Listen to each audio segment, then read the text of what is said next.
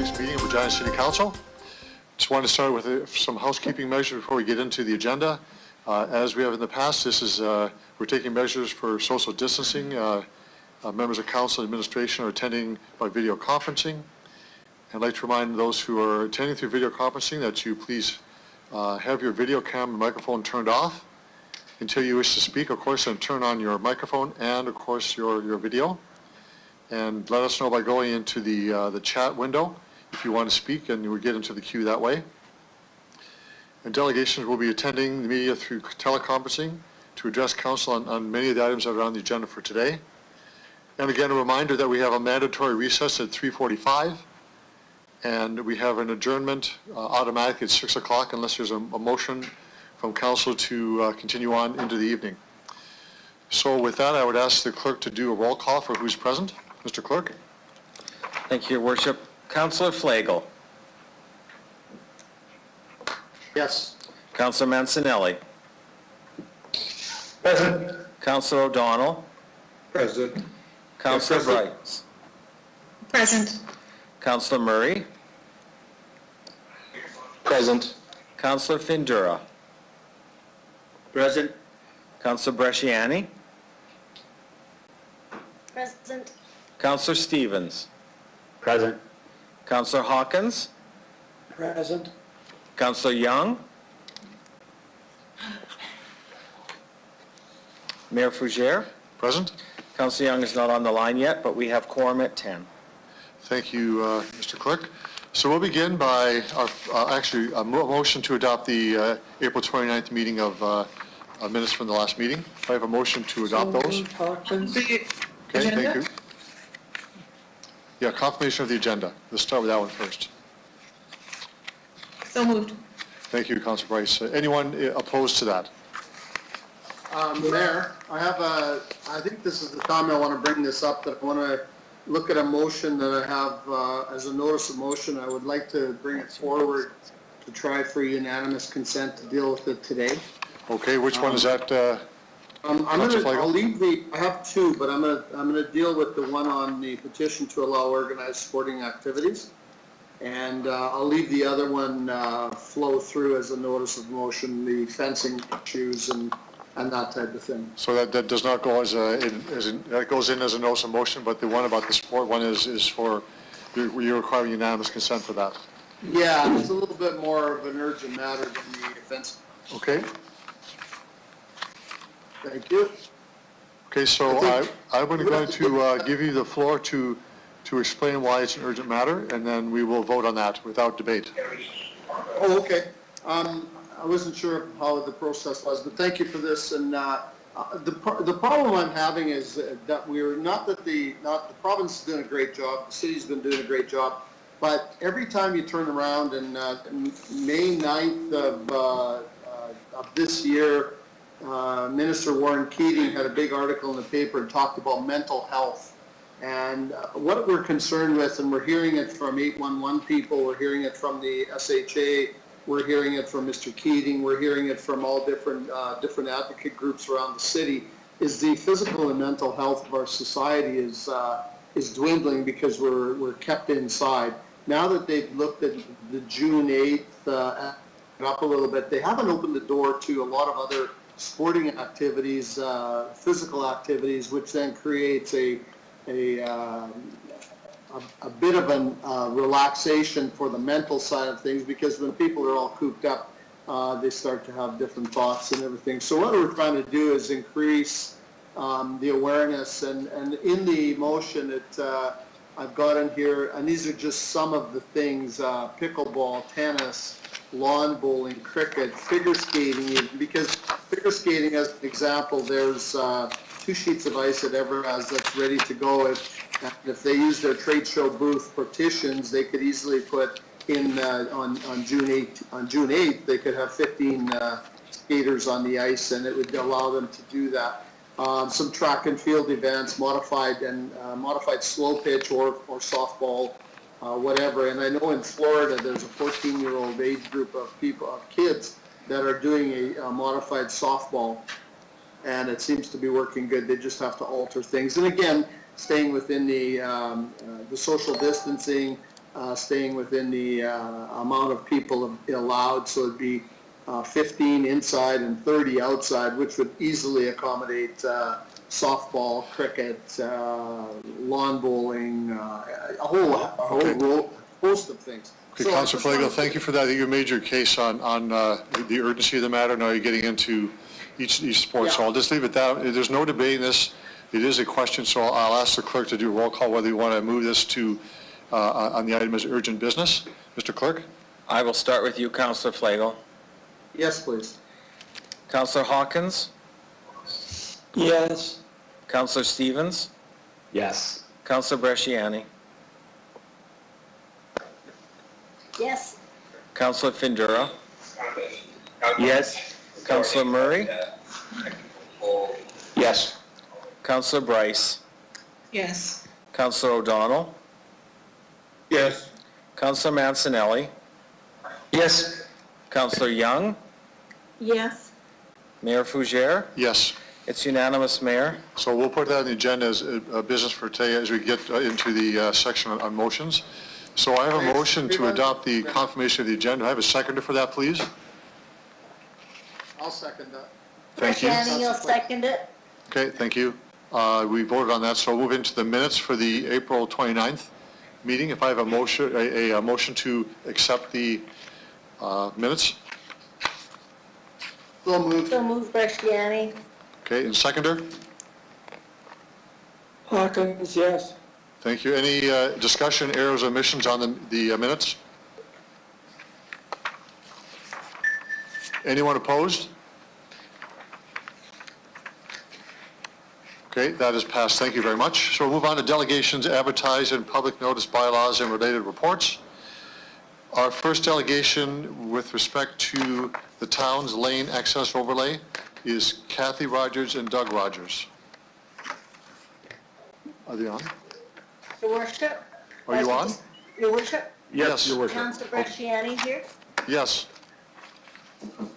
Your worship, it's Yeah. Councillor Bresciani. I will be removing myself as a family member does have a conflict of, an interest in the town lands at the time right now, so I will be removing myself. So you recuse yourself, okay? Thank you, Councilor Bresciani.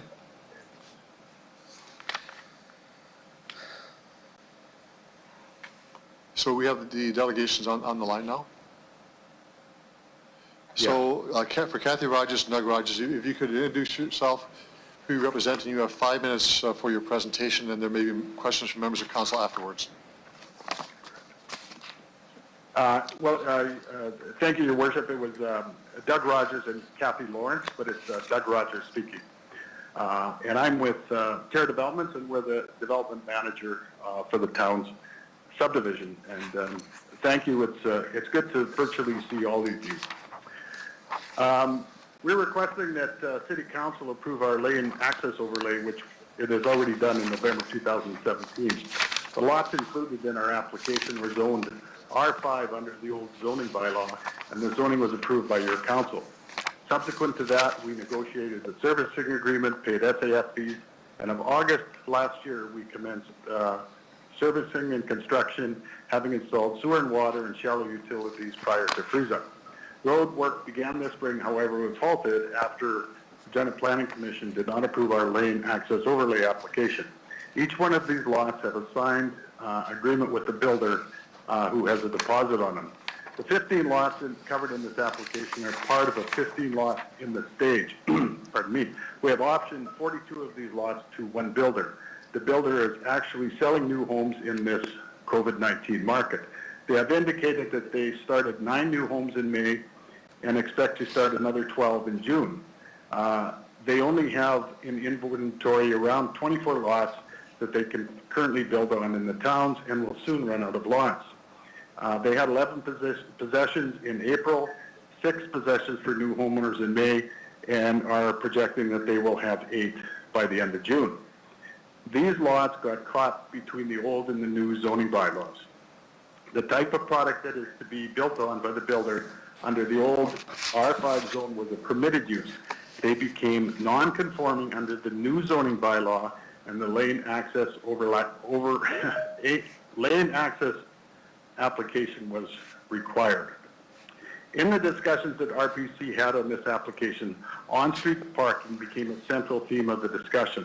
On-street parking is not regulated as part of the zoning process, and the builder will be required to provide the necessary off-street parking as required by the zoning bylaw through their building permit application. RPC did focus a lot of its time on both on-street parking, lot width, and eventually did not recommend approval of our application. Since the RPC meeting, we have met in the towns with one of the commission members who opposed our application. After viewing the actual development, product type, road width, parking, he indicated he would now possibly be supporting our application.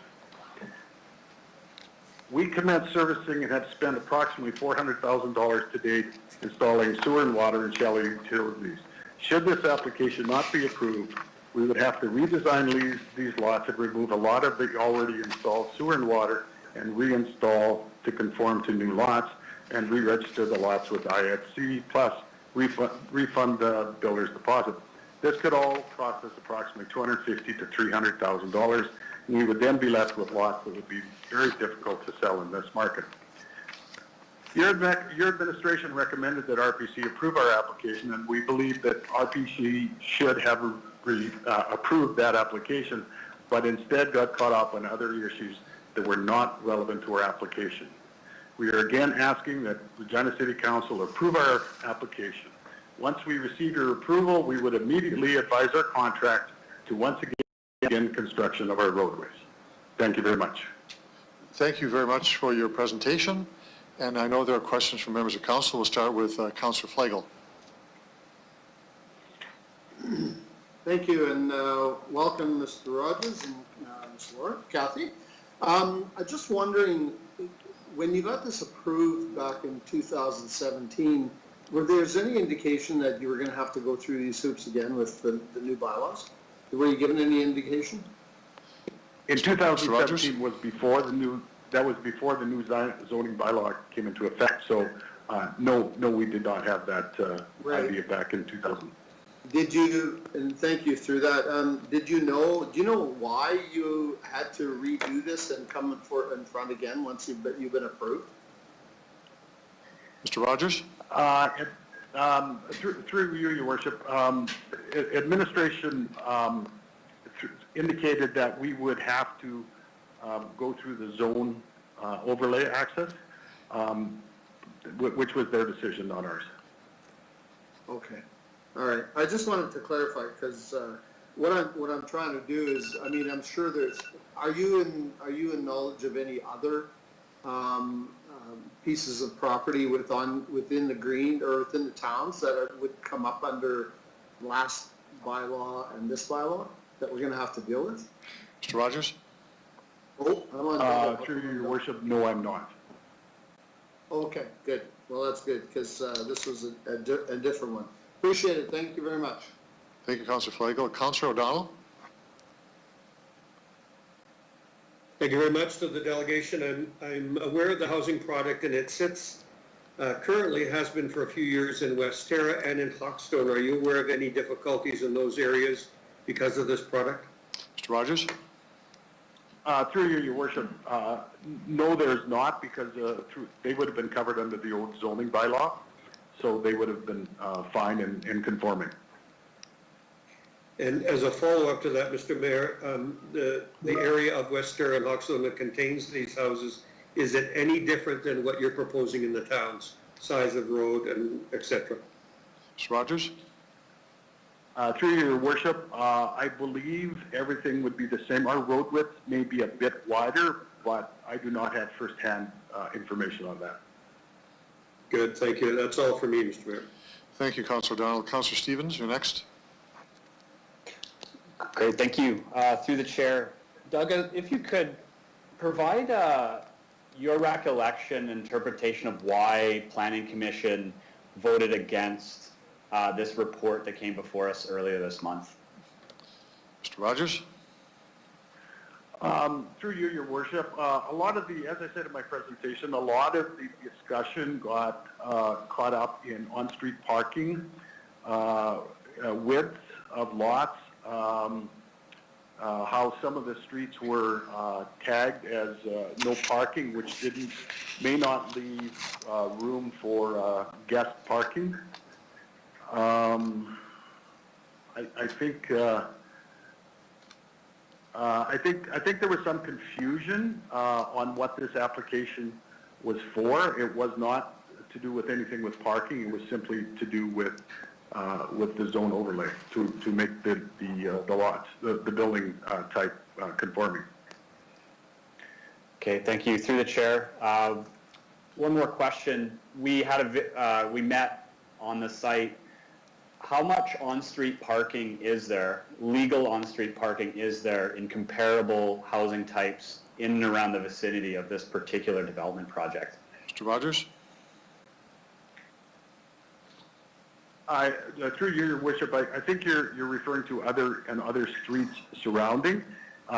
There are legal parking stalls, probably about I don't have that number. I'm going to say probably 4 or 5 per block, and it depends on the distance between the driveways and how a vehicle could park and have the 2 meters separation to a driveway. But I believe the number is 4. Okay, thank you. That's all I have for now. Thank you, Councillor Stevens. Any other questions of the delegation? If there are none, so Ms. Lawrence and Mr. Rogers, thank you very much for appearing before Council today and answering questions. You can exit the meeting and we'll move into consideration of the report, and I'm going to pass the microphone over to Councillor Young to introduce the report. Councillor Young. Thank you, Your Worship. So I'm bringing forward CR 2030, the Town's Lane Access Overlay, and I would like to move the recommendation from Planning Commission to not approve the zoning bylaw amendment for a proposed lane access overlay. And I need a seconder, please. Seconder, please, for that. Councillor Stevens? Councillor Stevens, thank you. Okay.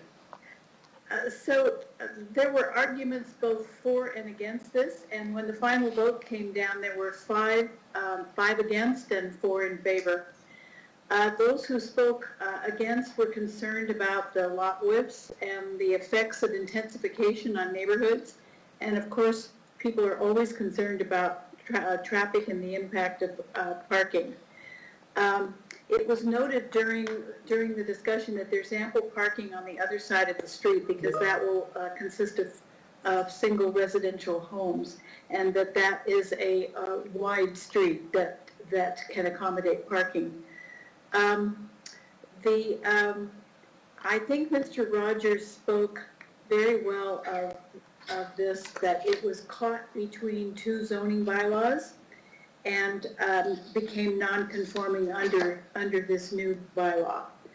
So what I have to also bring to your attention is that there's a condition on this that if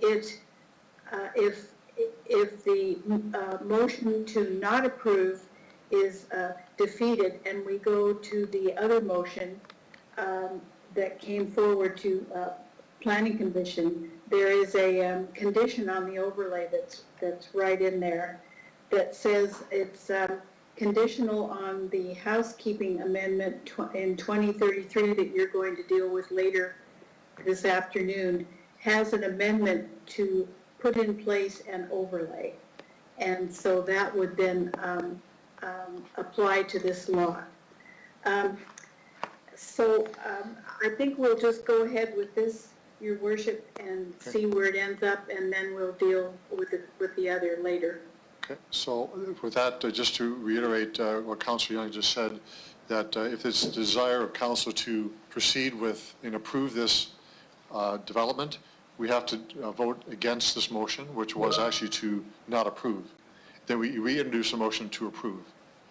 So with that in mind, I've got 2 speakers, Councillor Stevens and then Councillor Flagel. Councillor Stevens. Thank you, Your Worship. Through the chair, my first question to administration, could you please provide an overview of the memo we received regarding this, the town's lane access overlay from the parking setback requirement perspective? That was information that Planning Commission had requested. Through the chair. Ms. Harlock? Through you, your worship. So vehicles are required to park a minimum of 2 meters away from the driveways. So those restrictions are intended to provide both for the physical maneuvering of vehicles to access or depart from the driveway, as well as for sightlines for drivers for safe egress or ingress. So that is part of the bylaw provisions, and so that's what was discussed during the RPC meeting. So when we look at that, there was a question about, with those regulations, how many parking for on-street parking would be available. So on this block face, on the side where the LA overlay would be, there would be no parking availability for legal lots. Across the street, based on our estimates, there would be potentially 2 to 3 parking spots available on that side. Oh, pardon me, a maximum of 5 vehicles could park on the street on the east side of the block, so across the street, pardon me. So those are regulations with respect to the 2-meter setbacks. Councillor Stevens? Okay, thank you. Through the chair. The delegate has said there had been no issues.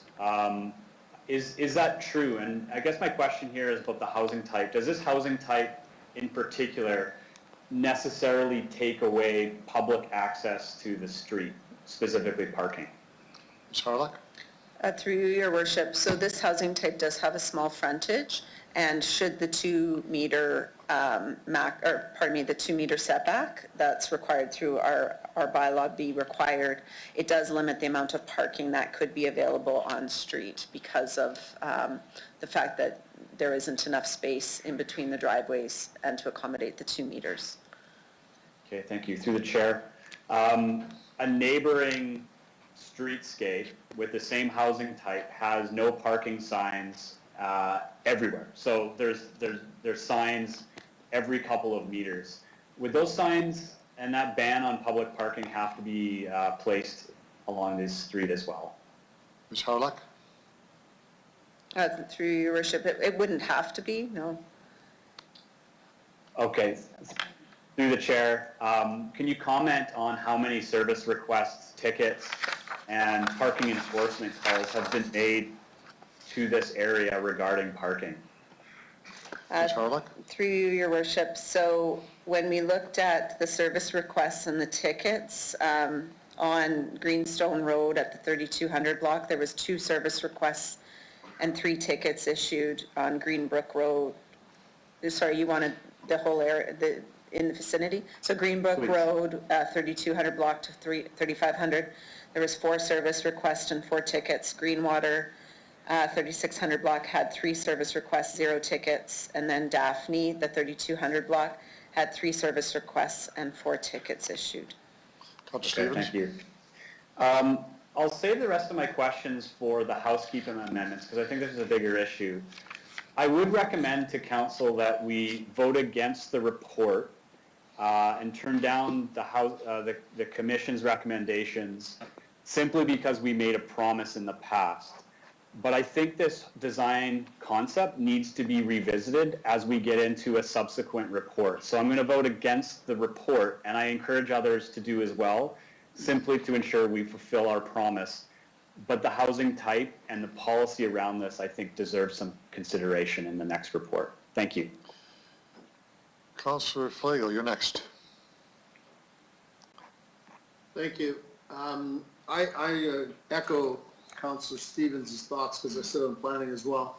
But the reason that I went against the voting, I was one of the 5, was that there wasn't the information there proper, and then also that the information we've since got has clarified some of the things, and in the other reports are going to deal with that again.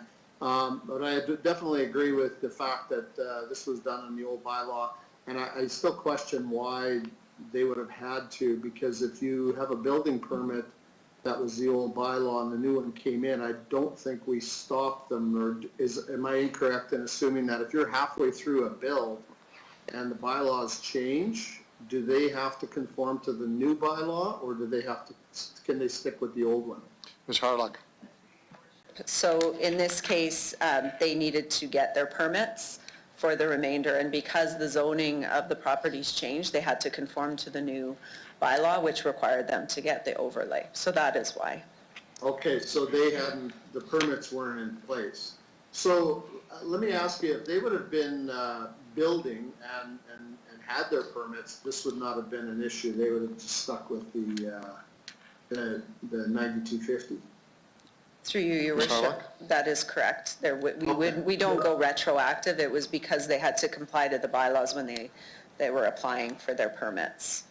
Okay, so just on this particular thing, let's say this thing lapsed out and it went past the 2 years of a bylaw, do they have to come back under a new bylaw, or can they reinstate the existing old bylaw that they were currently under?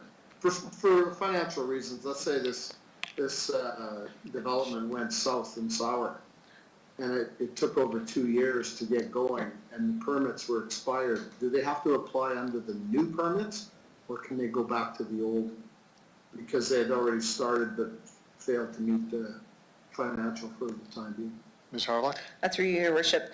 So specifically with the lane access overlay, it will remain in place for perpetuity. So there would be no time limits, but it's only, as per the report and the recommendation, it only applies to the lots that are listed on here.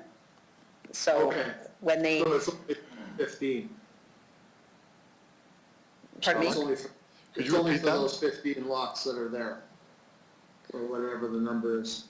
Ms. Harlock? Through you, Your Worship, that's right. It's lots 1 to 18. Yeah, okay, or 18, yes, sorry. Okay, good. No, but just to say, I'm going to vote against this report, and I want it to go back and get it approved to allow them to build, so thanks. Okay, thank you for that. Councillor Fundura, sorry, you're next. Okay, Your Worship, I'm just gonna, there we go. My comment first is that, is there a real need for all those parking signs being there? And the comment, drove to that area. Can the neighborhood police themselves? And then my next comment would be, how does the parking enforcement, even if there's no parking there and the bylaw states you have to be 2 meters from the driveway, Oh. how does the parking enforcement that comes through knows that that is the homeowner's car that's sitting just about at the edge of the driveway? How do we control that? How do we take care of that? How does that work? Ms. Harlock? Through you, Your Worship. So we're working with bylaw enforcement and parking services and ourselves with respect to when and how signage gets put up. In these cases, there was signs put up, and unfortunately, they were taken down. There is legal parking on that street, and so there is a we are going to take them down because there is areas to park, but only being a few spots. So we are working out when those signs would come up and go down. As far as enforcement goes, they'll go out and they'll assess the situation.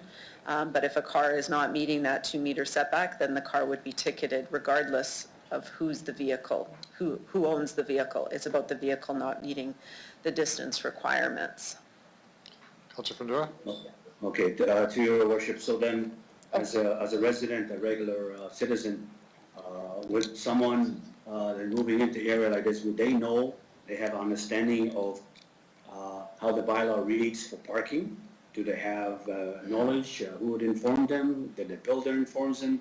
How would I know when I move into the area like this that if I park my own car, even in front of my own driveway, or like right on the edge of it, how do I know that I can't do that? So because now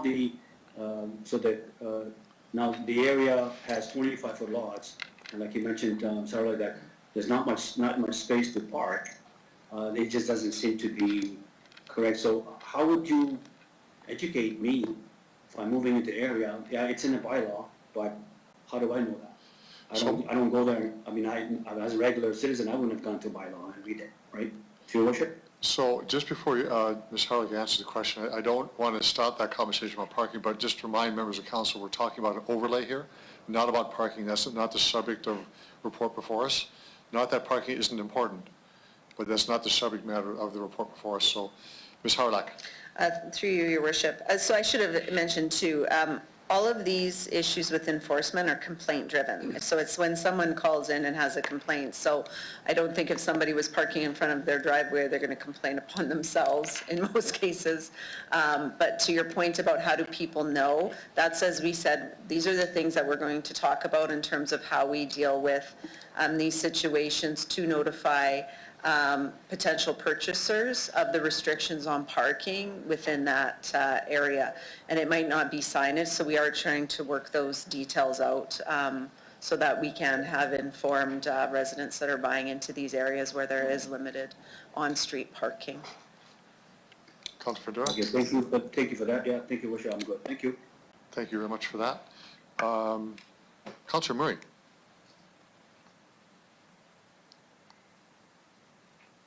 Thank you, Your Worship. Just my questions for administration. You talked about notifying folks in the community or when potential purchasers come forward. Is that done through the developer, or is that something that we actually do the outreach for? Ms. Howard?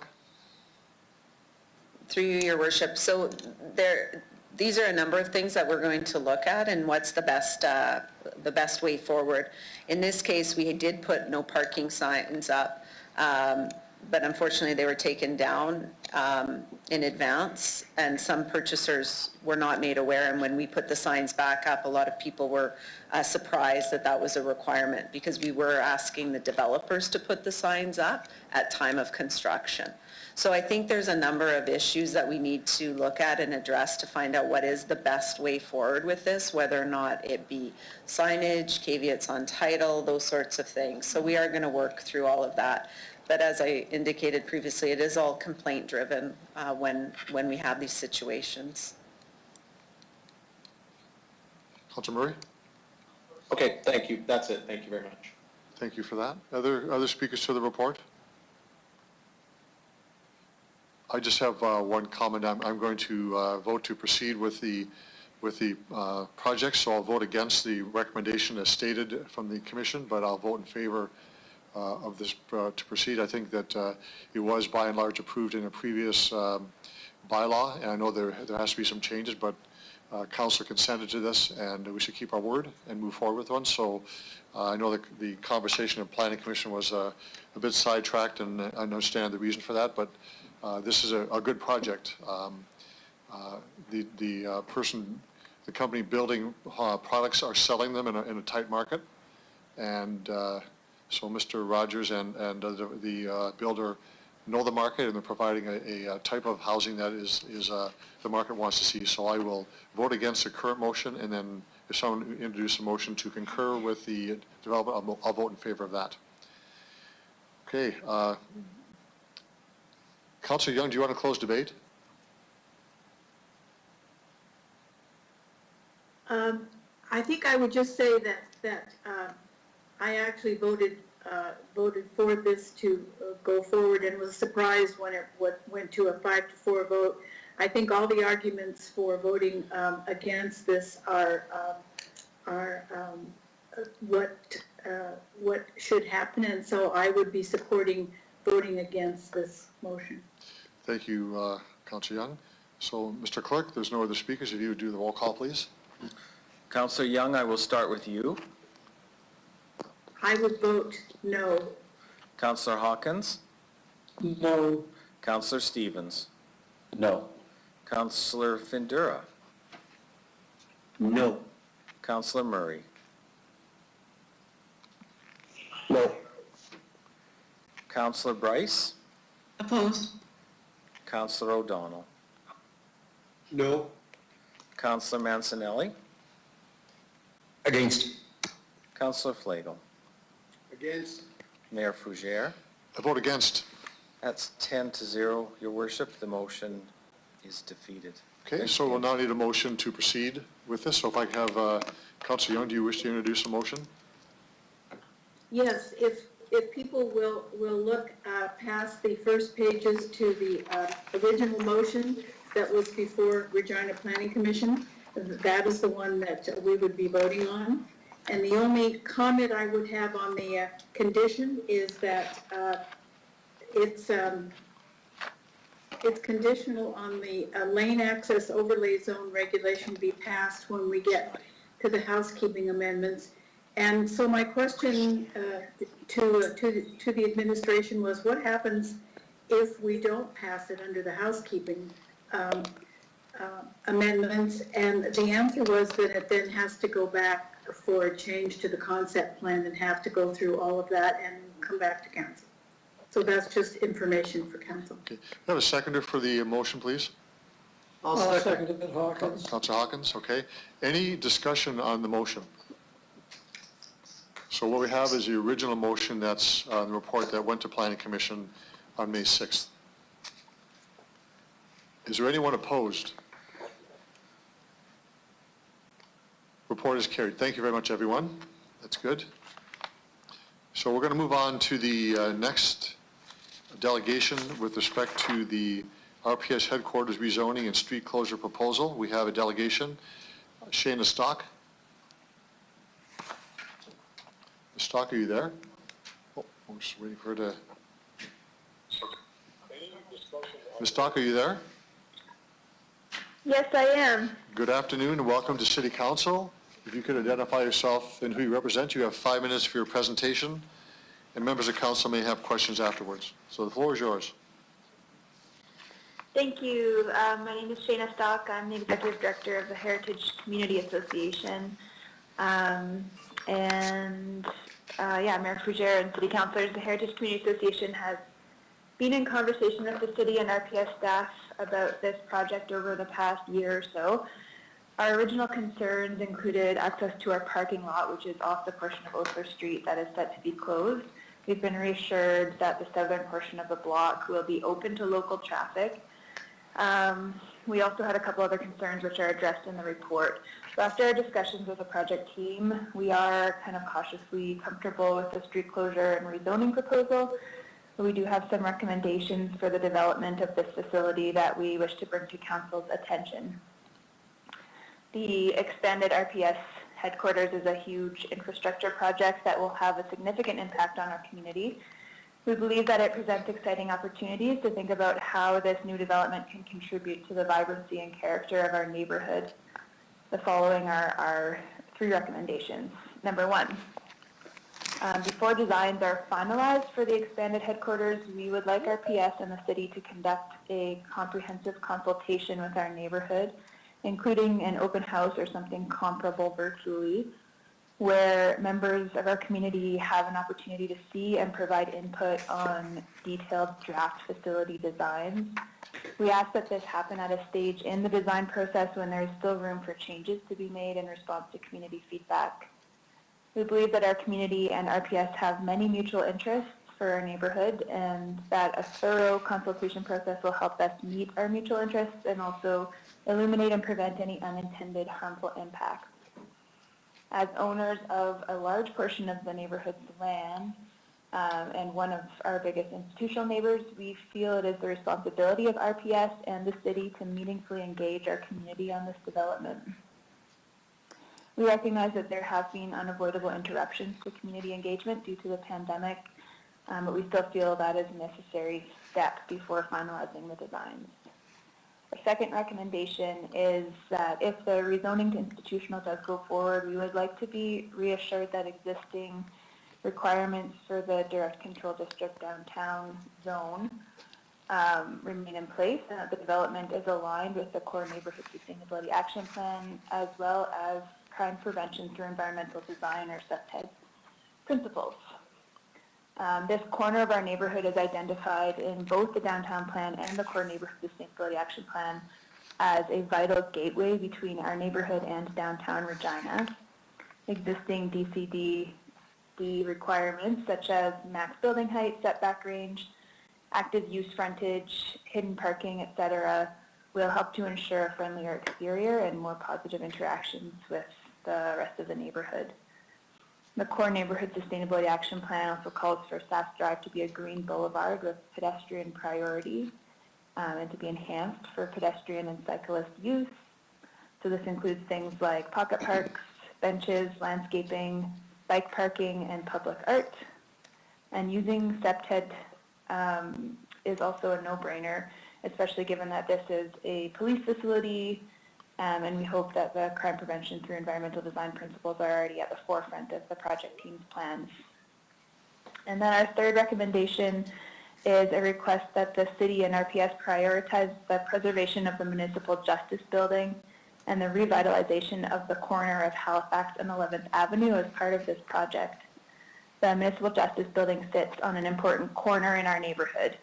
Today, that stretch of 11th Ave is home to many small family-run businesses. The Core Neighborhood Sustainability Action Plan calls for 11th Avenue to be revitalized as a commercial and creative destination. Ms. Stark, you're just under a The minute to corner is go. also the... Sure. You have just The under a minute corner to is- go. Yep, I heard you. Thank you. The corner is also the historical site of the Regina riot, which has national historical significance, contributing to the heritage value of that property. It has been less than ideal for our community that the building has remained vacant for the past many years, and we look forward to the possibility of its preservation and repurposing so that this corner can again contribute to the cultural vibrancy of our neighborhood.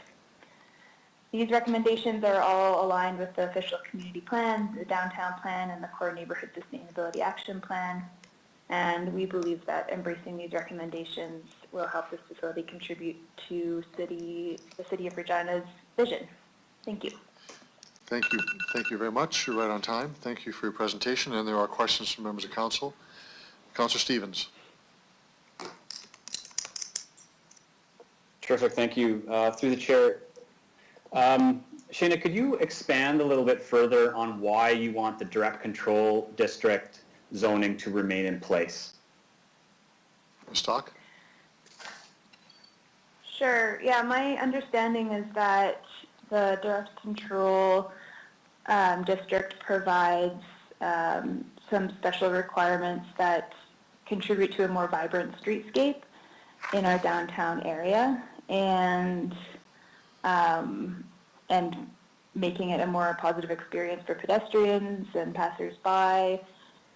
Things like hiding parking, things like minimum setback requirements, just overall contributing to a more vibrant streetscape, which is something we want for our neighborhood.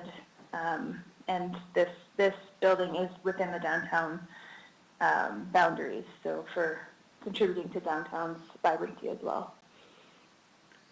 Thank you very much. Yes, through the chair. One final question. The core sustainability plan is mentioned in the report. You mentioned it as well. In your mind, does the current zoning and what's envisioned for this new RPS headquarters, does it currently align in your mind with the core sustainability plan? Ms. Stock? I have not seen like detailed plans of the design. I think it depends a lot on how the building will look, how pedestrian friendly the streetscape will be, how it generally interacts with the surrounding area. So if there are things like benches or a pocket park, public art, bike racks, a good separation between the sidewalk and the street on Sask Drive where traffic is fast, things like that, I think will help it be more aligned with the Core Neighborhood Sustainability Action Plan. But I don't know yet enough about what the design plans are to be able to know whether their vision is aligned with the plan or not. Okay, thank you. That's all. Thank you, Councillor Stevens. Other questions of the delegation? Thank you very much, Ms. Stock, for your presentation and answering questions. You can retire. Thank you very much. And I would like to turn this over to Councillor Young to introduce the report from the Planning Commission on the closing of Osler Street. Councillor Young. Thank you, Your Worship. I'm bringing forward CR 2031. The Regina Planning Commission recommends approval of the closure of Osler Street between 11th and Saskatchewan Drive. And it also approved a zoning bylaw amendment to change the zoning on the former transportation building from DCD downtown direct control to institutional zone. And the third thing is that it asks to amend. We've lost you. Just one moment, Councillor Young, we've lost you here. I'm here. There you are. Okay, we lost your voice. Go ahead. Okay. I don't think it was anything I did, was it? No. Okay. So number 3 is to establish the downtown direct control district and apply it to the area comprising all those lands within the boundaries of Regina downtown as defined in the OCP. Planning Commission gave unanimous approval to this motion, and I ask for concurrence. Okay, have a seconder, Please. Seconder, please, for the report. I'll second it, Hawkins. Thank you, Councillor Hawkins. Okay, it's good. So we do have some speakers. First up is Councillor Stevens. Thank you.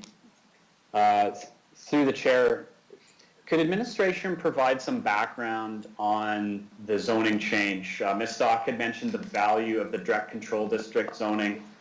What will we lose or potentially lose with this change? First question. And second, are we able to actually maintain some of the streetscape and streetscape design and other intentions in the direct control zoning that might be lost in the institutional change?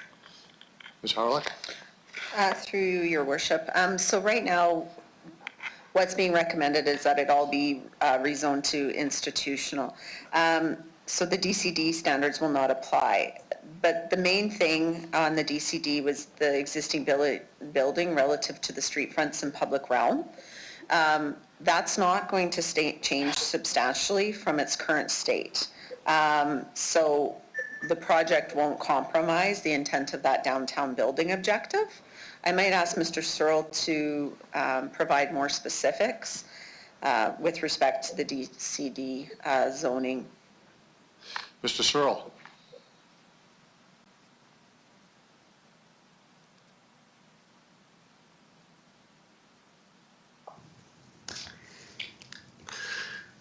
Yes, through you, Your Worship. I think Ms. Hauerluck has responded that we don't anticipate the condition to change. I think certainly administration is open to having discussions with the owner and developer to look at opportunities through design for conditions around public realm and how building orientation and access occurs. But that's what we anticipate from the with respect to the DCD. Councillor Stevens? Thank you. Yes, through the chair, because we're talking about a broad rezoning of what will be a large RPS complex, and the municipal justice building is part of that, can administration provide an update on what the future holds for the MJB? And is it still possible that, you know, it can function as a community space and not just a wing of the RPS? Through the chair. So I'll let the question go, but I know we're actually talking, as you know, about the RPS building itself. The municipal justice building is not part of the report, but I'll let one question go forward. Ms. Harlech? Through you, Your Worship. So further to the inquiry that was brought forward to Council EN 19-6, the future of the municipal justice building, we are still considering the potential uses for that building in a long-term RPS campus solution. So right now it's on the heritage inventory list, and so any future development to consider the elements of the exterior facade that have heritage value would need to be considered and how we would preserve that. And so should the MGB not be needed for the RPS headquarters, alternative uses for the building would be considered, which may include the community facility. So at this point in time, it's still in debate as we move forward with the full RPS campus talks. Councillor Stevens? Thank you. I'd like to propose an amendment, and we'll see if this is above board in terms of what we're talking about here. Administration had remarked about engaging with the public. I just want to make sure that this is something we're considering and guaranteeing. And the amendment is that administration engage in a comprehensive public consultation process regarding the RPS facility prior to the final design concept. So, Ms. Harlech, if you could just say that is what takes place in any case, or so is this motion necessary? Ms. Harlock? Through you, Your Worship, if I could just explain, yes, it is part of it that the city and RPS are anticipating that the discussions will continue with the Heritage Community Association as we go through the design process. One of the things that should be noted is it wouldn't be coming to Planning Commission for approval or any of those sorts of things, so it would be a discussion. And as Mr. Searle said and what we indicated, we definitely take into consideration such as how the functioning of the building works with the streetscapes, et cetera. So we would definitely undertake those discussions. Would that undertaking suffice, Councillor Stevens? Maybe. My follow-up is there's a discussion and then there's a meaningful public engagement process. So I'm happy to see a discussion, but I'd like to see the same kind of process unfold that we might see for a recreation facility where the public is invited to discuss what they would like to see, rather than just a focused discussion with the Heritage Community Association. So, Ms. Harlock, could you provide me the scope of what that discussion would look like, and can we treat this as a broader public engagement process, even though one is not required? Ms. Harlock? Through you, Your Worship, we could undertake to do a similar thing that we've done with other development applications, although, as I indicated, this is a use that's permitted, and so it wouldn't be coming to RPC, but we could undertake that process, such as an open house, so that there is that engagement with the community, the broader community. Yes, through the chair. Yeah, if that's a commitment from you, Ms. Harlock, then I'll hold administration to it. I understand it doesn't come to Planning Commission, but if the commitment here on record is that you'll have a meaningful public engagement process, I will be satisfied, and I look forward to seeing the outcome of that. I think that you can trust that this will happen, Councillor Stevens. Okay, thank you. Councillor Bresciani.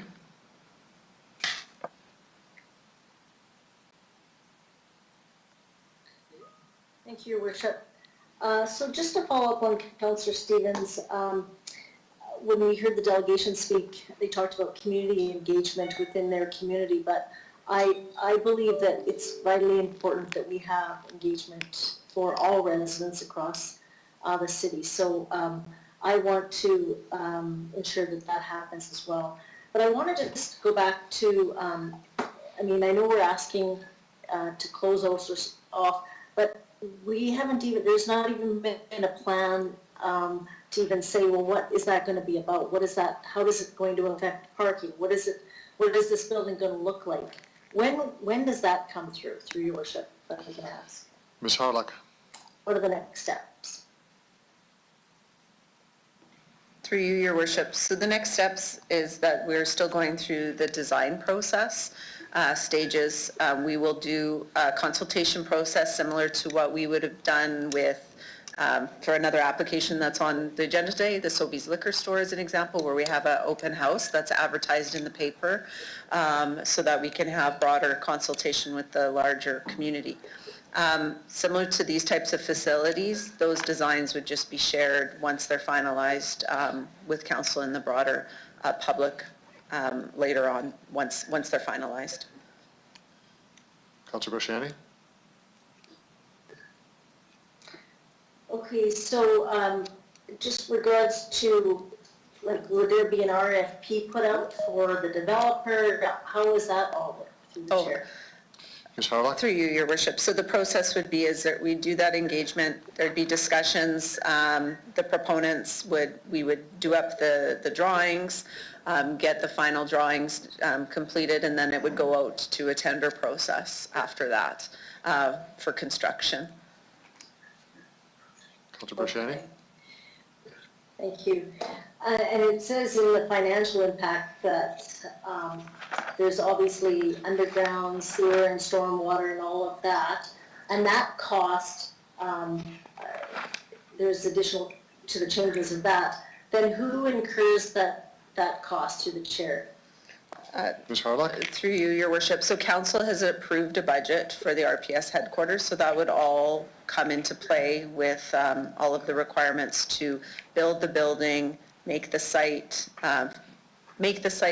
feasible for building construction, which could include undergrounds and other things that are required, such as traffic improvements or those sorts of things.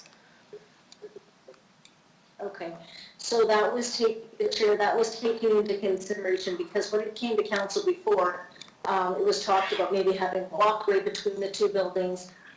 There was a little bit of talk about maybe closing it, but it was, no one really understood that it could be an actual physical building. So all of those costs, you're saying is gonna be fitting within the budget, because undergrounds and all that cost a whole lot of money. You're saying that will be incurred. That's kind of this process that, we're not gonna be going over budget by a whole bunch of $1 million because of, that's been taken into consideration.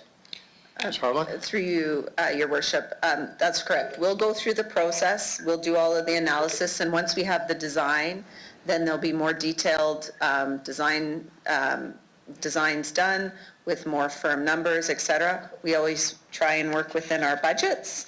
Obviously, if there's something that comes up that's unexpected, then we would have to come back to council. But the goal is always to stay within our budgets, and we have been working in understanding all of the requirements to bring this facility to fruition, taking into consideration everything that you're talking about, plus the needs of the RPS and what they require for their new building. Councilor Shannon? Thank you, through the chair. And again, thank you. What is the timing through the chair for this? So what is you can just kind of from start to finish? Ms. Harlock? Through you, Your Worship, I'll ask Mr. Lacey to go through the timelines. Mr. Lacey? Through you, Your Worship, so I would anticipate that how the project's tracking right now is that later in June, July would be the opportunity to go out and share what, have that public consultation and discussion about what the design is looking like, and procurement would occur sometime after that.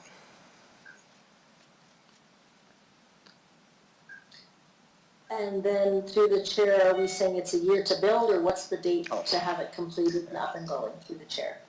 Mr. Lacey? Through you, Your Worship, so I do anticipate we'll be out in procurement early summer, mid-summer. And then once construction starts, I anticipate that construction, I don't have the exact timelines in front of me here, but it will be approximately in the 2-year range. Okay. Councilor Shannon? Okay, good. I'll leave it there for now. Thank you. Thank you for that. Okay. Councilor Young? You want to, you'll be closing debate. Well, yes, and. Can I just see if anybody else there's wants to speak? comment that- Councilor Young, just a moment, just see if anybody else wants to speak before you close debate. The floor is yours. Thank you. I just wanted to point out that while this will have public consultation, and I think that the streetscape will be important to the area, but the internal workings of a police department are not going to be out there for the public to make comments on. And so I just want to make that clear, that how it fits into the area, what the outside of the building looks like, and what the streetscape looks like will certainly be open to conversations with the public. But and as the chair of the police commission, I would ask you to comment on that, Your Worship.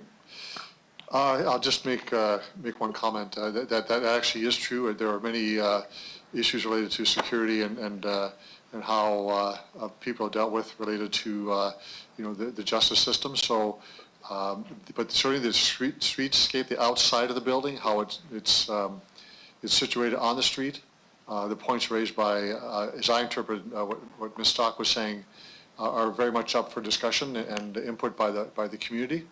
There's lots of reports and submissions and documents that speak to what should be done in the heritage neighborhood, and the development itself will honor those reports. And but input directly from the community and the community association will be what will happen on the external side of the building, if I could phrase it that way.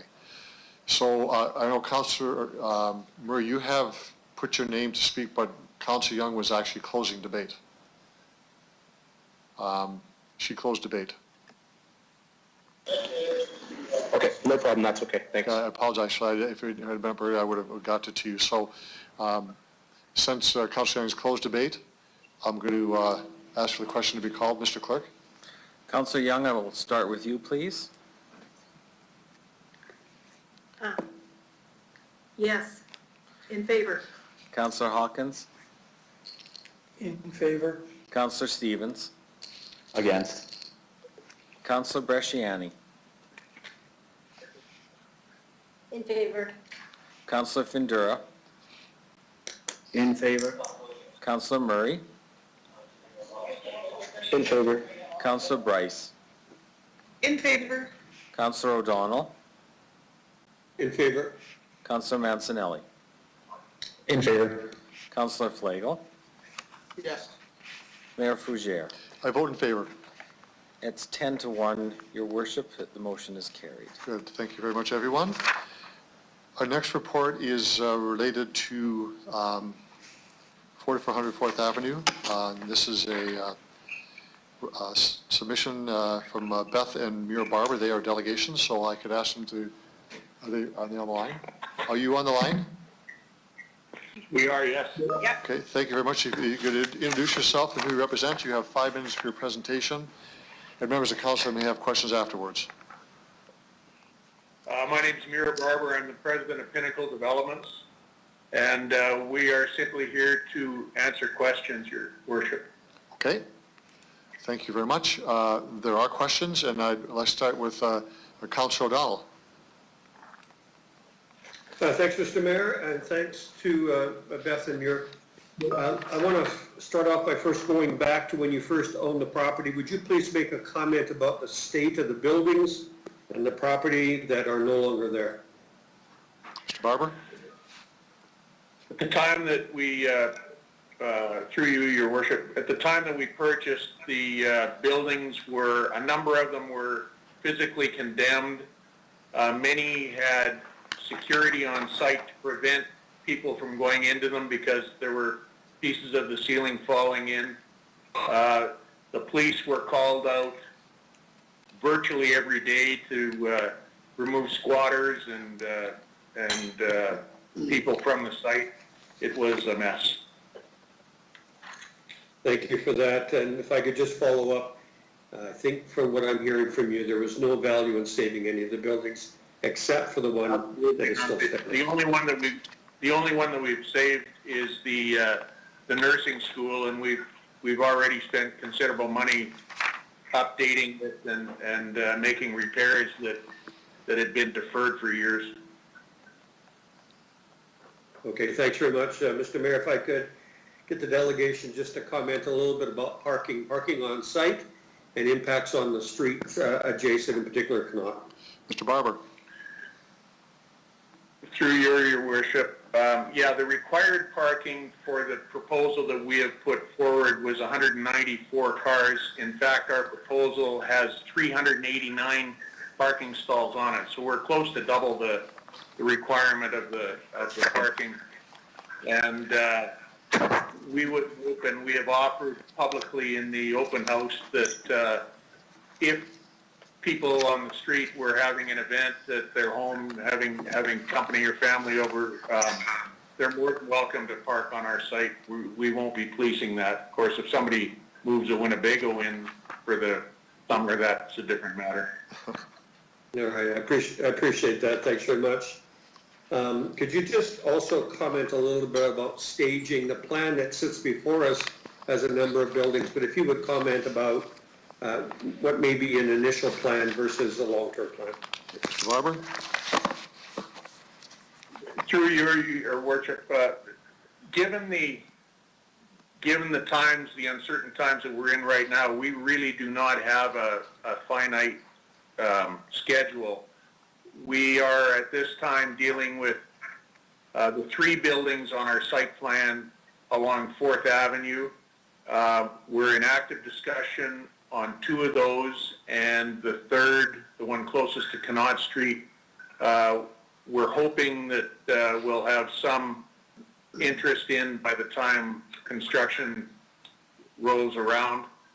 So likely we would start with those 3 buildings and unless we have interest in the rest of the site, we would stop at that point. Thank you for that. I want to follow up on a couple of questions that were mentioned at the, to you, at the public open house, and just so that publicly people can hear your response. I heard, because there are a residential area right adjacent on both sides, three sides, I'm sorry, people asked about lighting and about smells from a restaurant or a fast food restaurant. Could you comment on those two items? Mr. Barber?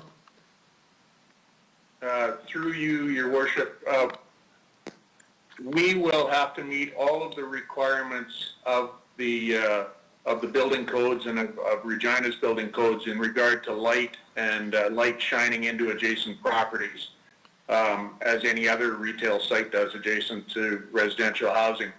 In terms of the odors, again, we have to meet all the requirements laid out under the various design bylaws, and would hope that there's that odors are minimized. Our worst case is likely a bakery or a restaurant, not an abattoir. Okay. Well, thank you for that. My last question is about traffic, which is always asked whenever there's a development. In this case in particular, I think that residents questioned Connaught and 4th Avenue. So if you don't mind, just from your take on traffic study and that particular intersection and how you see things playing out in the coming years, please. Mr. Barber? Through you, Your Worship, previously, prior to us purchasing the site, there was a traffic impact study done which rezoned the property from its former institutional uses to the commercial uses or parts of the commercial uses we propose to put in. We also did a traffic impact study based on the site plan that we had submitted to the city. Through that process, we met with and consulted with the city engineers and made some adjustments. We are meeting all of the requirements of the traffic impact study, all of the suggestions that have been made in regard to the traffic impact study and the comments by the administration. The issues around 4th Avenue and Louvain intersection are not caused by us, nor can they be cured by us, but we're certainly prepared to help wherever possible. Okay. Mr. Mayor, I'm done. Thanks very much for the answers. Thank you, Councillor O'Donnell. Councillor Flagel? Thank you, and welcome back again, both of you. What was your feelings about after you left the open house later in the month of February? Mr. Barber? From the area. Through you, Your Worship, we feel that we were able to put to rest many of the concerns raised to us by the residents in the area. I think that we gave them some comfort around our proposal and around who we are and what our track record is. So I was quite encouraged. I've been to far worse. Yeah, I'm sure you have. You've been around a while. Not sick or old or anything, but Good recovery, Councillor Flagel. sorry, slipped out. Yeah. What you talked to Councillor O'Donnell through you, Mr. Mayor, is you're going to do these three buildings. If I was to look at the springtime, would they be up? Mr. Barber? I think, Councillor, probably summer is safer. We don't know how, given the COVID stuff, we're not sure how the permitting process is going to go and how our negotiations through the design process are going to go with the tenants. But I would think by summer, certainly. Okay, good. That's all I wanted to know. I think we got all the traffic stuff figured out too. So thanks very much and good luck. Thank you, Councillor Flagel. Any other questions of the delegation? Well, thank you, Mira and Beth, for being here, for making a presentation and answering questions. You can retire now, and we'll look at the report. And I'd ask Councillor Young to introduce the report, please. Councillor Young. Thank you, Your Worship. Before I do that, there is a change to 1B. It does not have the correct legal description, so I will read the correct one for you, unless it's up on the screen for people to look at.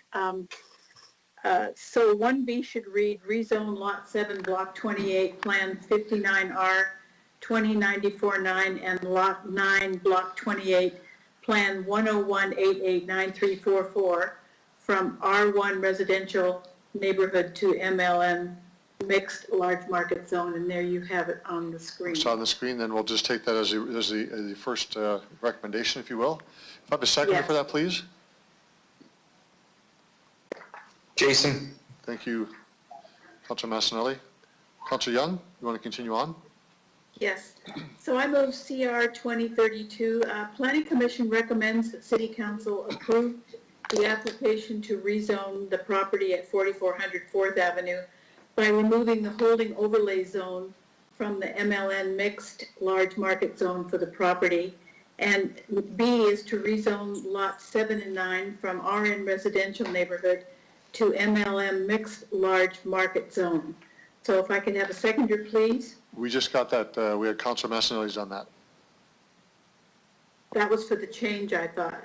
Yeah, I accepted that as being the amendment. All right, great. Yeah. So then I would like to go on and give you some explanations that the holding overlay was placed on this property as the specific development plans were not known when it was rezoned from institution zone to designated shopping center zone by council in May of 2018.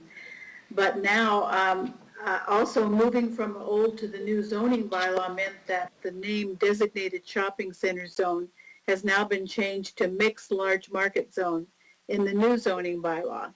So plans have now come to us and are underway, so the holding overlay can be removed.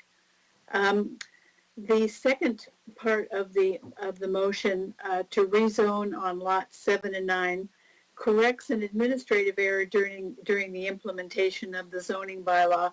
Lots 9 and 7 were mistakenly zoned residential neighborhood, and this corrects that and puts them in the MLN mixed large market zone.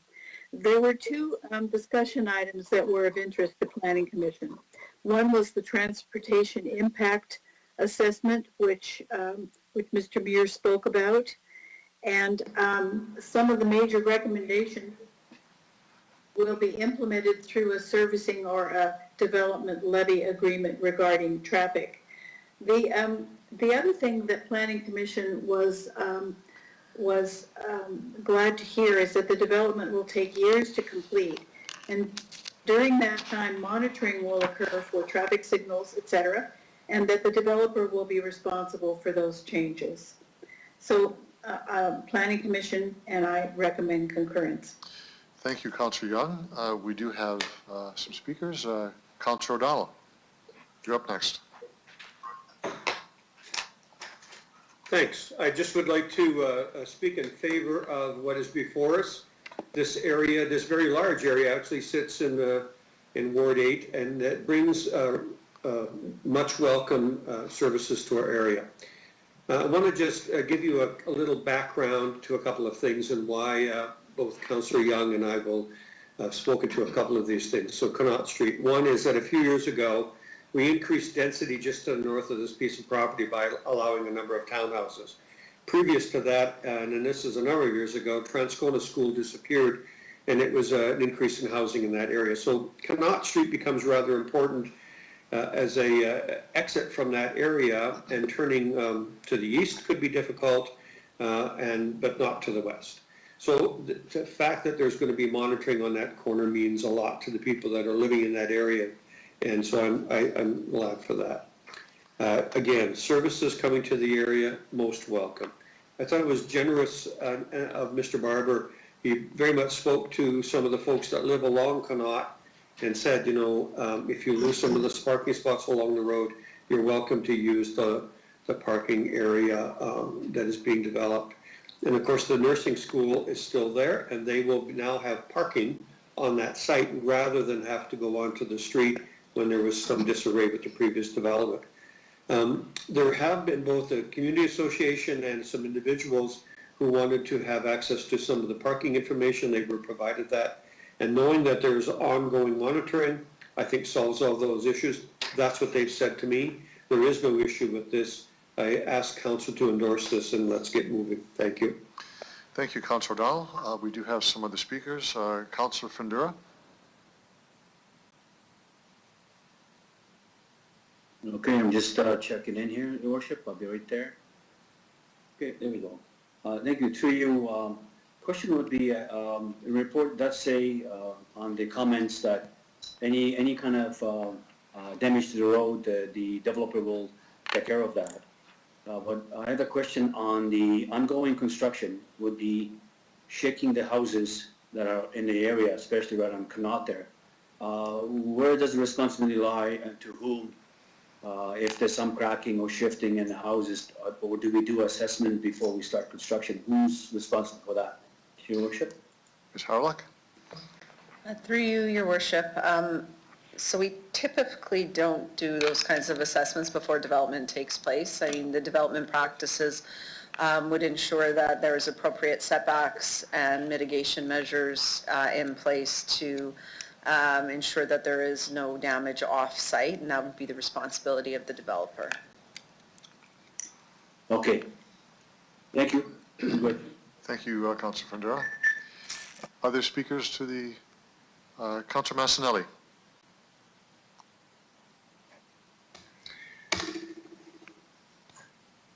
Thank you. Through the chair. Just one question. Looking at the response from the administration in regards to the transportation impact assessment, I noticed that you guys are looking at signals in the future. How far off are we, and would it not be more expensive to do it after construction's always been underway rather than do it preemptively, looking at how much this plan changes how traffic moves through the area? Ms. Harlock. Through you, Your Worship. So we use the warrant analysis that was indicated to council in the memo. So depending on when that warrant is required for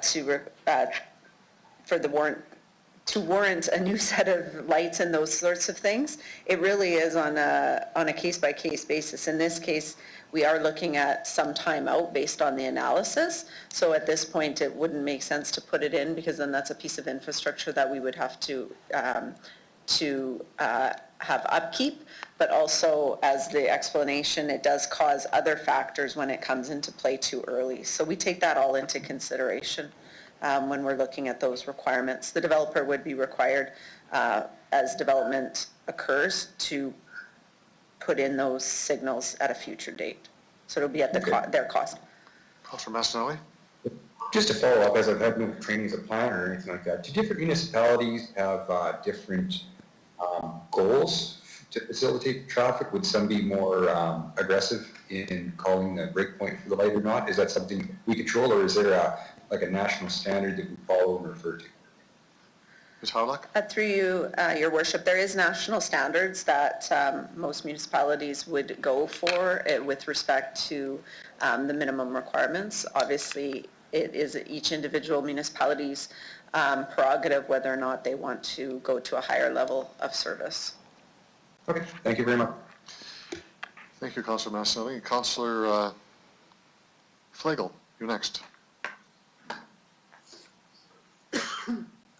Thank you. And under the buildings there, the former buildings there were a little bit higher, I think, than the 39 feet in residential. Does that change when we go to new ones? Or did that exist, that old facility have a different height restriction for buildings than this one? Ms. Harlock. Sorry, I'm not understanding your question, Councillor Flagel. What I'm wondering about is I guess the question would be, what's the height restriction if, for that land? Are they stuck with the 39 feet or whatever it is, 15 meters? Ms. Harlock? Through you, Your Worship, I might ask Mr. Searle for the technical requirement, height requirement within that zoning district. I don't have that at hand. Mr. Searle?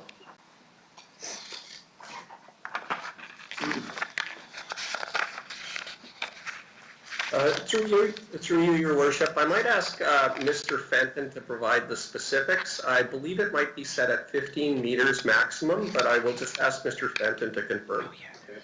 Mr. Fenton?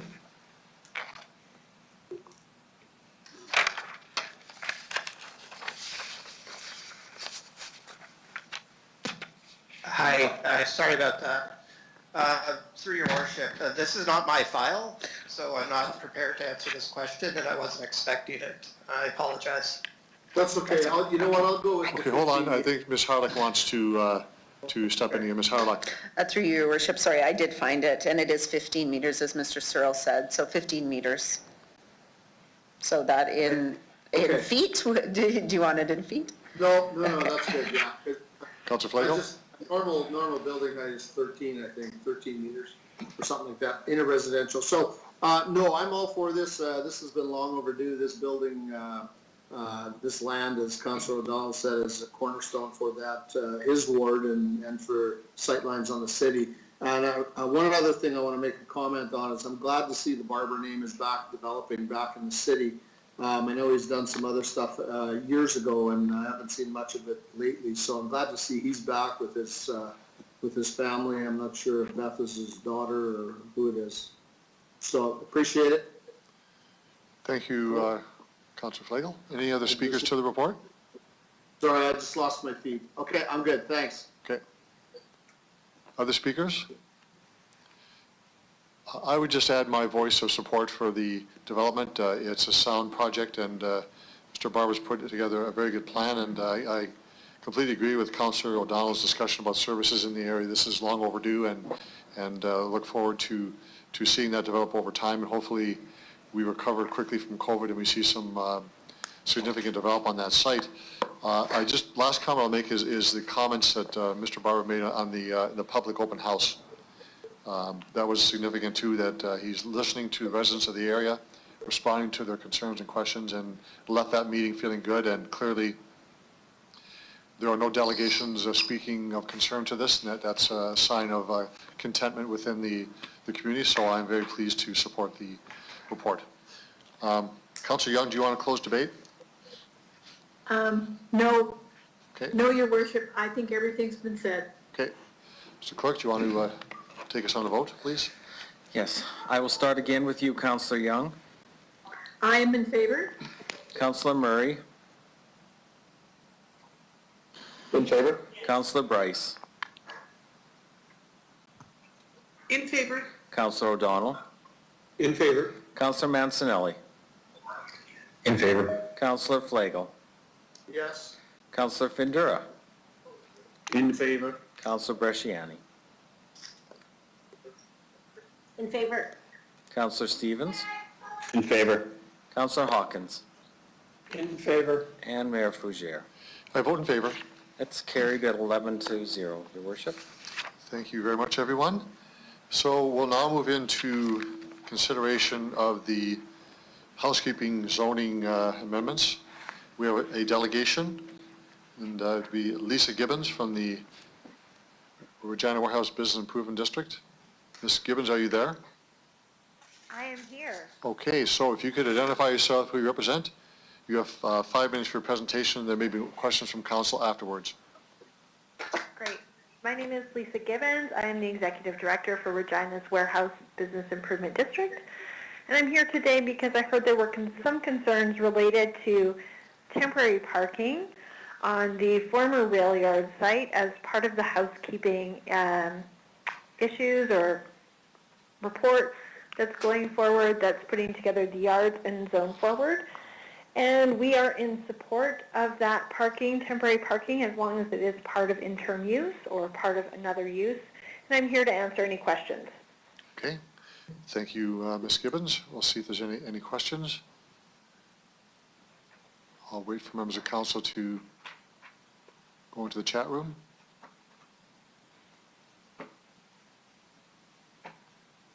Apparently there are none. Thank you very much for being here to answer questions.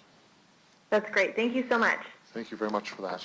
Okay, so we'll now move into Report 20-33. This is Planning Commission's report on the zoning bylaw 19-9 for housekeeping amendments. Councillor Young? Thank you, Your Worship.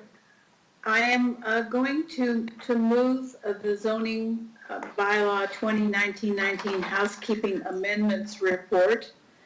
And I'm going to introduce it, but I would like to say that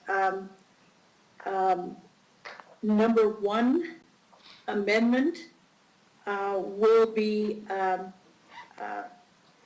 motion that Councillor Stevens intends to make regarding recommendation number 1. So I will be speaking about number 2 and some of the major key amendments worth noting, and I will not speak to number 1 at this time. Okay, so let's get a seconder for the report, please. I'll second that report, Councilor Murray. Thank you. Okay, Councillor Young, go ahead. Okay, this housekeeping amendments report for the new zoning bylaw 2019-19 they are in general housekeeping amendments, mostly minor, such as typos or incorrect references or map changes. And some arise as the bylaw is tested, and we have seen that so far today, and in some cases changing back to former zoning language. Page 3 of the main report you have in front of you from administration lists 5 key amendments, though, that are worth noting, and they've provided those pages from the housekeeping report for you so that you can look at them in depth. There's 6, excuse me, not 5. The first one expands delegation of authority for development officers. The second changes or makes a difference between the names of cannabis grow operations under cannabis agriculture in industrial areas and separates them from cannabis agriculture indoor areas. The third is an RU zone outside of the residential infill overlay zones to have consistent streetscapes matching front yard setbacks to existing houses. The fourth is interim parking, which allows development of surface parking as an interim use in mixed large market zone in accordance with the Yards neighborhood plan, which was already spoken to previously. And number 5 gives height overlay flexibility at the airport, which is more in keeping with language in the old zoning bylaw. And number 6 refers to the towns which we just dealt with. This is the lane access overlay permitting both front and rear lane access on a case-by-case basis through zoning amendment applications, meaning that if this passes and any of this comes forward, it has to come to council with the zoning amendment, which means that it would be happening very early in the process as opposed to when the build is already started, as this one is. So I would recommend concurrence in this report, Your Worship. Thank you, Councillor Young. We have next up is Councillor Stevens. Great, thank you. Through the chair. I have a couple points, but I'll start with the amendment that Councillor Young had mentioned, and it reads that recommendation number 1 respecting accessory residential uses in industrial zones be withdrawn and administration be directed to bring a report to the June 24th meeting of City Council outlining options to address residential land uses in industrial areas within the zoning bylaw. It's a mouthful. I am looking for a seconder, please. Seconder, please, for that. I'll second that. It's Jason. Okay, Councillor Massanelli, thank you. Great. Through your worship, all this is asking for is more information, essentially, and that a report, a focused report on what's intended and the implications will come back to us in June. If it proceeds, we'd likely see a decision on the actual bylaw and amendment to the zoning bylaw in July. So again, we're just looking for more information with this amendment rather than wrapping it into housekeeping, a more fulsome report on the implications of this and other accessory use approaches when we're talking about residential development on an industrial zone. That's it. Okay, thank you for that. Are there any speakers to the amendment?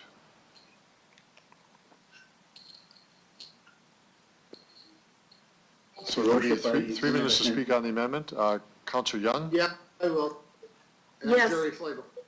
Okay? Councillor Young, go ahead. Thank you, Your Worship. I am going to approve this, this amendment.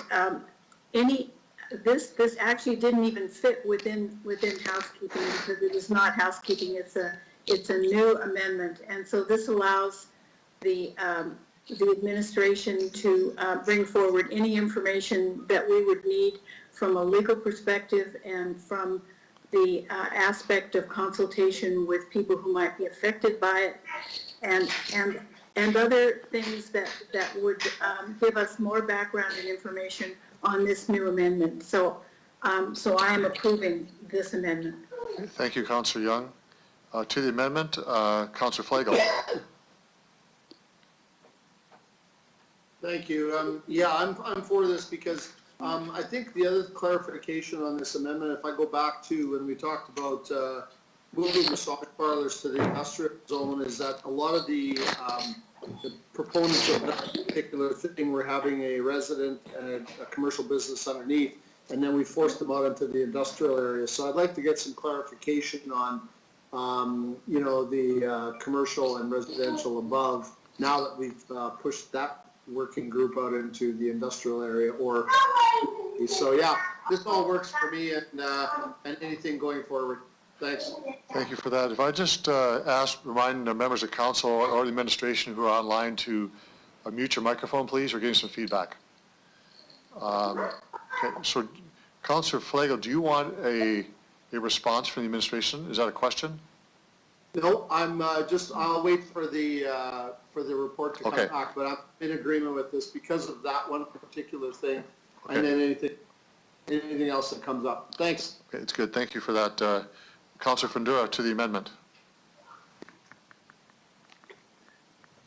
Okay, thank you, Worship. I do agree, but I have a question. Does this need to go to a bigger, more broader consultation to figure this out with the public or wherever we need to do this, or is this something that the administration will just bring a report on what's needed? That's the question. Ms. Harlock. Your Worship. We would do limited consultation on this because it is something that is doesn't affect that many properties, and so we'll be able to bring some of that information back to council in the next report. Okay. Thank you. Yeah, I'm good. Thank you, Your Worship. Thank you. Councillor Massanelli on the amendment. Thank you. Just a quick question, how this affects administration. I noticed this was originally part of this policy. Is there any timelines, promises, or commitments that this amendment will affect or workflows? Ms. Harlock? Through you, Your Worship. No, administration feels that the June 24th deadline to bring a report back is reasonable. Okay, thank you very much. Thank you, Councillor Massanelli. Councillor Bryce? Thank you. In hearing that this does affect a few properties or areas, and I noticed within the motion, it's actually, or the amendment, it's asking for industrial, residential uses, industrial zones be withdrawn. What about uses that are happening right now? Would that automatically be withdrawn, or would that be something that that we're just taking a look at within this report? Ms. Harlock? Sorry, through you, Your Worship. So what's being withdrawn is just the amendment that was brought forward at RPC, and we'll bring a separate report back that'll deal with this issue in a more comprehensive way with options for council. Okay, so it's not going to affect anybody right now. We're just taking a look at seeing how it might affect people and seeing what's best for the city. That is correct. Thank you. Thank you, Councillor Bryce. So Councillor Steve, did you want to close debate on your amendment? No, I have nothing else to add. Okay, Mr. Clerk, you want to take a vote on the amendment, please? With respect to the amendment, I will start with you, Councillor Stevens. In support? Councillor Bresciani. Favor. Councillor Findura. In favor. Councillor Murray.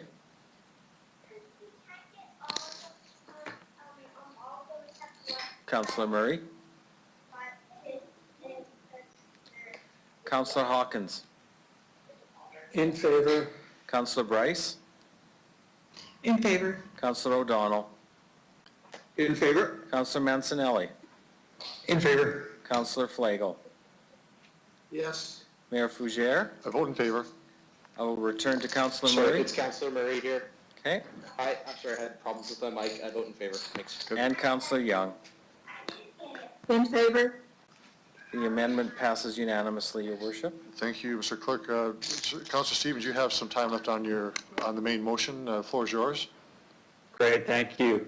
I just want to thank administration for being patient with Planning Commission and me in particular as we walk through this. It was actually a lot of work that went into designing and communicating this report. My last question or line of thought is really about the laneway parking overlay, and there is a relationship with the previous report we talked about. What is the purpose of this design and planning concept, through the chair? Ms. Harlock? Your Worship. So the lane access overlay was brought in for the exact reasons for the last application, because we know that some of these smaller lots do create on-street parking issues. We don't know of any other municipality, when we did consultation during Zone Forward, that regulates how much on-street parking a development should have. The reason this came in is so that council will be able to approve where these types of units which limit parking can be allowed. And so I think because the last application was caught between two bylaws, as we move forward here and developers are designing subdivisions, they'll really need to take into consideration where these types of products, which will have rear and front yard access, should be located. In the previous bylaw, as was noted by the applicant of the last application, there was no restrictions. And then we saw some of the parking issues. So the intent of this is to ensure that we do have that ability to address that through a case-by-case basis. Okay, through the chair. So just to be clear, if this goes ahead, essentially anytime this design concept comes forward, it will be discussed and voted upon on a case-by-case basis by council, correct? Through you, Your Worship. That's correct. And the one, I should explain a little bit further about the amendment. Originally, it was supposed to be identified in a secondary plan or a concept plan. And that's really problematic because we have to go through amending that document and then going through this process. So what this amendment does is it takes away that part of it, but doesn't require, but still upholds the requirements to do it on a case-by-case basis and having those discussions at RPC and then ultimately here at council. Okay, thank you. Through the chair, just to be clear about another part of the intent here is that to achieve certain density targets in these communities, this kind of planning concept is a must, if you will, or an option. Is that correct? It's about density. Ms. Harlock? Through you, Your Worship, I would characterize it as housing options. Also, more so, because this is a product that's provided that it does give higher densities because the lots are lower, but it provides different housing types that can all working together can help us achieve our density targets. Because in any communities, we want to see a balance of different housing types to meet different households' needs. And this housing type has shown, and as the delegate had indicated, is very popular because of the price point they can hit, and the ability to provide someone with the ability to get into the housing market. I think in saying that, though, there is those trade-offs between parking and those sorts of things, but I think as developers move forward and use these types of overlays in their design overall, we can see that balance and hopefully we'll not see those parking issues that we've seen in the past. Okay, thank you. A couple other remarks through the chair. I will say that just because something sells doesn't make it good, in my mind, from a planning and city building standpoint. One thing that's important to observe here is that we're actually adding infrastructure where it doesn't seem to be servicing what it's supposed to. So we're building laneways, which the city will ultimately have to maintain, and those laneways are not doubling as places for people to park. So we're both privatizing a street and we're creating new infrastructure for the city to maintain in the long run. So I don't agree with the developer that there's no issues with this. In fact, Parking Services has flagged a series of issues, safety issues, as well as front parking issues. This is not an apple pie concept, and I think there's a disconnect between the developers being able to sell something and it actually being a good design. I would ask, though, to the clerk that when we vote on the housekeeping, if we could separate Amendment 132, which is lane access overlay, as a separate vote, if possible. Duly noted. All right. Thank you. That's all I have. Thank you for that. Councilor Bresciani, you're next. Thank you, through the chair. I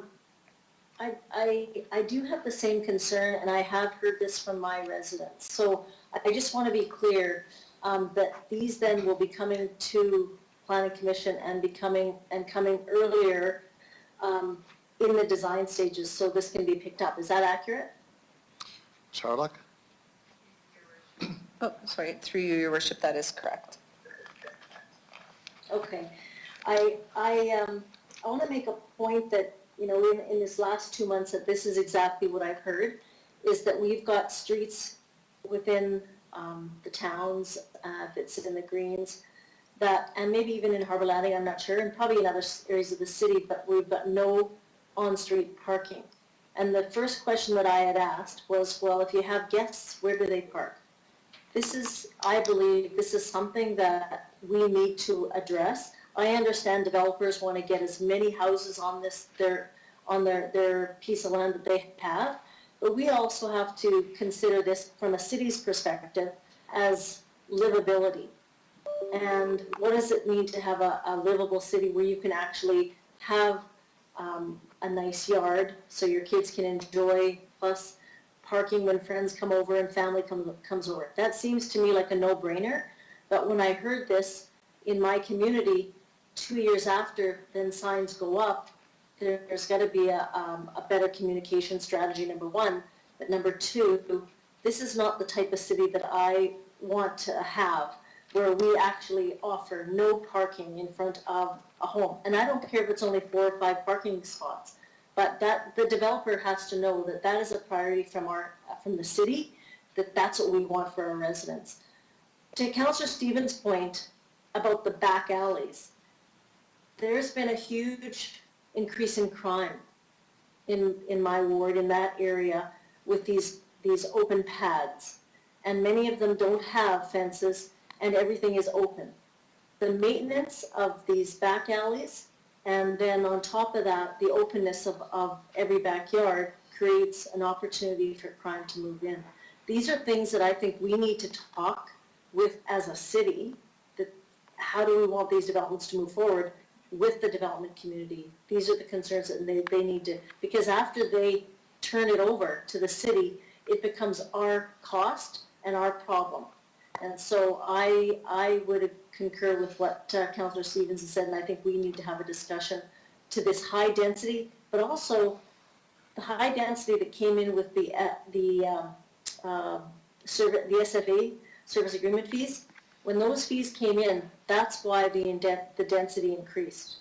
So we maybe now have to take a look at going back to what, so the average homeowner can own a home that has a 50-foot lot, but they can't afford it at $250,000. So that's something that we need to discuss as a council. I'll leave it there. Yeah, we can do it. I'll just get Amber to put it up.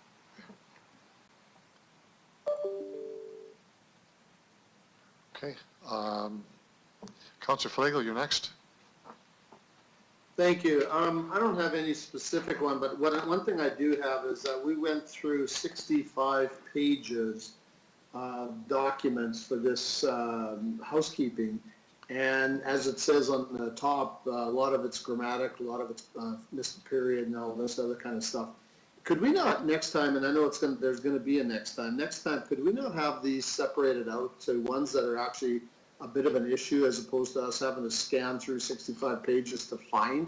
Part of the problem is some of these will get lost.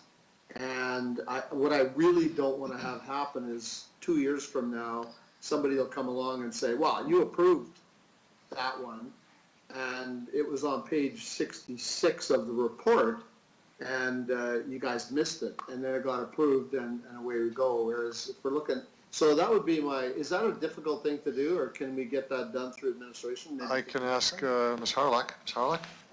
Through you, Your Worship, definitely we'll look at how we bring it. We sent the memo and added that additional column for council on all the amendments to identify if it was an interest from, whether it was an interest or technical. So we'll definitely take that back because there is more amendments coming, as it indicated when the bylaw got approved. As we start working with the bylaw, we find things. So there'll be another set of amendments coming forward in the summer around August. Okay. August, September. Yeah. Thank you, through you, and I appreciate that. And talking about the parking lot, I want to ask a question about that one. Are we bound by anything by using it as a land use so that in 2 years from now, if we decide we're not going to use it as a parking lot, or is this just strictly a land use? And if somebody comes forward with a proposal for surface parking, then we deal with like a 2-year lease or a 5-year lease, or what's the positioning right now of us approving that particular bylaw? Ms. Harlock? Through you, Your Worship, I believe you're talking about the amendment for the MLM zone. Right. It is because the Yards neighborhood plan did talk about interim uses being the allowance of a parking lot. So this amendment is just to enact the plan that council approved. And what would happen is that in the future, should an application come forward or a request, it would go through the process. But it is only an interim use. It's an interim, yeah, okay, good. That's all I wanted to clarify on that. Thanks very much, Mr. Matt. Yeah. Thank you, Councillor Flagel. Other speakers to the report? I have just a couple comments, and just speak to, I'm glad that recommendation number 1 was pulled away from this report. That is a substantive amendment. I agreed to look at that, of course, too, but this is strictly housekeeping, so I'm glad we're doing that. And Councillor Flagel's comments about separation of this and being more clear what's in here for the public and for council, I think is an important tip. But a question of the administration related to maintenance of back alleys, and we talked about in the development earlier today about development. When we have back alleys as part of a development, the maintenance of that is actually charged to the homeowner. It's not to the city, it's actually recoup the cost of repair of it, in terms of if it was a gravel or a asphalt back lane. So my understanding is that cost actually isn't on all taxpayers, it's on the homeowner that actually abuts the lane. Is that correct? Mr. Onright? Through your worship, that is correct. Okay, just an important point to note. I'm not sure what good design is. I think that's a subjective comment, although I guess when we see good, we like it, I suspect. But I have no issue with the development that took place in East End. I think it was good. It's a good design that does meet market demand. We can talk about some of the overall policies of what constitutes a density, as we usually do in our bylaws. But, and I don't necessarily have a problem with this being reviewed again as per the report itself. Higher density, I think, is welcome, depending on where it is and what it looks like and how it meets our policies. In this report, we're not talking about amending those policies. It is a housekeeping issue. So if there was a change of how we want to approach developments happening, then that's for another time. So I'm going to support the report as amended, and give the floor back to Councillor Young if you want to close debate. No, I'm fine, Your Worship.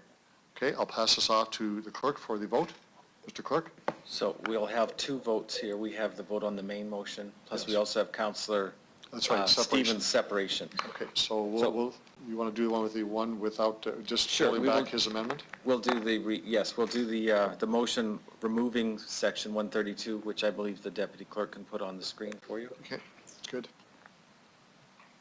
So this is voting for everything except section 132, or amendment 132, which is on the screen now. So I will start with you, Councillor Young. Yes, I Councillor- approve. Councillor Hawkins. Yes. Councillor Stevens. I just want to be perfectly clear, this is about everything except for Amendment 132, correct? That is correct. All right, yes. Councillor Bresciani. In support. Councillor Findura. In favor? Councillor Murray. In favor. Councillor Bryce. In favor? Councillor O'Donnell. In favor? Councillor Mancinelli. In favor. Councillor Flagel. Yes. Mayor Fougere. I vote yes. That portion passes unanimously at 11-0, Your Worship. And with respect to Councillor Stevens' request to vote separately on Amendment 132, I will start with Councillor Stevens. No. Councillor Bresciani. No. Councillor Findura. No. Councillor Murray. In favor? Councillor Bryce. In favor? Councillor O'Donnell. In favor? Councillor Mancinelli. I'm in favor. Councillor Flagel. Yes. Councillor Young. In favor? Councillor Hawkins. In favor. And Mayor Fougere. I vote yes. And it is passed by 8-3. Thank you for that, everyone. Okay. Now I'll move on to another delegation, Doug Hudgen. This is from the Regina Portable Sign Association. I'm not sure if he's on the phone or not. Is he there? Mr. Hudgen, are you there?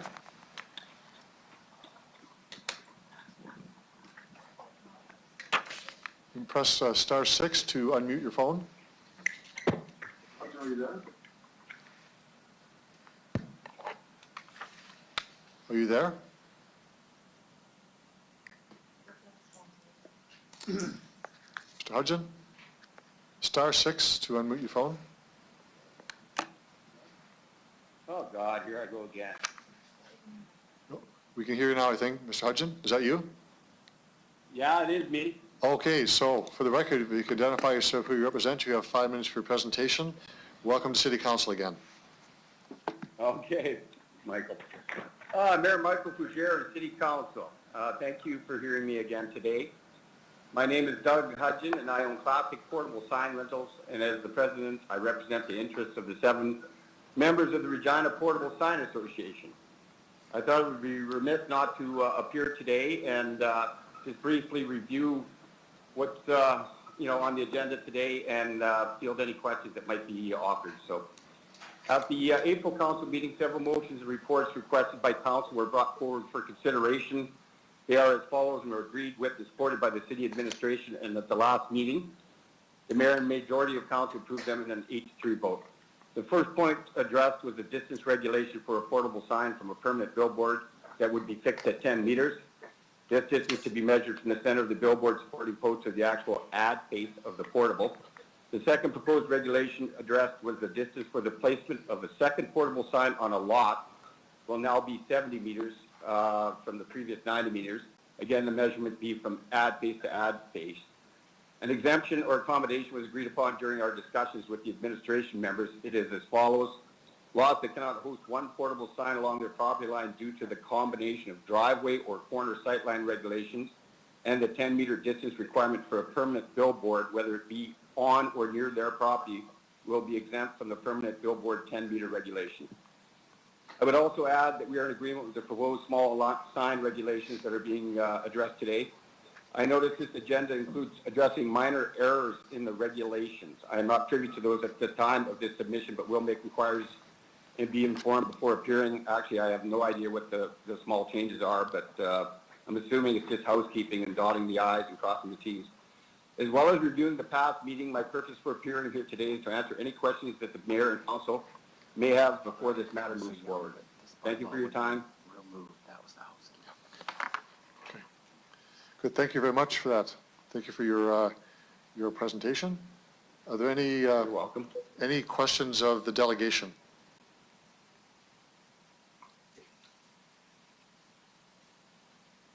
There are none. Thank you very much, Mr. Hudson, for your making a presentation. You can retire from the phone, and we'll now move on to the bylaw. I'll pass this over to Councillor Young. Okay, thank you for your time, all of you. Thank you.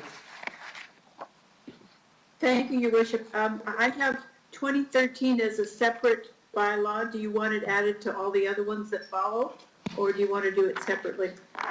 Do we you need Mr. Clerk. Just 1 second here.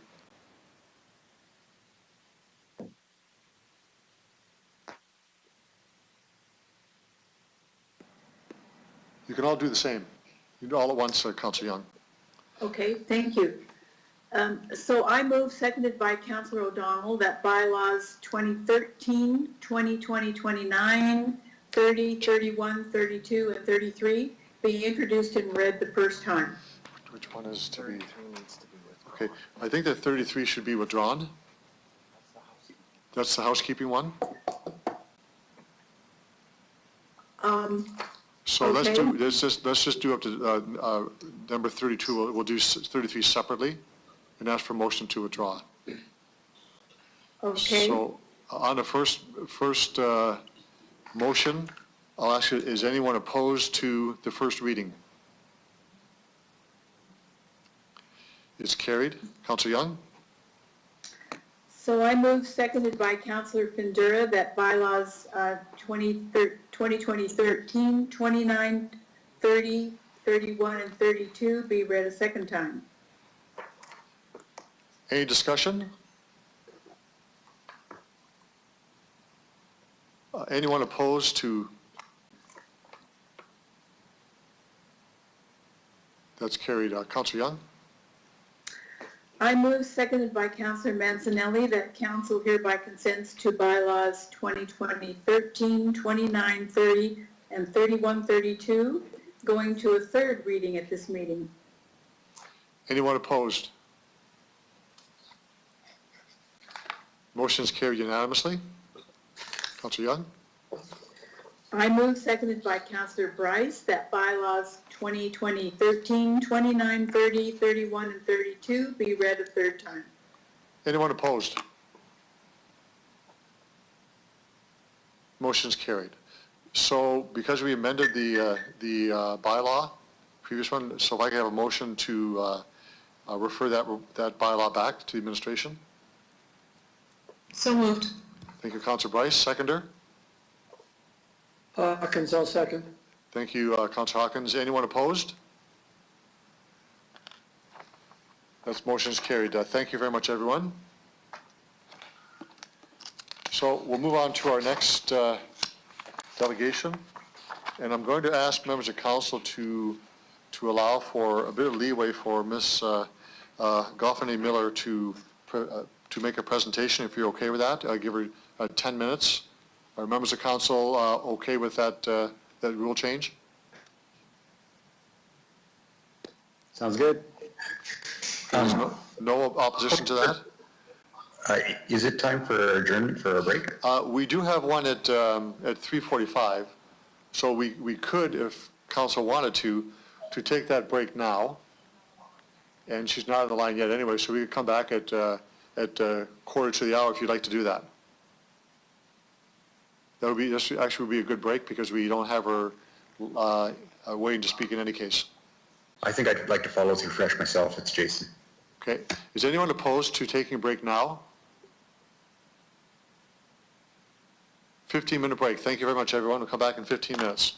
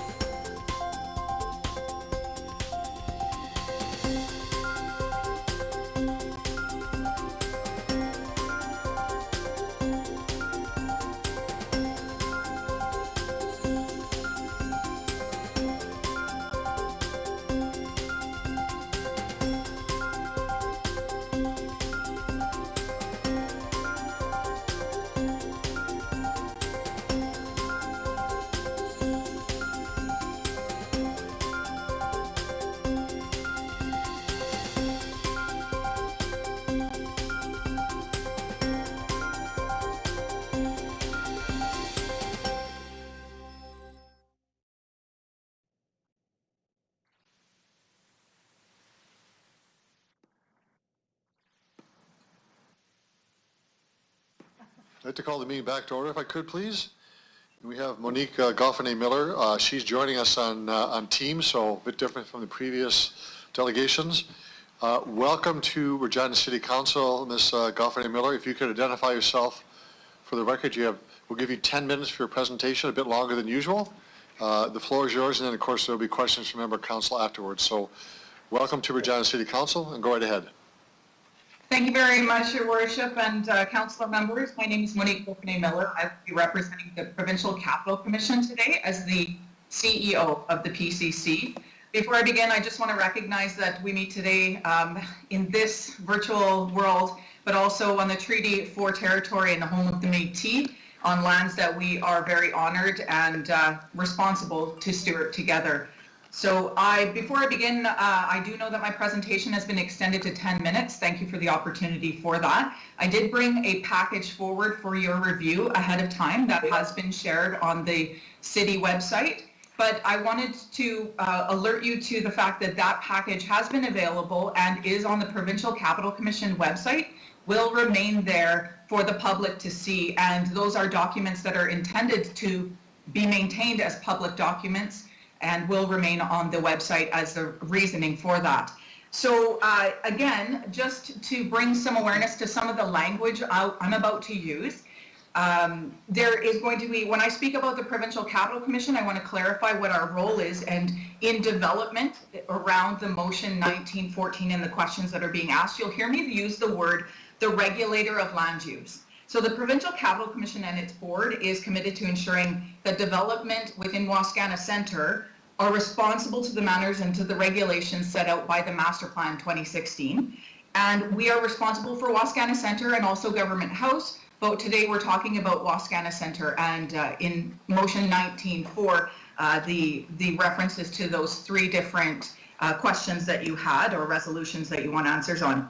So again, you'll hear me talking about the regulator of standards. That is the Provincial Capital Commission. I'll clarify that further with the package that I brought forward to you. And then you also mentioned the terminology landowner. You had referenced the Provincial Capital Commission as the landowner in the statement of the Government of Saskatchewan. So I'll go into the fact that there are landowners. Government of Saskatchewan Property Management is one of those, but the Provincial Capital Commission is the regulator of standards based on the master plan.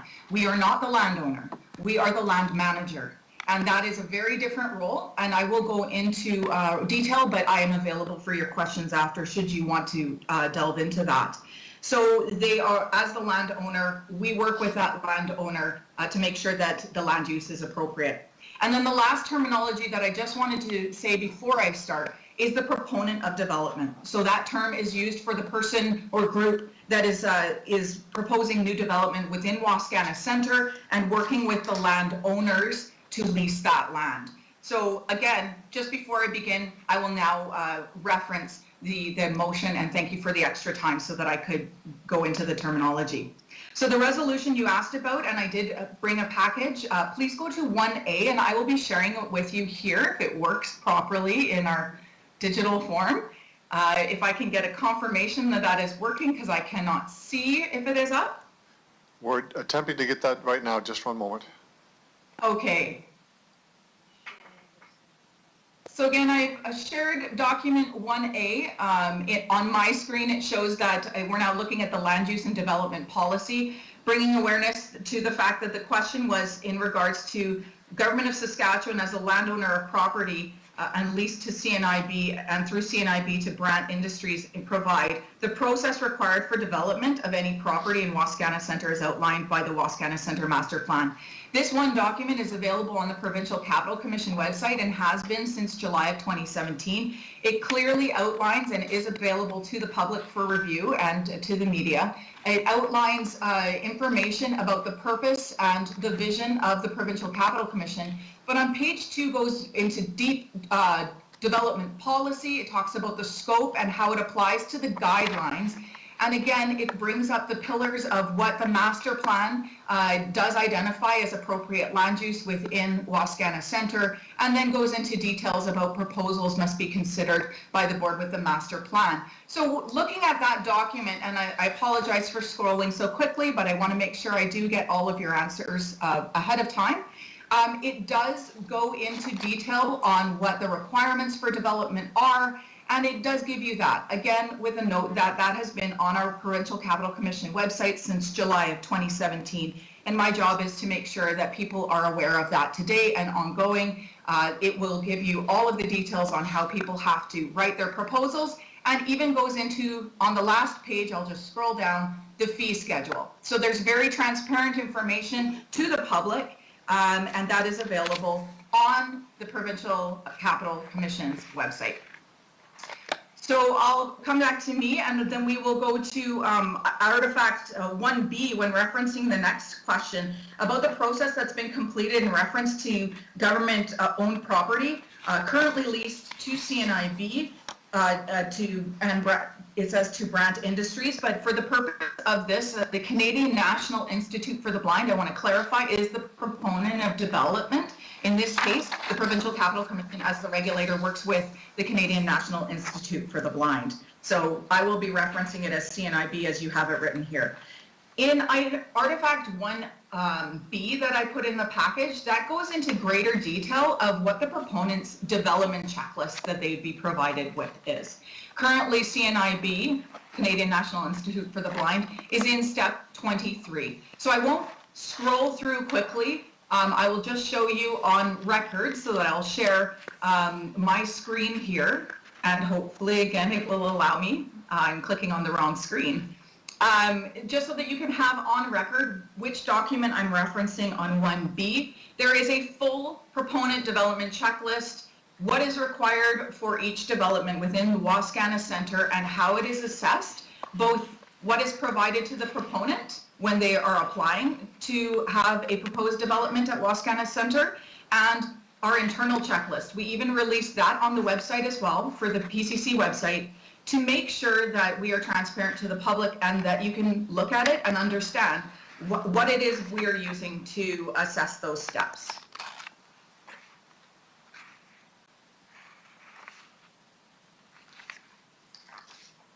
So in recommendation earlier this year, that checklist was founded by the Provincial Capital Commission, put on the website because it is the steps that the auditor saw when they were looking in the audit last year for what are the steps followed to assess development within Wascana Centre. We identified the current audited steps. We then made them transparent to the public, and that is an artifact that is in its entirety a new document. But it is, if you go to the Wascana Centre's Master Plan 2016, it follows through paragraph by paragraph what the requirements of development is and the review stages of that. And it just gives it to you in a numbered form so that we could be more transparent when reporting out. So moving to the other process that has not yet been completed as required by the Wascana Centre Master Plan, there was a third point under number 1. I just want to bring awareness again back to that checklist. They are currently in an iterative process starting at step 23 through 28, and that is the review of the detailed design with the AAC, or the Architectural Advisory Committee.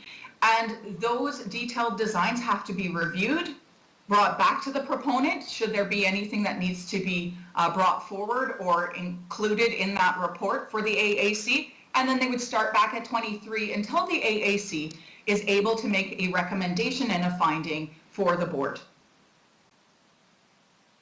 So there was a resolution, and we will go to the next piece, which is resolution number 2, that talks about making information available to the public around development in Wascana Centre. And if I can, again, just sharing for the record that item 2A and 2B, I will place them up on the screen, are available online for the public to see now. This is an improvement that has been put into place as a response and reply to the audit.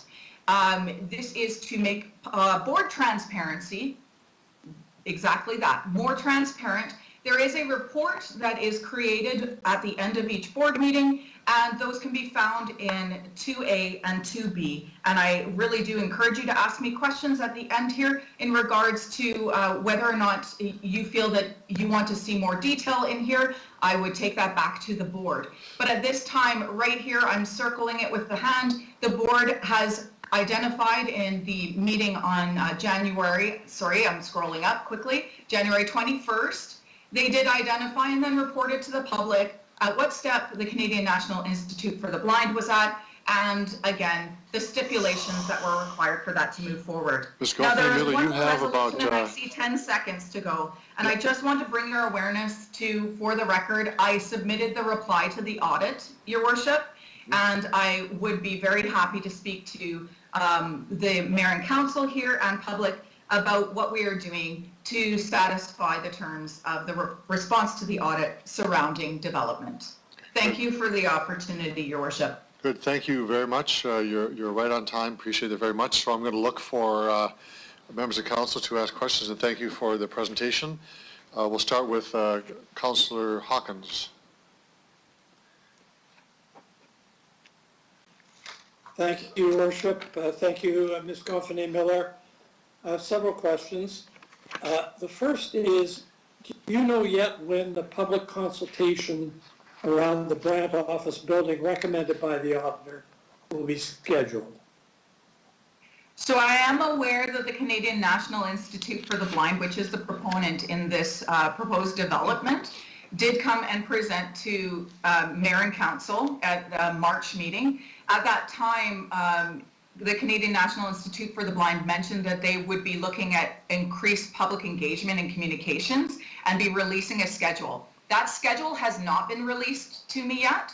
I am very happy to say, however, that as the regulator, the PCC has worked with the Canadian National Institute for the Blind to create clarity around the question of what is a holistic and full process, and provided that in writing to the group, the proponent, so that they could understand and then go forward on what an audited practice that was considered by the provincial auditor as satisfactory in engaging the public, and then they could base that schedule around. So I would encourage you to speak back to the Canadian National Institute for the Blind on when they will be making that public, whatever their plans are for the engagement and communications. But what I can speak to today, Councillor, is that we provided clarity surrounding what the board would be expecting to see as a response to that. Councillor Hawkins? Through you, Your Worship, so there's no set date, as far as you know, at this time, around the public consultations will take place. Ms. Goffney-Miller? Through you, Your Worship, to the councillor's question, I have not received that document as of yet. And so I'm taking it that you don't know a set date for the public hearing. Have you asked them when they're going to hold the public hearings? Ms. Goffney-Miller? Through you, Your Worship, yes, we have had conversations, but that date has not been released to me yet. Thank you. Again, through you, Your Worship, I want to focus on what you mentioned about you setting certain guidelines for the public consultations. I note that the auditors called for a detailed public consultation plan for the consultation process for major projects, a plan that sets both the desired methods for informing the public of the consultations and the process for conducting the consultations. Has the Commission approved a detailed public consultation plan for major projects at this point? Ms. Goffney-Miller? Through you, Your Worship, to the councillor, the Provincial Capital Commission is currently working on a plan to create more clarity for any proponent of development and the public consultation that they would be required to report out on and do themselves. We're also working on assessing and obviously making public very clearly, based on the Master Plan 2016, our public consultation responsibilities as the regulator for any future master plan renewals, which is a normal process, as well as any of our public engagement plans. So I can speak to Mayor and Council today and state that we as the regulator are responsible to create the clarity of what the desired outcomes are to be based on Master Plan 2016. So do you know when the detailed public consultation plan that the auditor called for will be complete? Ms. Goffney-Miller? Through you, Your Worship, I do not have a date for that as of yet, but I am very happy to say that there are officials working on that. Are you seeking any public input into the content of the detailed public consultation plan. Ms. Goffney Miller? Your Worship, I say that today I'm not here to speak to the details of how we are putting that plan together. I'd be very happy to take that question away, talk to the officials working on it, and respond back through the Mayor and Council should I have the opportunity.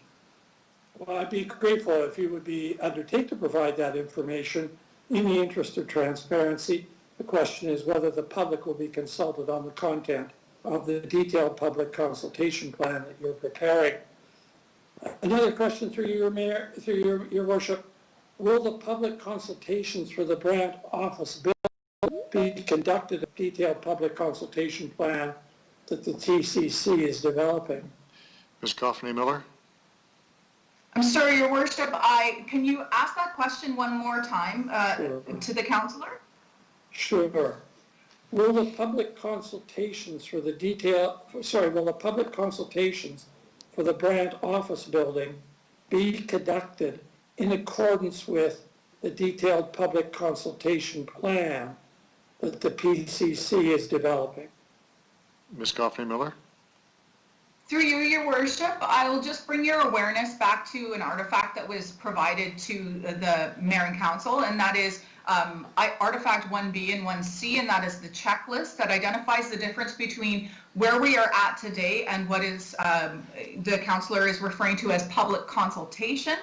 The public consultation process of the Canadian National Institute for the Blind project had been reviewed by the board previously. So what we are discussing today, and if I can ask for clarity from the question again, is are we speaking to the public communication and engagement plan that the board has made as a stipulation in the January of 21 board summary document? Is that what we're referencing?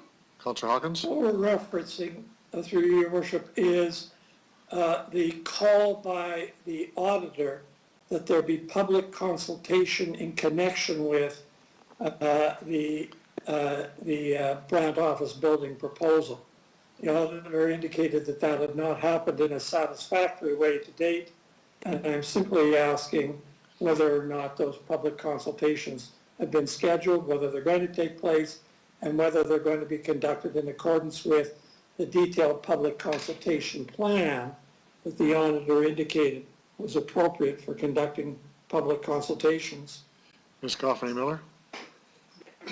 Through you, Your Worship, to answer the question in regards to the stipulation that's identified on the January 21st board summary document, it speaks to public engagement and communications as a stipulation as an addition to step 23 that was set out by the Provincial Capital Commission Board. The expectation of what that stipulation was provided to the Canadian National Institute for the Blind in an artifact, and the reason for that clarity was because it was an audited process that the auditor would have seen, an example of a best practice that the provincial auditor called wholesome, I believe, or fulsome rather, wrong word.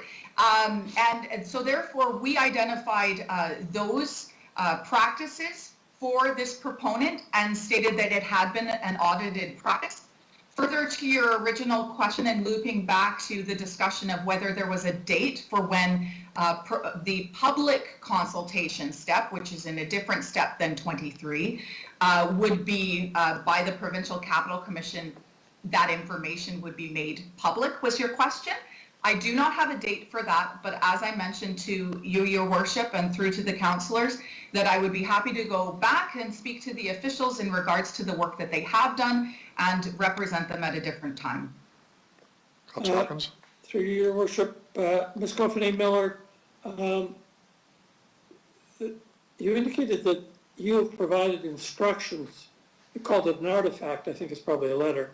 You've provided instructions to the CNIB about how to conduct fulsome public consultations or hearings. Are those instructions public? Ms. Goffney Miller?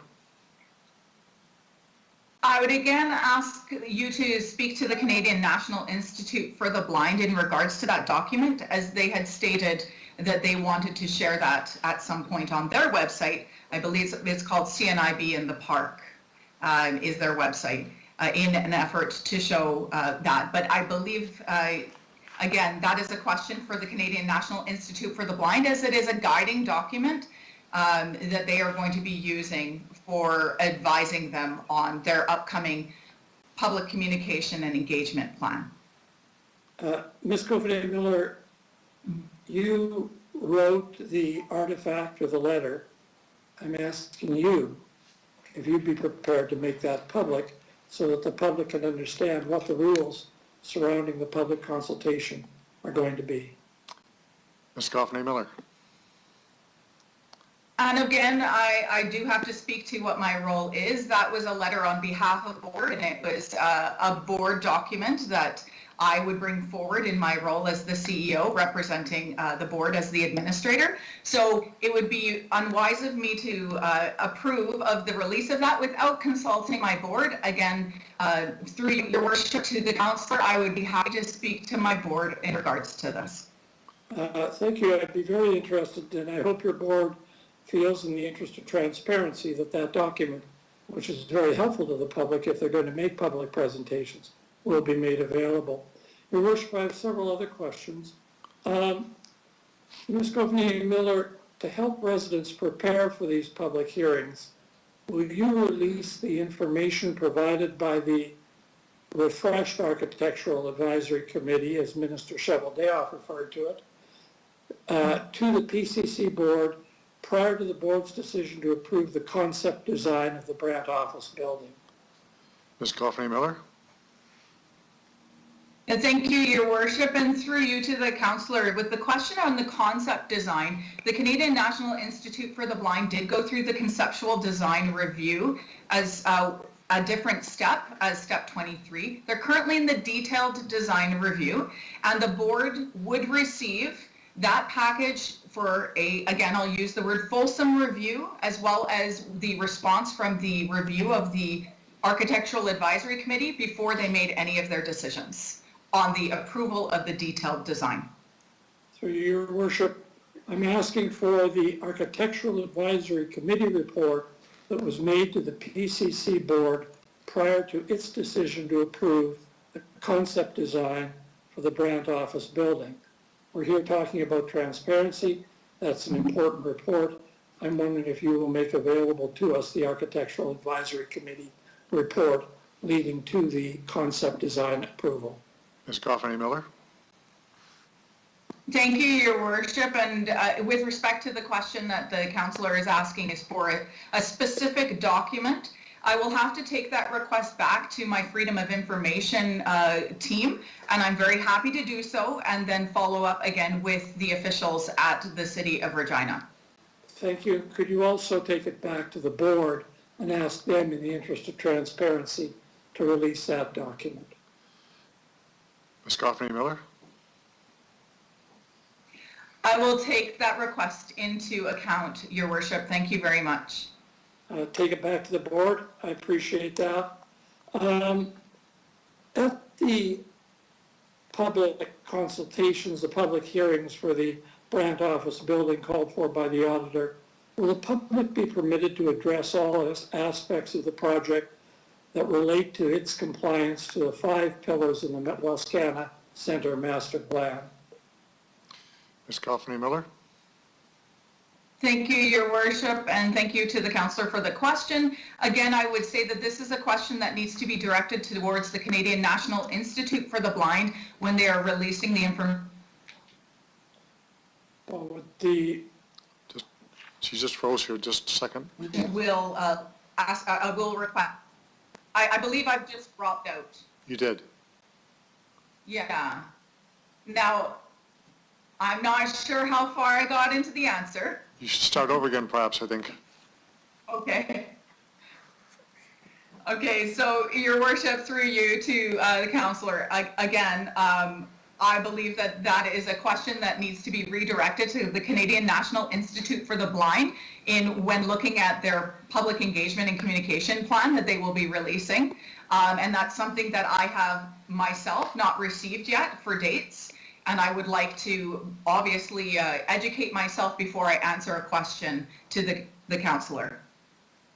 Through your worship, would you encourage them to allow the public to address all aspects of the Brant project as the project relates to the compliance with the 5 pillars of the master plan? Ms. Would Goffney you Miller? hope to see that? Ms. Goffney Miller? Your Worship, again, I believe I have a major delay, so please let me know if I am cutting out. This is always an interesting exercise. Your Worship, I suspend my opinion on this as an official that works for the Provincial Capital Commission, but what I will say... I think you're frozen again. Make sure that, again, I think I've dropped out. Yes. Maybe if you turn your video off, perhaps that might be helpful. Yeah, again, I will do that and see if that encourages a better connection. So what I was saying, as the regulator, the Provincial Capital Commission, Your Worship, is to encourage that the master plan be reviewed. So our role as the regulator is to provide that clarity as to what is found in the master plan. And I do not believe I have a further answer for the councillor.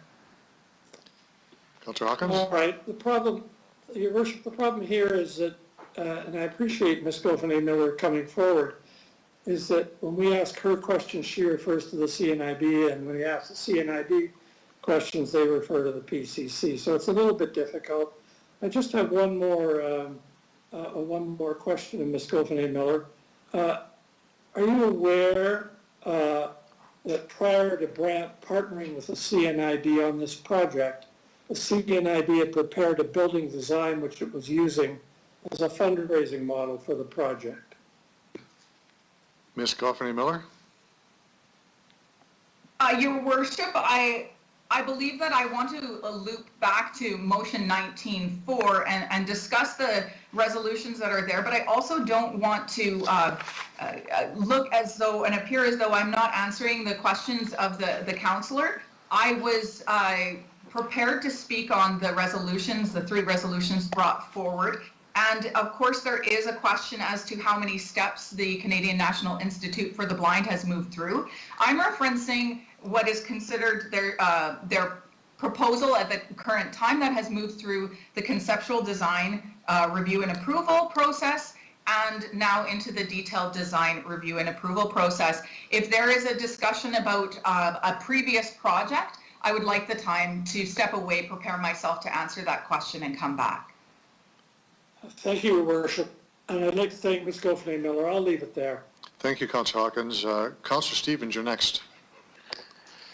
Great, thank you. Monique, thanks for joining us. I'm going to turn my camera off just because I've had some choppy connection here, so hopefully you can hear me. Because we're talking about transparency, my first question is about the confidentiality agreements and expectation of board members. Based on this document and set of principles, are folks who sit on the board, are they representative of other bodies? So for instance, when we appoint someone from the city of Regina or city council, are they representative of other interests? Ms. Goffney Miller? I would like to recognize that the representation on the board is placed on the Provincial Capital Commission website. We do have the board of directors and their bios that are there. So if the public wanted to understand the interests of the board or who they represent and how they represent them, they can find that on the Provincial Capital Commission website as part of the increased transparency, as well to talk about the summary documents that the board, because you had mentioned confidentiality, the board has made the effort to have those documents to provide that reporting structure in a responsible way, and very similar to that is found in municipality reporting at some times as well. So I would say that the board makeup is there available on the Provincial Capital Commission website with their bios, but they are there representing our funding partners, and that has been the same funding partners since Wascana Center was created back in 1962. Thank you. Councillor Stevens? Yeah, through the chair, is there some consideration being given to perhaps loosening the grip, if you will, of the confidentiality agreement so board members, especially ones elected by the residents of Regina, can speak more freely and openly, publicly about what's going on there? I think some of that level of accountability might provide some more confidence in the process. Ms. Goffany Miller? Through you, your worship, to the councillor, I am very happy to be in the room today to present on behalf of the Provincial Capital Commission in my role as the CEO to increase that public communication as well on all of the aspects and positive things that are happening within the PCC. There has been an effort as well with administration to provide those updates, whether it be about events, programming, our horticulture, ecological initiatives. You'll see in the board summary document from April 30th that it talks about active communities, infrastructure, investments in ecological preserves and envelopes, and outdoor educational facilities and investments in those infrastructures. That is, I would say to, through you to Mr. Chair, through to, you to the councillor, that is 100%. One thing I am very proud of being here today to do is to represent my team. And should the board require those tools to share that information, I am working very diligently with my officials to make sure that the board does have a better update on all of the positive initiatives that the Provincial Capital Commission is responsible to and for. All right, thank you. Through the chair, I'm going to use a different example, and I asked this question to allow you to tell us what the public will see in this process. So we're going ahead with a Wascana Pool concept design. It is now over in the PCC's court. How does that process work from here, and what will the public have access to in that process in terms of the decision-making, the outcome, and the dialogue between the city, who's the landowner and the project developer, and the PCC, the regulator? Through the chair. Ms. Goffany Miller? Through you, Mr. Chair, the regular process would be that now, if there was a conceptual design review by the Architectural Advisory Committee, the officials of the Provincial Capital Commission, so the administration, would be working with the Architectural Advisory Committee and the proponent, which in this scenario you mentioned is the City of Regina, to make sure that that conceptual design is, again, as our regulator requires us, our role requires us to see that against the master plan. And you mentioned the pillars earlier, or I believe it was another councillor through you, Mr. Chair. The councillors have been asking questions in regards to other projects. Now, it's important that I speak to what is the process of review of that, as opposed to the scenario that you brought forward, as that is something different than the motion in front of us today. But the question surrounding the process of review, the Provincial Capital Commission works with the Architectural Advisory Committee and making sure that the proponent is advised by the AAC of their conceptual design review. They then would have the AAC bring that design and the report to the board for advice, and then the board would review that. Now, with the summary document of board meetings, the public would have information on that review process. Councillor Stevens? Okay, thank you. So through the chair, when would the public, in the interest of transparency, if one of the objectives of the 5 pillars was not met by any number of these projects, we'll say the pool, would the public see whether or not we failed that test and what that exchange was what it looked like and how we have to rectify it? Ms. Goffany Miller? Through you, Mr. Chair, to the councillor, it's difficult because I'm looking at 2 scenarios here right now. And if we talk about the assessment of the project that the board would see, that is something that is board information, and then they would make a decision based around that Architectural Advisory Committee document. That right now at this time is not a public document, as it is advice to the board. Okay, all right, thank you. That's all I have. Thank you, Councillor Stevens. Councillor Young.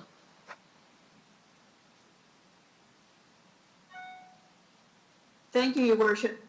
So I have a question for Ms. Goffin Miller, just to clarify the different types of public consultation, because I've heard several types and I'm not sure we're very clear on that. One type that I've heard and that we are well aware of is that there is in-depth public consultation whenever the master plan is renewed, and that will begin again in 2021. So that's one. Is that correct? Ms. Coffey Miller? Through you, Your Worship, as the chair, yes, that is correct. Those are different types of public consultation from the public consultation that is identified in the proponent's checklist. Yes. Oh, okay. And then there are two other types of public consultation that I'd like to have clarified to see if I'm correct. One is the one we've talked about with CNIB, where the proponent needs to do that public engagement, and the auditor referred to one that was fulsome and one that was not, and CNIB was not, and so that's why they're being asked to do more public engagement. The second type of public consultation happens if the Architectural Advisory Committee determines that the building itself or that the development is a major amendment to the master plan, then the PCC would be running a public consultation on that major amendment should the board accept the Architectural Advisory Committee's report.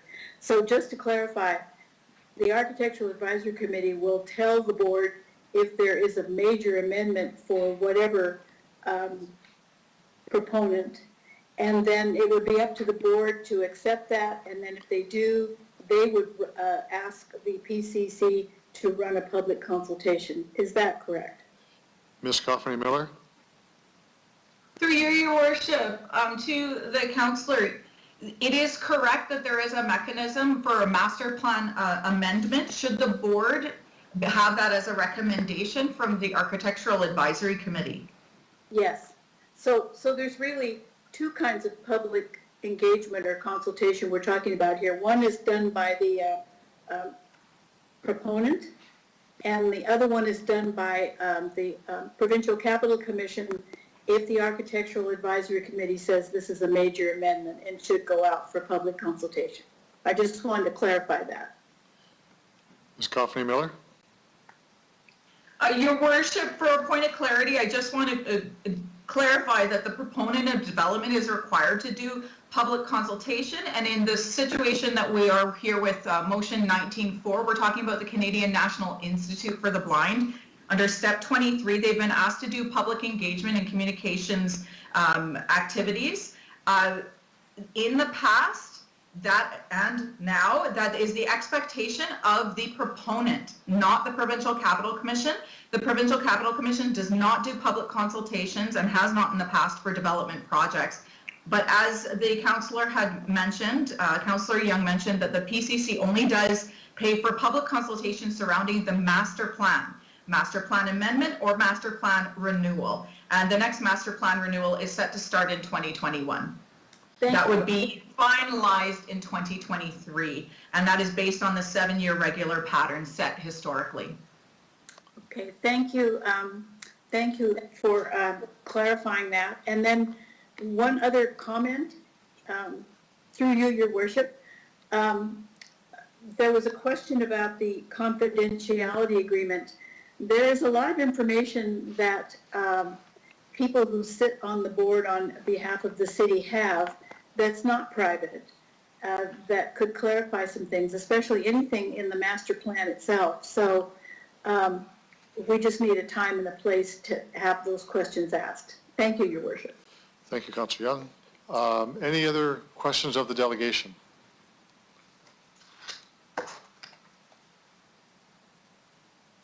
Ms. Coffey Miller, thank you so much for your presentation and answering questions on behalf of City Council.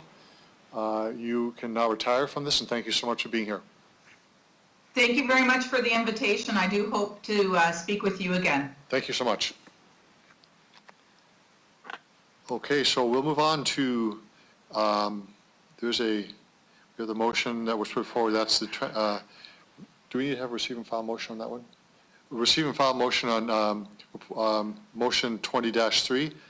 That's motion, refers to motion 19-4, Provincial Capital Commission Transparency. A motion to receive and file, please. So moved, Hawkins. Councillor Hawkins, and I'm not sure who else would second that. Councillor Donald, okay. Anyone against that as receive and file? Okay, that's carried. Good. We can move on then. Thank you very much, everyone. We have another delegation, Laird Williamson, related to Executive Committee report that will be next. So Mr. Williamson, if you're there.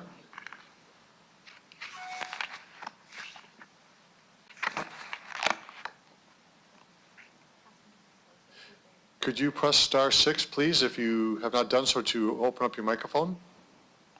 I'm here, Your Worship. How are you? Tired. We had some storm damage we had to deal with yesterday, but I'm here.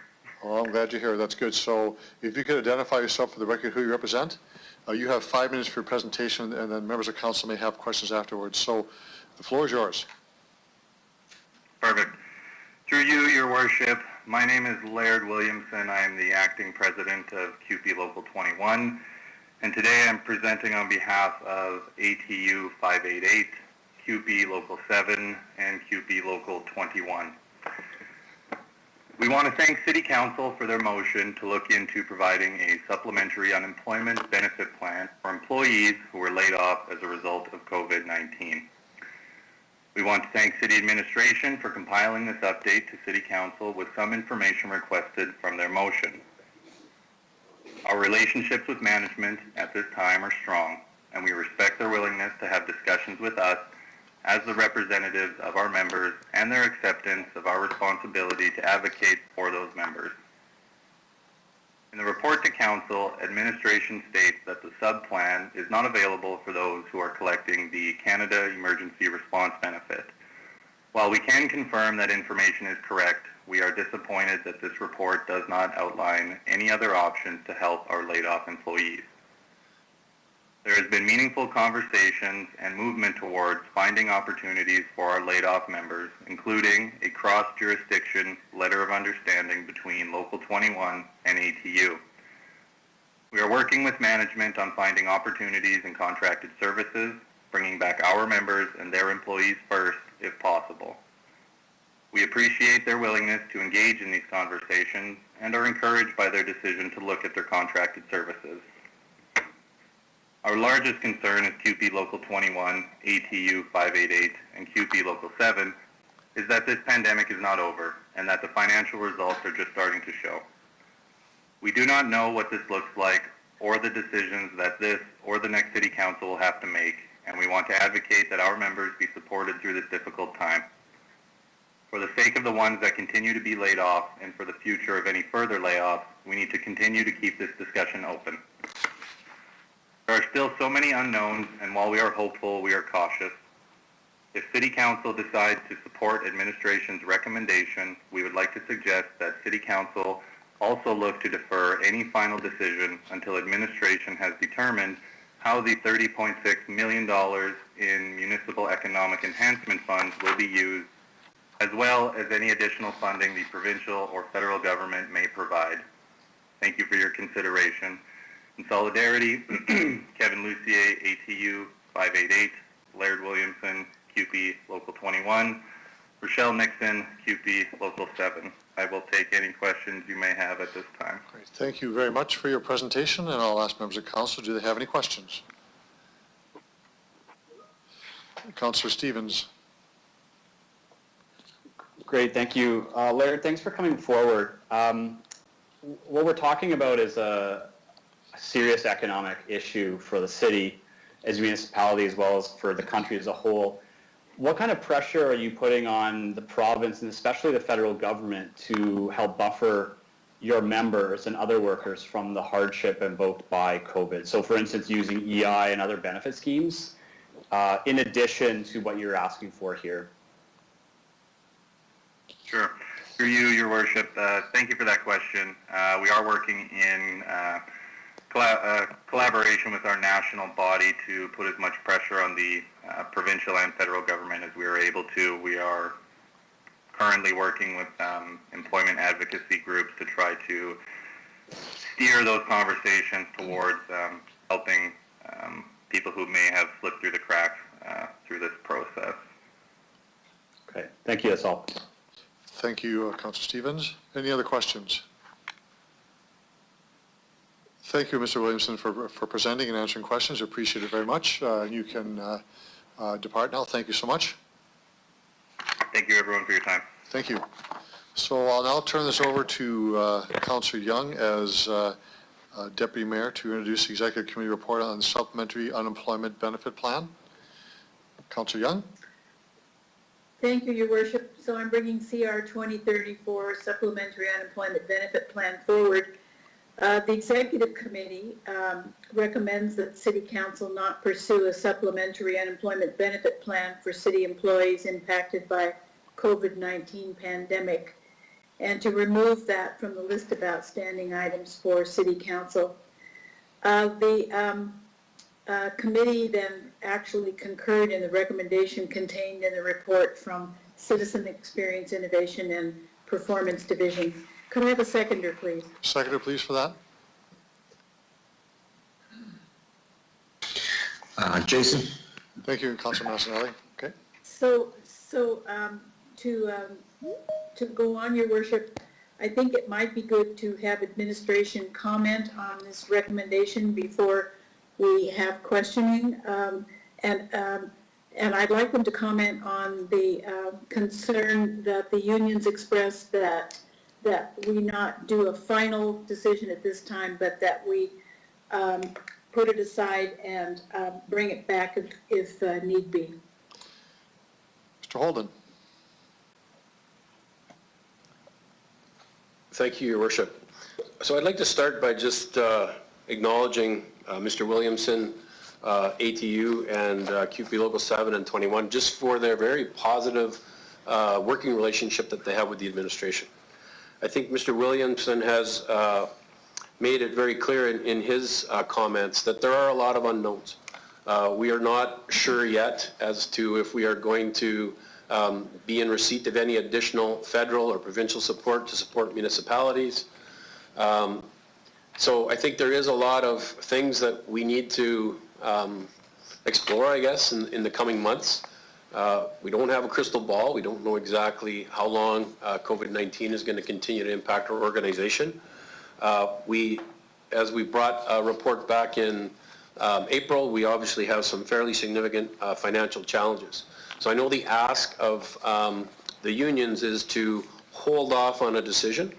I mean, administratively, we're open should the financial situation change, should the programs that the federal government put in place, if some of the requirements or the limitations in terms of some of those programs. So, you know, we've indicated that the CERB benefit, the Canada Emergency Response benefit, right now, if we were to go beyond that, you know, the federal government is recommending against that. And it also, you know, there's a risk that, you know, any top-up that we provide could get clawed back. So we're open to, as we get new information, if the financial circumstances change, that we would be able to look at that down the road. It's also really important that, you know, we consider what's going on in our entire community and the impact that so many people in our community are facing in terms of layoffs. You know, our city employees are our priority. They're very important to us.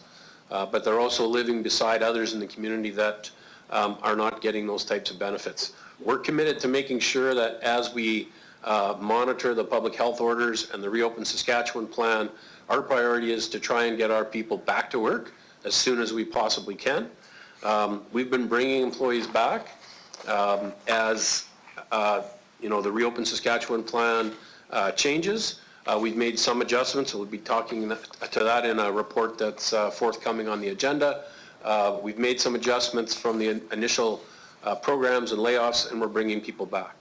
So we're hoping that between the combination of bringing employees back, maybe some adjustments to support from both federal and provincial governments, that we may not need to consider these types of top-ups, but if we do, then obviously we could continue to review that as opportunities become available.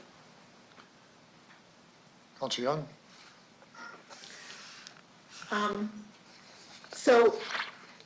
So I think that I would put this on the floor, and did we get a seconder yet? I don't think we did. We did, Councillor Massanelli. Okay, so then if there are any other questions. Okay, thank you for that. Any other questions on the report? Mr. Clerk, you want to do the vote on this, please? I will start with you, Councillor Young. Yes, I approve. Councillor Flagel. Yes. Councillor Mancinelli. Approved. Councillor O'Donnell. In favor? Councillor Bryce. In favor? Councillor Hawkins. In favor. Councillor Stevens. In favor. Councillor Bresciani. In favor. Councillor Pindura. In favor? Councillor Murray. In favor. Mayor Fougere. I vote in favor. That's unanimous at 11 to nothing. Thank you very much, everyone. So we'll move on to our next delegation. This would be Bill Naher. He's available. Seeing if he's on. So Naher, are you there? Yes, I am. Very good. Thank you very much for attending this afternoon. Welcome to City Council. If you could identify yourself and who you represent, you have 5 minutes for your presentation, and there may be questions from council afterwards. So the floor is yours. Thank you very much, Your Worship. My name is Bill Nair of Nair & Associates, and I have the privilege of representing both the discretionary use applicant and the property owner. With over 130 locations in the U.S. and Canada, Dogtopia is considered the gold standard of the industry and is the largest provider of dog care services in North America. They've been in operation for over 17 years, and in that time there have been no issues with any of their locations. Their typical hours of operation are Monday through Friday, 6:30 a.m. to 7 p.m. and 8 a.m. to 5 p.m. on weekends. All activities, including play, exercise, training, and bathroom functions, take place indoors. A Dogtopia franchise can often bring to their community support to other local businesses, new customers to the retail corridors in which they're located, and of course, job creation. Locally and chain-wide, they support organizations such as Service Dogs for Veterans, youth literacy programs, and employment initiatives for adults with autism. Dogtopia's organizational strengths include that they are locally owned and operated, but they're backed by the franchisee's years of experience. On site, they feature certified canine coaches and trainers and safety experts, and plus they have an effective illness prevention program. When it comes to odor control and waste management, they're the leaders. They utilize advanced HVAC systems that include sterile air UVC emitters, reducing odor and bacteria. They also developed a comprehensive cleaning protocols that include cleaning the rooms 3 times a day. And they also have a well-developed waste management program. Noise control through good design and proper training is the key to being a good neighbor. Partition walls are designed for sound and odor management. Double door systems to the play areas help control the noise. And they use training protocols to help control and develop good behavior and bark control. It's important to note that this is not introducing a new use to this development. The 24-hour animal care center, which is the animal hospital, has been located in this development for several years, and there have been no noise or any other types of complaints. Also, the agricultural and animal support use is already a permitted use in a mixed high-rise zone, but it's because of the gross floor area being over the 500 square meters that it's considered discretionary. And the large size of the Dogtopia concept really has to do with they provide all of the activities inside. And plus they like to allow ample space for each animal, allowing a big part of that success in being a good neighbor and avoiding complaints and overcrowding. At this time, I'd be happy to answer any questions. Thank you very much for your presentation. Are there any questions of the delegation?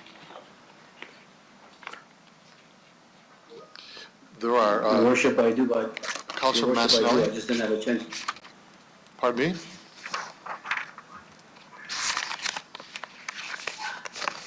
Councilor Massinelli, go ahead. Okay, thank you. Read through your presentation. Thank you for taking the time to come out through the chair. I noticed one thing in your design portion of your presentation. You pay attention to the color of the design.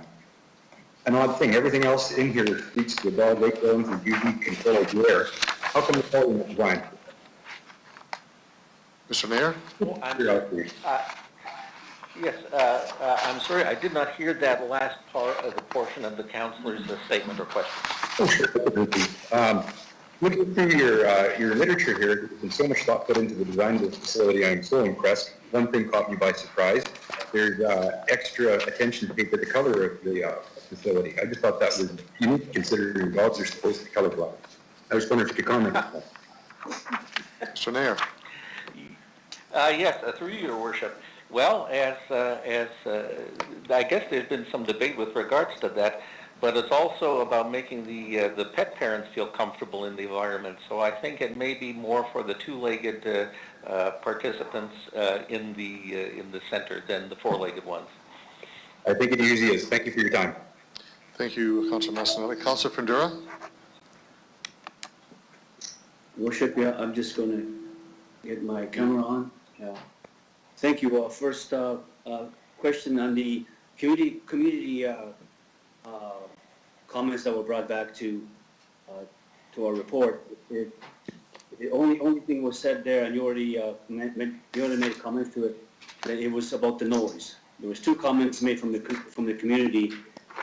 They would approve or they would be okay with it if about the noise, but you already answered that. So does the community understand what kind of facility this is, Your Worship? Mr. Nair? Yes, through you, Your Worship. Yes, I believe they do.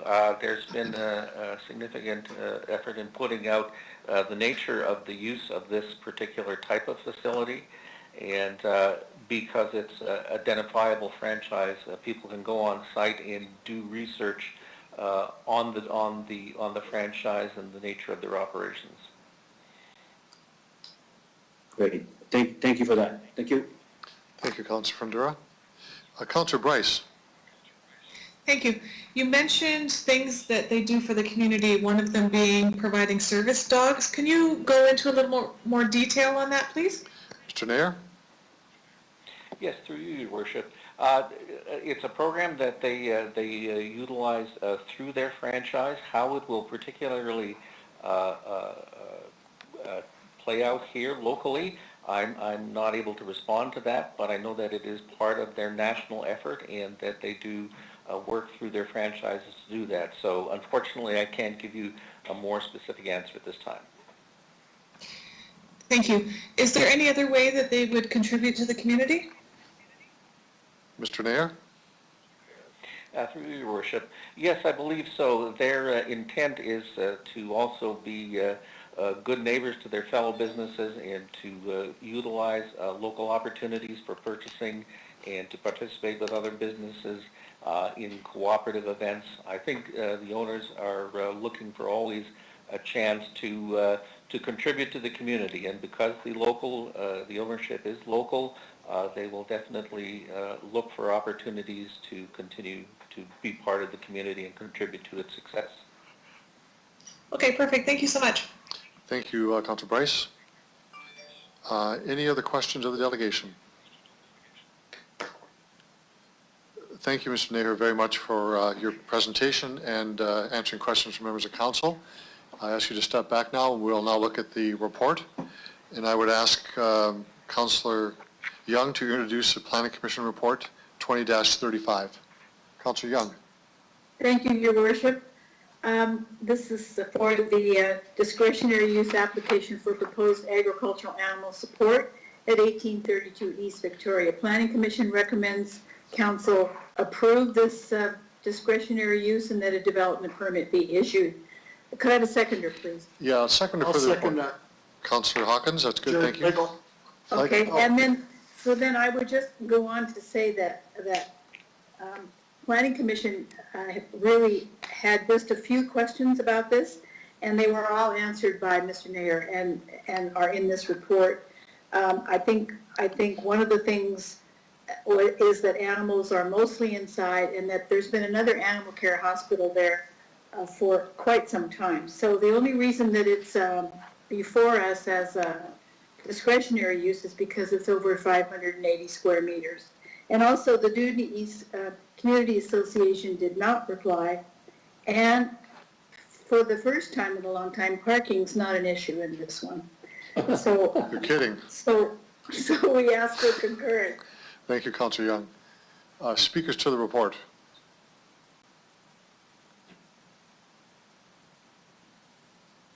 If there are none, I'd ask the clerk to do the vote, please.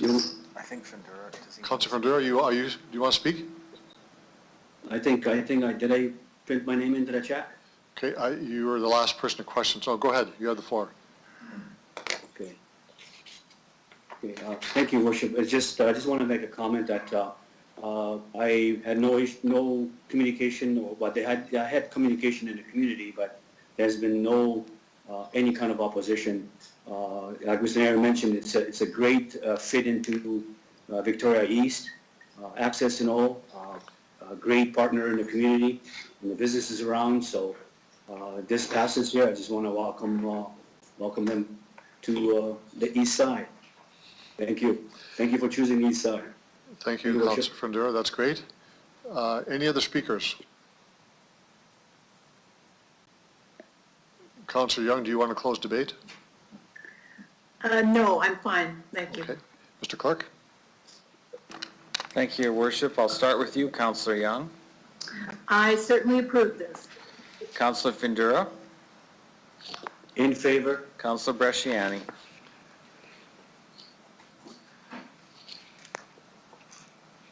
Councillor Bresciani. In favor.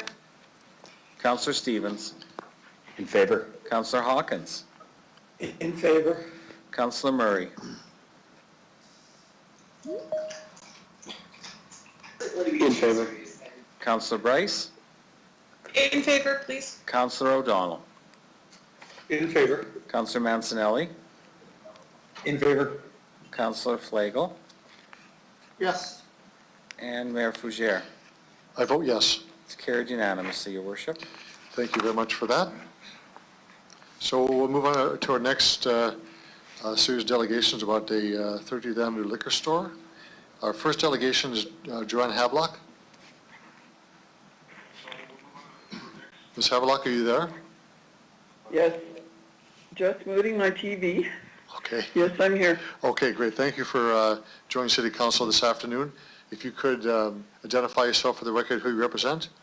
You have 5 minutes for your presentation, and members of council may have questions afterwards. So please proceed. Thank you. So my name is Joanne Havelock. I'm just representing myself as an individual here today. I'd like to say that it's difficult for people to communicate during the COVID-19, and many people are unfamiliar with City Council processes. In usual times, so we need to keep that in mind because I was surprised there weren't more people making presentations. There was a petition with over 300 signatures that hasn't seemed to have made its way onto the City Council agenda. And as I noted in my letter to the City Council, 124 people opposed the project, 8 were okay with it with changes, and 70 were with recommendations, even though they approved it. So representing myself as an individual, but I thought I would mention that, and also several phone calls I got from people that were unable to make presentations. So there is interest in this. Regarding the 13th Avenue Retallick project, it does have policy implications. Another type of development would have been suitable for multiple retail outlets and some commercial or residential on the second floor. And I'm just wondering if the current design can be modified to allow for future expansion to 2 stories, a rooftop garden, or solar panels on the roof. And in the meantime, while development plans are proceeding, the lot could be landscaped or used as a community garden because people at the Regina Planning Commission expressed concern that it was just being left as kind of a derelict lot. With regard to the cathedral area, which was brought forward at Regina Planning Commission, the residents of cathedral area are not just complainers. We have developed the area from many decades ago to a vibrant community, and I'd like to credit Ken Mitchell with some of his vision about Cathedral Village. We have infill social housing. We have Davis Muse Seniors Residence. We supported a 10-year-long city resident committee to upgrade Wascana Creek Dike in a naturalist way, of which I was a part. And I would like to say that Cathedral residents, including myself, had been strong participants in the many design Regina processes. In the past, there was a proposal for an intent 4-story retail and residential building on the corner of 13th and Metallic, and it was too intensive. Cathedral residents had concerns. It was recommended by Sean Fraser at City Council that we go back and talk to the developers, but surprisingly, City Council rejected this option, and so that proposal was rejected. So Cathedral residents and the Community Association were willing to work with the developers, but City Council in 2016 seems to have put the kibosh on that plan. I know that City Council administration and staff do their best to include the public in consultation. There's a GAPD plan, zoning bylaws, which are the administrative tool for the city administration. Ms. Havelock, you got a minute to go in your presentation time? Great, thanks. And a community vision. So I think that we really need to have visions for a site which is an infill development like Cathedral area, 13th Avenue, to come forward to the public sooner so we can put our ideas in and make positive contributions.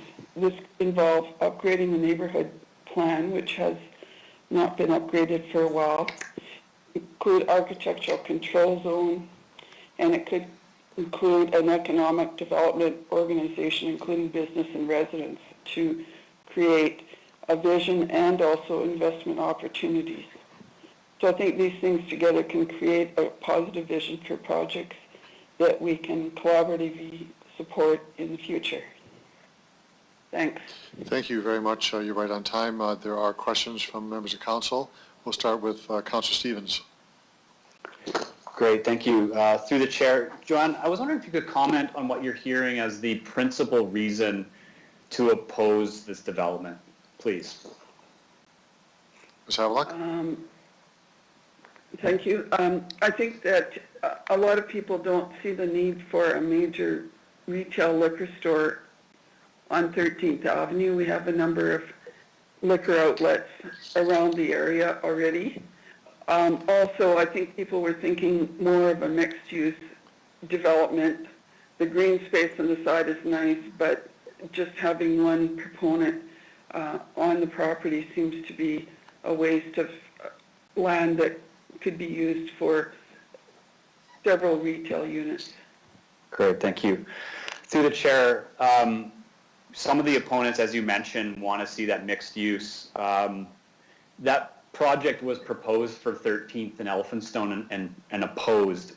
Why is that? Is it for some of the reasons you mentioned here? Ms. Havelock? sorry, through the mayor. As I recall, part of the concern about that project was that it was going to be taking down a residential unit. The other concern was parking right next to the school, which already has a lot of parking difficulties. People made comments, the city administration made recommendations to the developers, and then at that point, I think the developers didn't proceed. So maybe more discussion could have helped. Okay, thank you. Through the chair. Joanne, you and others have talked about aesthetics and the facade and the architecture. Who should be the voice of that kind of design? Is it simply, as you suggested, having architectural controls, or do you think a community should have a veto over what a building looks like? Ms. Havelock? Through the mayor, I think veto is a strong word. If there are architectural controls, they would be developed in consultation with the community. And then once those controls are established, I would think that they could be implemented. Okay, thank you. Through the chair, one of your proposals, and one of the proposals brought by many community members, is a community garden, something to deal with the vacant lot. That vacant lot has been that way for decades. Why hasn't anything been done? There has been years upon years of having the opportunity to do something that you propose. Why is it the case that it's that empty? Ms. Havelock?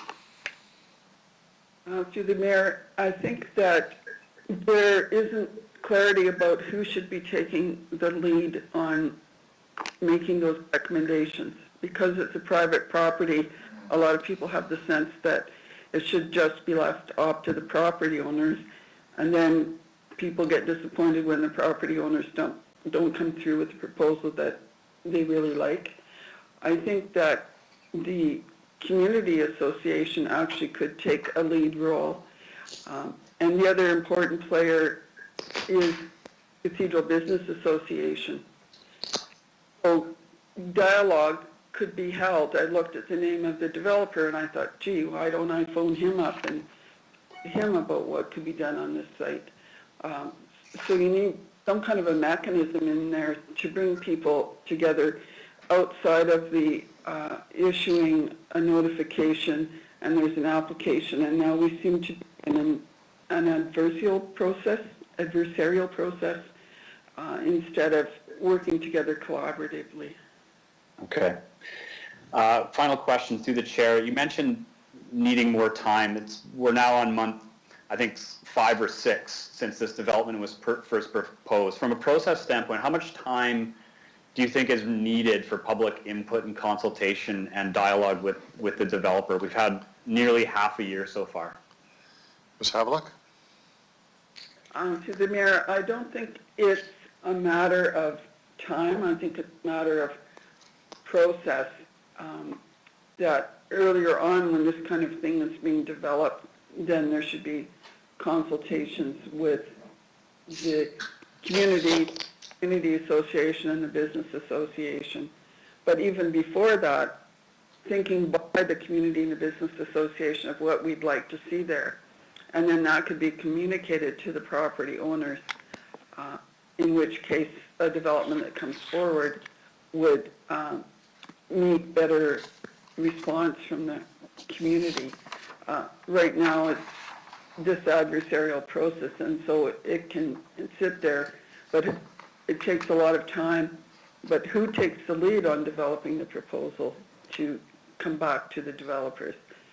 That's really not clear, and I think that's the problem. Okay, thank you. That's all.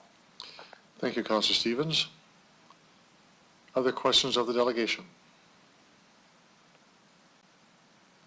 There are none. Thank you, Ms. Havelock, for presenting and answering questions. You can retire now. Thank you so much, and we'll go on to our next delegation. Okay, thank you for listening to the presentation. Thank you so much. Next delegation is Ron Halawatuk. I hope I have that right. You do. Your Worship, Good afternoon. my name is Ron Halawatuk. Good afternoon to you as well. My name is Ron Holowatek. I'm president of Hard Rock Properties, the developer of the proposal. I don't have any formal presentation, but I am available for any questions you may have. Okay, thank you for that. We'll see if members of council do have questions.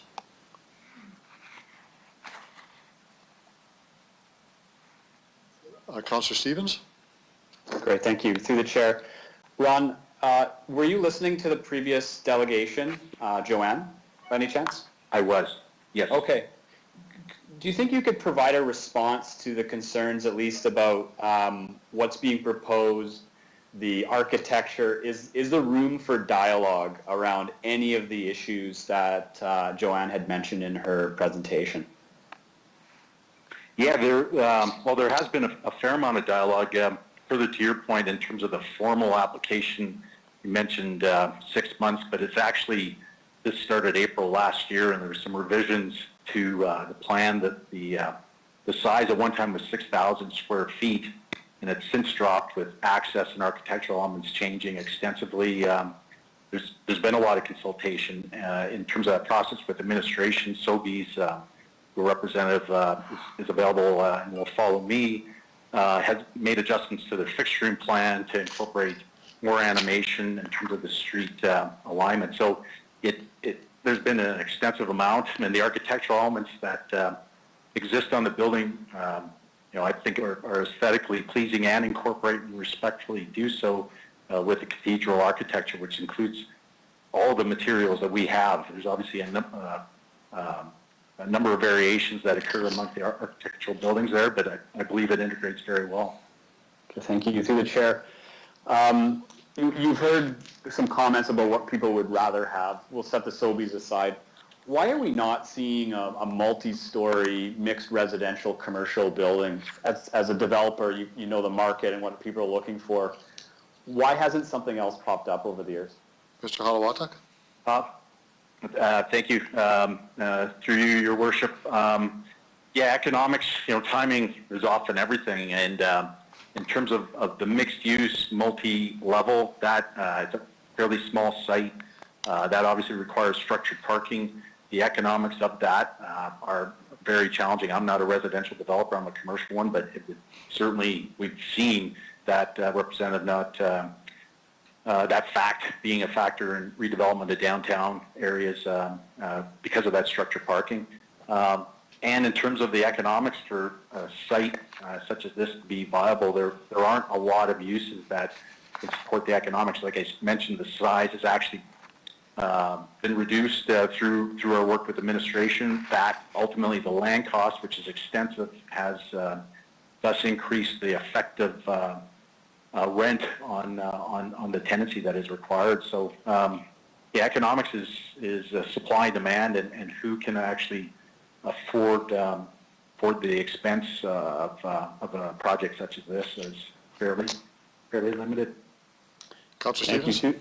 Through the chair, final question here. Would you say that it'd be difficult to find a large commercial tenant? Is the pricing point such that the owners of that land can simply sit on it forever and wait for a kind of company like Sobeys rather than a small business in the community to develop there? Mr. Howard? Through you, Your Worship, yeah, I can't, it definitely is challenging. And obviously the success of Sobeys, Safeway's been in the community a long time. Sobeys buying a Canadian company, buying out Safeway. They have a proven operational track record that can get the efficiencies to be able to execute well, and ultimately, for a single-purpose, small, one-off tenancy, I think the economics, just in terms of the rent required, make it unviable for most. Okay, thank you. That's all I have. Thank you, Councillor Stevens. Councillor Flagel, you're next. Thank you and welcome out, Ron. I appreciate it. I'm wondering about the, not the architectural, but the fitting of a liquor store close to a grocery store, close to all the other amenities that are out there. Have you ever built similar locations that 5 years later, you go look at it and it's a complete flop or it's a complete success. Mr. Holotuck? Through you. Yeah, through you, Your Worship. Sorry, I didn't quite understand it. Have this particular tenant, is that the issue or is that the query? Can you repeat the question, Councillor Flegel? Yeah, I'll just kind of throw it back out. The concerns are that, you know, it doesn't fit the area and it doesn't do anything for the area and it's always just a deterrent for the area. But have you ever come across situations where you've had that kind of opposition, built something for somebody, whoever it is, and it flourished or flopped? Do you have any statistics on that kind of stuff? Mr. Holotuck? Through you, Your Worship, you know, in another life, I can just give you a personal example. I actually was with Safeway, and it was in Winnipeg, where there was a fair amount of opposition for a internal River and Osborne development, and there was a lot of community involvement, as there has been with this one, and there was still some opposition, but I believe it ended up being, and perhaps the representative with Sobeys can speak to that because they now own that Safeway. That's been a success. It ultimately helped revitalize an important corner, and grocery and liquor. I know Sobeys can speak to this. Having the synergies of both in the area just helps serve the residents of the area, and that's ultimately why I believe they're making this business decision, because it makes there is a demand, and they know they can execute on it. So yeah, I've been personally through developments that have had opposition, and that River and Osborne one comes to mind. That ultimately it took a long time, but was a great success. Yeah, exactly. Now, if I understand you right, you're just building. You're not the guy that's going to go in there and stock it and put the right products in. That's Sobeys direct. Mr. Holotuck? That is, and yes, through you, Your Worship, yes, that's the case, and representative with Sobeys could certainly speak to how they integrate their operations. But I know they take it very seriously in terms of health and safety of their customers and staff, but as well as just the merchandising of their stores and making sure that it addresses the demands. Perfect. Thank you. I'm good with that. Thank you, Councillor Flegel. Any other questions of the delegation? There are none. Thank you very much for presenting and answering questions today. Thank you. Have a great day. Thank you. Okay. The last delegation is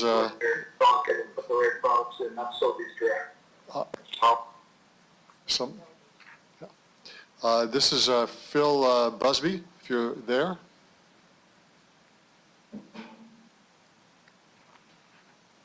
Mr. Busby, are you there?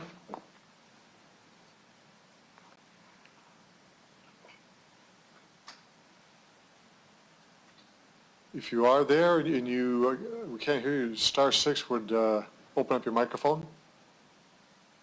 Thank you, Your Worship. Can you hear me now? We can now, yes. If you could, welcome to City Hall and City Council. If you could identify yourself for the record, who you represent, and you have 5 minutes for your presentation as well. Absolutely. Thank you, Your Worship, and members of Council, and thanks for the opportunity to speak today. I appreciate it very much. My name is Phil Busby, and I am the Director of Development with Sobeys. I do want to speak just briefly. I'd like to reinforce only a few key points as you consider your decision on the applicant's proposal that's before you today. First of all, Sobeys are very excited to bring our liquor store offering to the local cathedral community, and we're very committed to being here for the long term and servicing the community needs. The applicant has put together a strong proposal that introduces quality building materials and proposes public realm improvements that enhance the site's prominence along 13th Avenue. There were some questions that came up about safety and security. I wanted to address those. So safety and security are our employees and customers are at the forefront of how we conduct our business, and we work tirelessly to maintain this safe environment for our stores. By doing so, we mainly use cameras, we provide employee training, we provide well-lit, open environments throughout our site and building, and we work closely with our loss prevention team, who work closely with local authorities as required. The liquor store proposal itself is consistent with the policy framework outlined in the Cathedral Neighborhood Plan as it relates to improving the commercial viability of 13th Avenue, and it contributes to a positive pedestrian shopping experience. As a local partner, Sobeys Liquor prides itself on being the #1 supporter of local brewers and distillers with over 50,000 units sold in the past year, and various other advertising and event partnerships and sponsorship opportunities. To conclude, I hope that you will recognize our efforts and our commitment to the local community here and those of the applicant and approve the discretionary use application. I'm available for any questions that you might have. Thank you very much. Thank you, Mr. Busby, for your presentation. Are there questions of the delegation? Any questions? Councillor Bresciani. Thank you, Your Worship. Thank you for being here, Mr. Busby. Just to ask the question in regards to, we've received some emails from residents asking, they've been long-term, some have been business owners, just asking about the vibrancy. What does, will this revitalize the area by having this there, and just kind of previous experiences in other cities since you do this for Sobeys? Through the chair. Mr. Busby. Through you, Your Worship. Yeah, no, that's a great question, and it's been a long-term success and a very proven strategy when we have situations where we have liquor and grocery in close proximity to one another. We find there's very good synergy between the two uses, and we have a lot of customer spin-offs between one or the other. And we expect that to be the same in this situation. And again, taking a mostly vacant site that's certainly underutilized and bringing this use, the complementary use to the food store and the adjacent businesses, we think will be absolutely a good thing. Okay, good. The last question I have is, Sobeys, of course, is a big chain, Canadian, proud to have that. Giving back to the community, can you just talk a little bit about that through the chair? Mr. Busby? Through you, Your Worship, absolutely. We have a pile of a number of different brewers and distillers that we support. Rebellion, Pile of Bones are just a few. I have quite a big list of local brewers and distillers that we work with quite regularly. We sell a lot of their product in our stores. We provide them with advertising opportunities to help bolster their business. We support a lot of different local events. I could share. I have quite a long list of these events that I could share with you at another time. But absolutely, being a part of the local community, both as a business operator and as a corporate neighbor, is absolutely part of it's one of the pillars of our success and of our business. Great. Councillor Thank Bresciani? you. That's all I have. Thank you. Thank you very much. Councillor Flagel. Thank you very much, and welcome to the meeting. I've been asked this question, and plus it would make sense.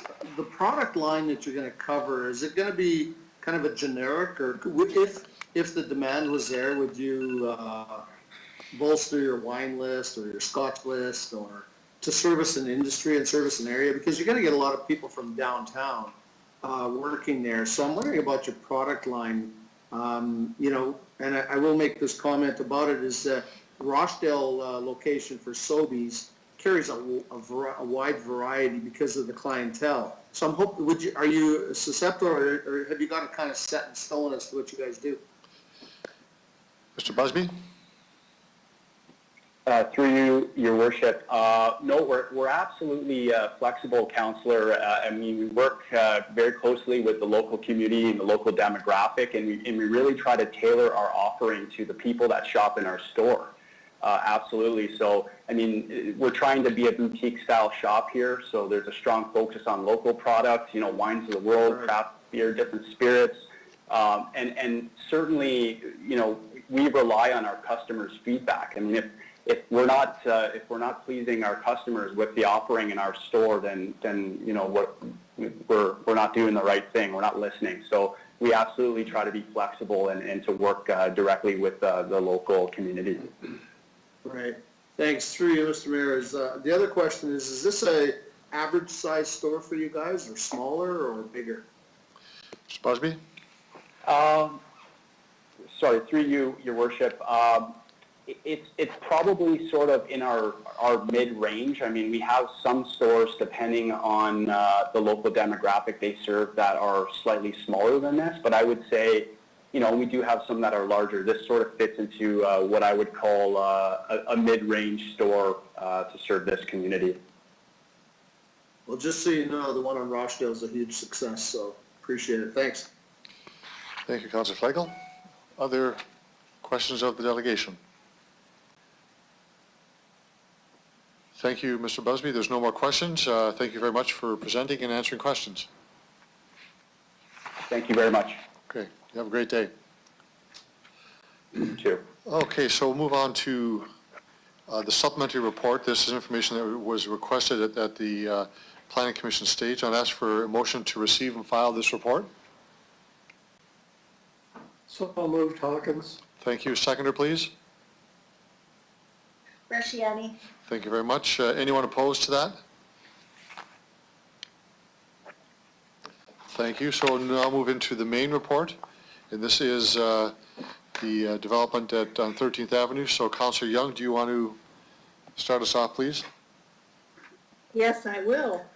So I'm bringing forward 2036 discretionary use for a proposed resale trade shop at 2824 13th Avenue and 2067 71 75 Ritalik Street in the Cathedral neighborhood. This application is discretionary because the floor area is above 300 square meters. The building floor space is 514.2 square meters, so it's processed as a discretionary use. The proposed design is generally consistent with the Cathedral neighborhood plan, which supports a pedestrian shopping experience along 13th Avenue. The development meets the requirements of the zoning bylaw, including parking, landscaping, and setbacks. So could I have a seconder, please? Seconder for the report. Jason? O'Donnell? Okay, Councillor Okay. Massanelli, okay, go ahead. So the communication and public consultation was held and included the Cathedral Community Association. The feedback summarized in Appendix B. The Cathedral Community Association was advised of the application, and their preference was no to provide a specific position. The Planning Commission asked for the supplementary report, which Council received, and the Planning Commission also was interested in the architecture and the design. There were very few speakers. I think it was almost the same speakers that came today that addressed Planning Commission with I think one or two more added to that. And then the only other thing that came out at Planning Commission was this has been a vacant lot on this property for many years. So the vote was unanimous, and I ask for concurrence. Thank you, Councillor Young. Speakers to the report.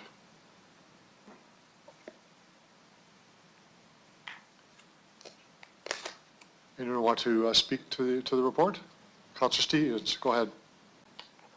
Thank you, Your Worship. My question for administration, there were several undertakings, supplementary data.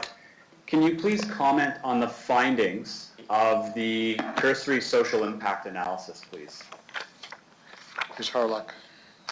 So we've all read the reports, so we all have done that, so a cursory one would be good because we don't need to go through the entire process. You've just highlight that, please. Yeah, so through you, Your Worship, as the report indicates, we did a cursory review, and basically without confidence, we couldn't draw any links between the resources found within our review, that there was this link between the alcohol and the social impacts that was found. And we talked to SLGA, and they didn't have any of that information that could link that to the social impacts. Thank you for that. Councillor Stevens. Through the chair, the Planning Commission also asked for some data from the Regina Police Service, and we just today got the detailed data from RPS. Can you comment on the findings of that report, please? Ms. Harlock, did you receive that Yes. yourself? Okay. Through you, Your Worship. Thank you for that.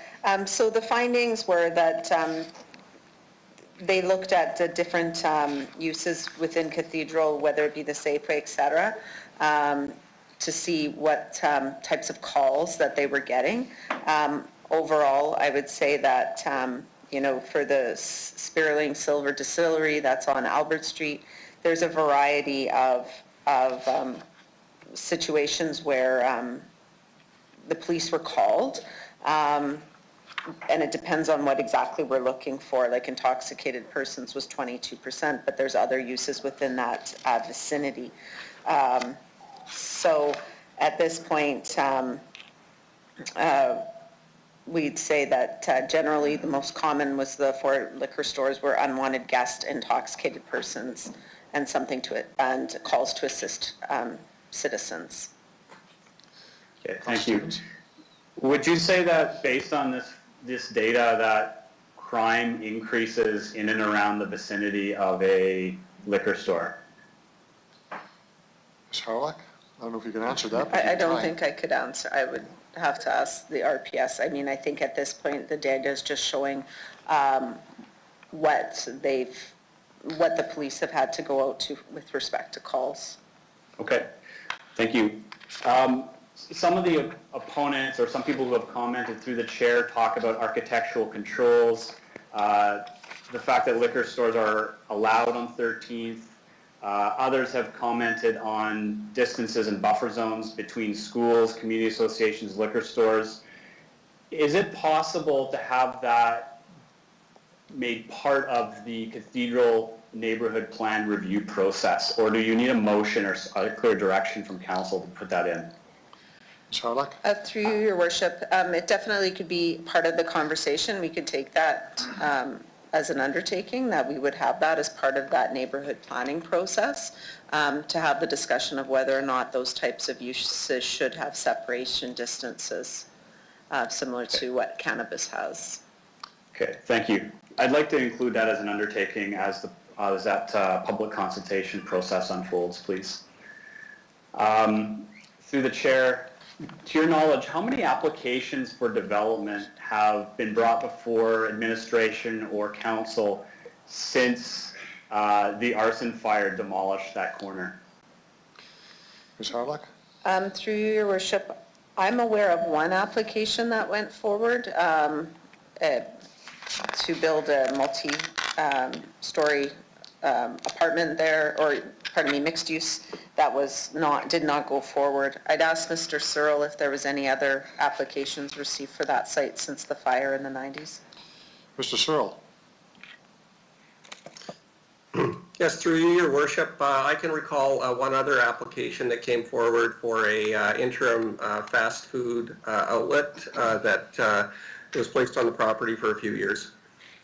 Okay, thank you. Through the chair, what we're actually debating here is the size of the proposed building. Obviously, what it's selling is of value. Why is the size requirement in place? I know we discussed that during the zoning review. Can you comment on why 300 square meters, please? Ms. Harlock?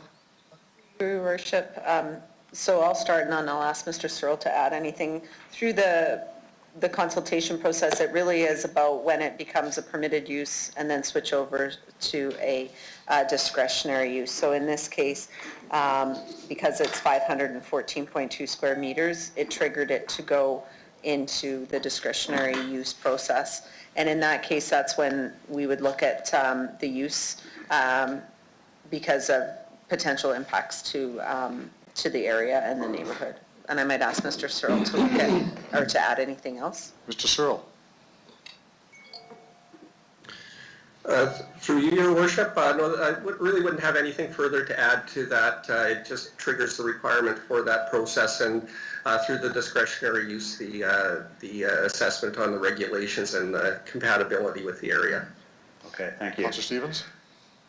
Just a couple final remarks to my council colleagues. One, this has been quite contested for the last few months, but it's split.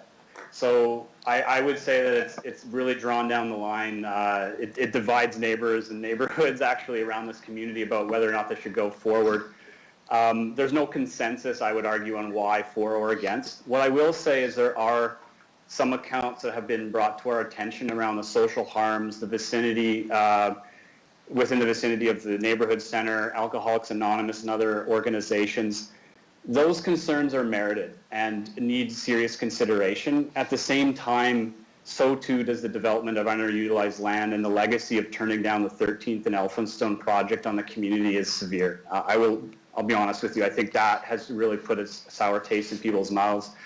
That said, I think there are reasons to oppose what's going to go in there, and not on the grounds of aesthetics, but based on what Sobeys is, the scale of that building, and so on. So I'll leave it there. Thank you, Councillor Stevens. Councillor Mancinelli, the floor is yours. Thank you very much. Councillor Stevens covered off a couple of points I had to ask. I only have one left to ask. Reading through the report, there's mention on the mural on the side of the building, which is a memorial mural. What's to happen to that? And is that ever captured? Is that part of our history or heritage of your city now? I'm just wondering what the outcome for that is. Ms. Harlock? Through you, Your Worship, so I might ask Mr. Searle to talk about the discussions with the applicant regarding the mural. Mr. Searle? Yes, through your worship, I'm going to maybe ask Mr. Jeremy Fenton to respond to the question because he was directly involved in those conversations. Mr. Fenton? Thank you, Your Worship. I have been informed by a representative of the applicant that their intent is to replicate the mural that's currently on the west side of the existing building. It's a homage mural, paid in homage to an individual, that their intent is to replicate that on the west side of the proposed new Sobeys liquor store outlet. Oh, I'm very encouraged to hear that. Thank you very much. That's all I have. Thank you, Councillor Mancinelli. Councillor Flagel? Thanks. A couple of things, and appreciate all the delegations. Yeah, Councillor Stevens brings up the one point about maybe the building, maybe the structures that had been approved, and that was 13th and Elphinstone as one 4 years ago. But the other one that I always look at, when one of the delegations came to planning, they talked about they wanted something that was local. They wanted something that was mixed use. They wanted something, well, that was 13th Avenue and Elphinstone Street. And the neighbors, they let it go. When you look at the other big one, and I'm not sure who was all around, when they brought in the Safeway, there was an upheaval of people that came and did not want it, it was changing. But I'll guarantee you, if you took that away today, people would scream twice as loud. And so, you know what, adding something new is never a bad thing, because if you look at the traffic flow, and I think it's been regulated, we've not heard any big problems with multitudes of car accidents and stuff by pedestrians. Everything, I think most people are respectful when they drive down 13th Avenue, because it has a different feel to it. It has a different feel than the block to the north on Victoria Avenue, where people speed a lot more. There's a pedestrian feel around 13th from, say, Ray Street to Garnet, and that's a big difference.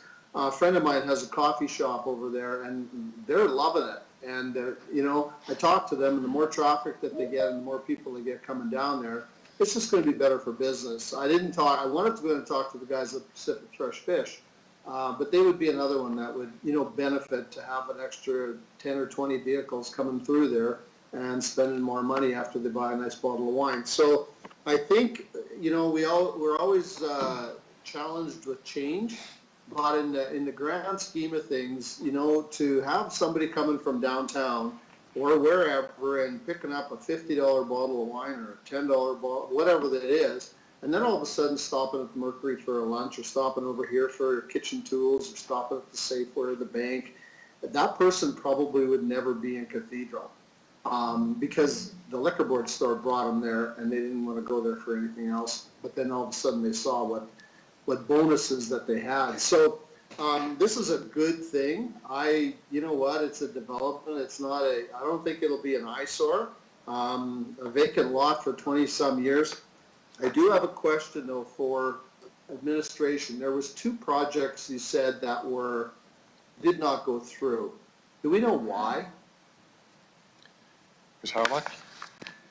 Through you, Your Worship, I do not know why the developer didn't proceed with the developments that they had got approval for. I'm not sure if Mr. Searle has that information. Mr. Searle? Your worship, no, I don't have that information at hand. Okay, I just wondered if it was anything to do with economics or anything. I'm sure it was probably couldn't afford to do what they maybe wanted to do. But anyway, I haven't heard anybody say that they're for this, but I will say that I'm for this because I think in the long run, in the grand scheme of things, it's going to make Cathedral busier and make all the other businesses around it more viable and sustainable because Sobeys is a big draw, as is Safeway. So good luck to them. I hope it goes through, and I'll be voting for it. Thanks. Thank you, Councillor Flagel. Other speakers to the report? Councillor Young, do you want to close debate? No, I am finished, Your Worship. Okay. Okay, Councillor Massanelli, I can't give you the floor again. I'm sorry. You've spoken once on the report. I know you've asked to do that. I apologize, but the rules are that way. So I'm going to ask the clerk to do the roll call, please. Mr. Clerk. Councillor Young, I will begin with you, please. Yes. Councillor Hawkins. In favor. Councillor Stevens. Against. Councillor Bresciani. In favor. Councillor Pindura. In favor. Councillor Murray. In favor. Councillor Bryce. In favor. Councillor O'Donnell. In favor? Councillor Mancinelli. In favor. Councillor Flagel. Yes. And Mayor Fougere. I vote yes. Carries by a vote of 10-1, Your Worship. Thank you, Mr. Clerk, for that. And we have, I believe, is our last delegation today for us. Councillor Young, I will begin with you, please. Okay. Yeah. Councillor Hawkins. Oh, we got someone's mic on there. Councillor. Delegation, okay. Okay. This Shannon Shidniak, I hope I got that right. If you can correct me if I'm wrong, and you can introduce yourself and tell us who you represent.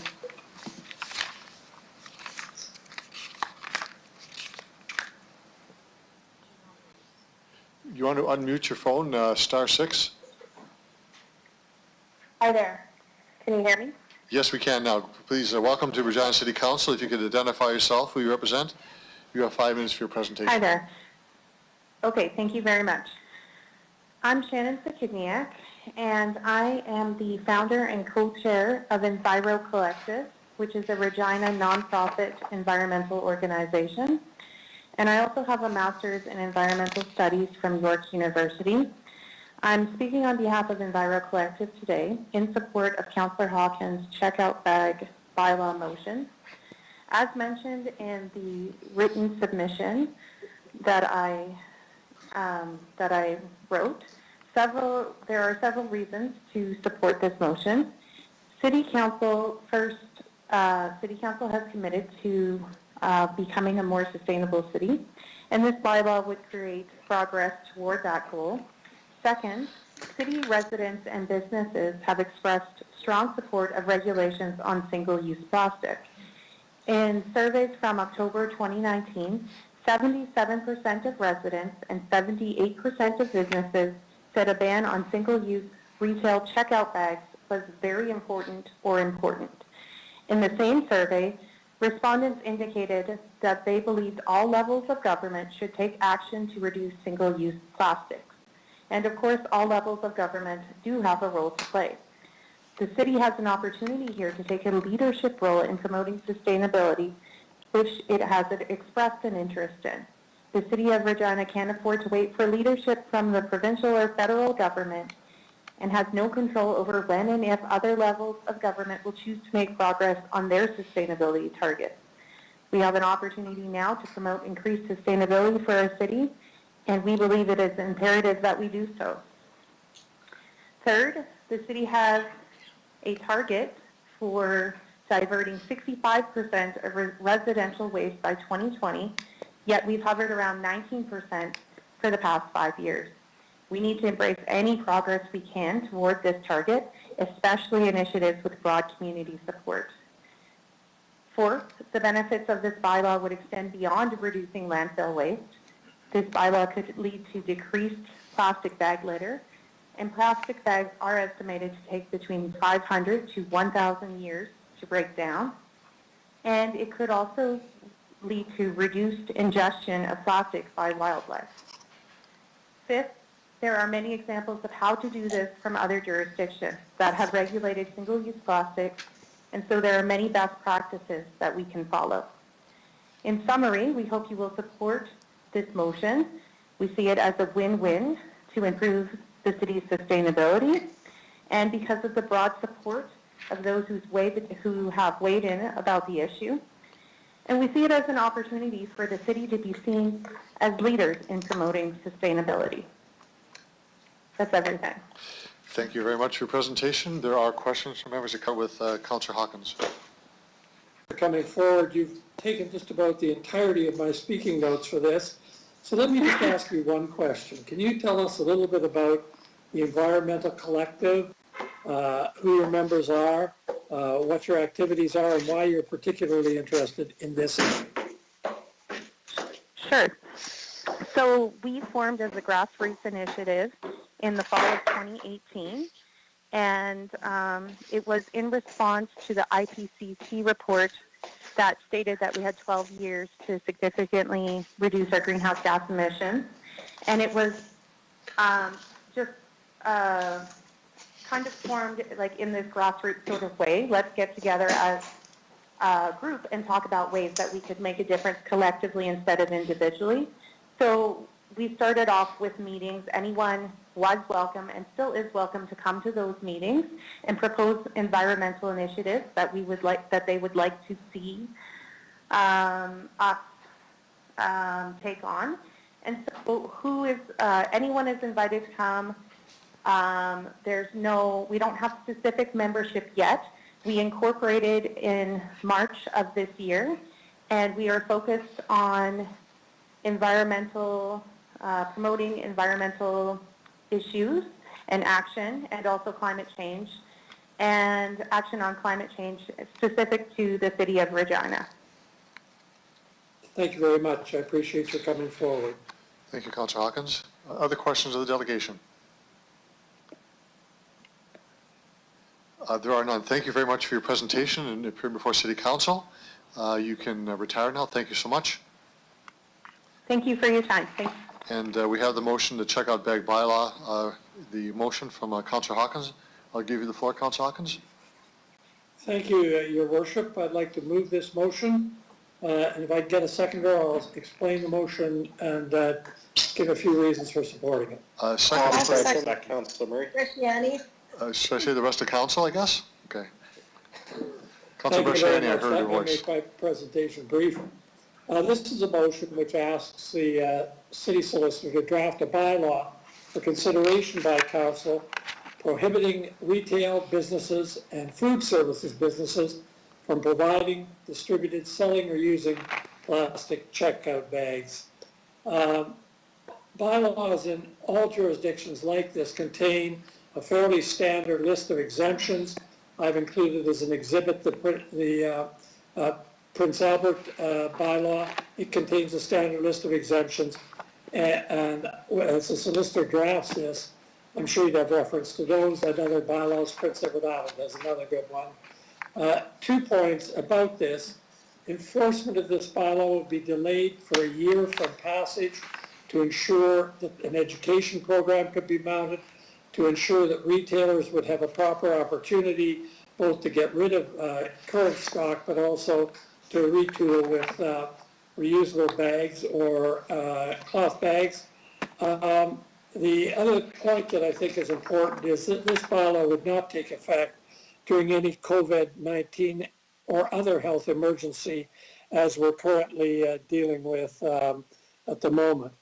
that's the shape of the proposed bylaw that I'm asking the city council, the city solicitor to draft. A couple of reasons, and these points of, and I want to say one other thing on that. Enforcement. I don't imagine enforcement of this bylaw will have to be very heavy-handed at all. I see businesses adopting measures like this on their own as it is. I think education will be important. I think warnings will be important. I think that any enforcement will be driven by complaint-driven, and I don't expect there'll be many of those, given the broad support in the community for this. So I don't think enforcement here is going to be a major issue. I just want to make a couple of other points. It was mentioned the strong residential support in the survey that was conducted. It's the strongest residential support the strongest support I've seen in any survey since I've been on council. 10,538 respondents, 77% said either a ban on single-use bags was either very important or important. Business survey also indicated strong support. 101 replies, 82% said that reducing single-use plastics was very important or important to them. It was also interesting to me that the Retail Council of Canada was not opposed to a municipal ban, providing that no provincial program was in place. I want to mention some of the other jurisdictions that have adopted a ban like this. The cities of Vancouver, Montreal, Moncton, Prince Albert, the whole provinces of Newfoundland and Labrador, Nova Scotia, and Prince Edward Island, numerous municipalities in this country. And then in the United States, 8 states, including New York and California, representing nearly 50% of the U.S. population.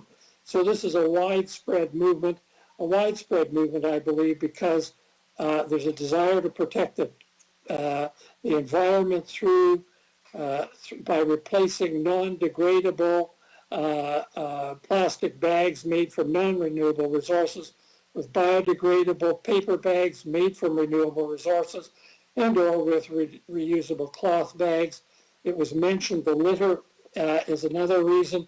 Litter that catches our streets, our fences, clogs our waterways, gets caught in trees in our yards. And finally, preserving our landfill is important here. This is not going to solve the problem of reducing our landfill, but it's going to help. It's going to help a little bit. Our target is 65% of waste reduction, even with the organics program that's coming, and even once we reduce waste from commercial and industrial enterprises, we'll still have about 20% to go to meet our target. And plastics will reduce, eliminating plastics, waste bags will help us with that. One point that hasn't been mentioned is that countries in the Far East, China, the Philippines, are now refusing to take North American plastic waste, including single-use bags, so that the disposal of these bags is going to become increasingly difficult. We're not going to be able to ship it offshore, and we're going to have to take responsibility ourselves for reducing this kind of waste. Finally, the city has passed a sustainable cities bylaw brought by Councillors Mancinelli, Murray, and Andrews.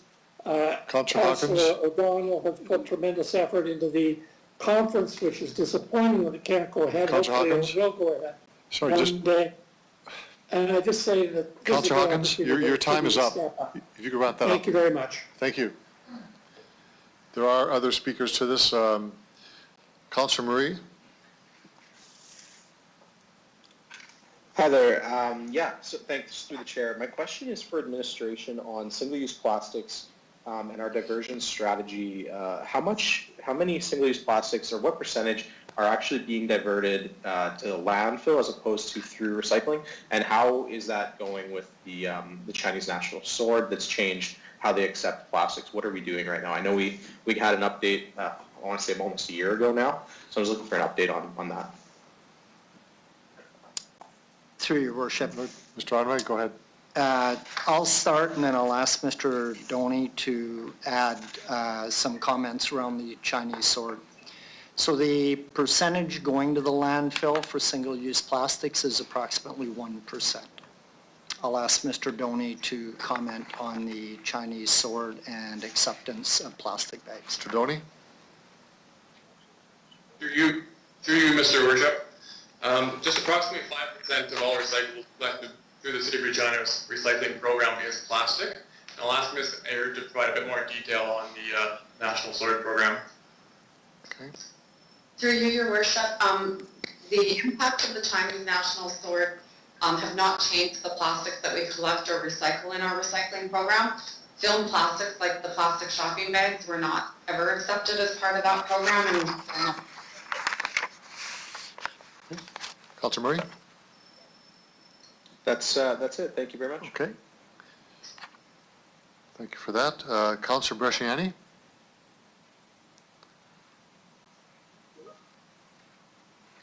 Thank you, through the chair.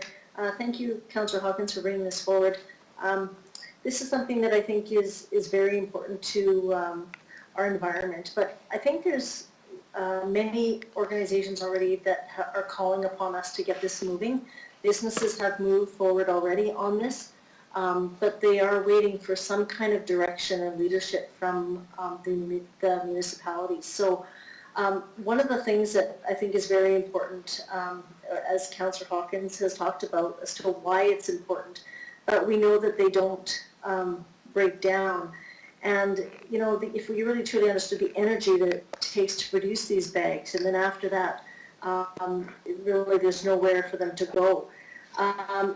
One of the things that I participated in is, you know, picking up garbage in our community here in our ward, and it was unbelievable the amount of plastic bags that were caught on trees that actually do get caught in the creek and are stuck there, and then it's the little geese and everything else. So this is something that I think we absolutely should be moving forward quicker. And I think that residents, really want this. They've, I think, have been very vocal about it. And I think it's no different than when we go to Costco or wherever.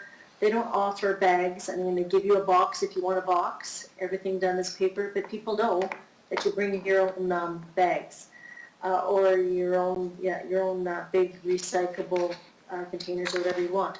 But my question for administration is, the reason I like this motion is we're going to give the industry some time. How will that work, and how will that engagement piece work? Through the chair. Mr. Onright?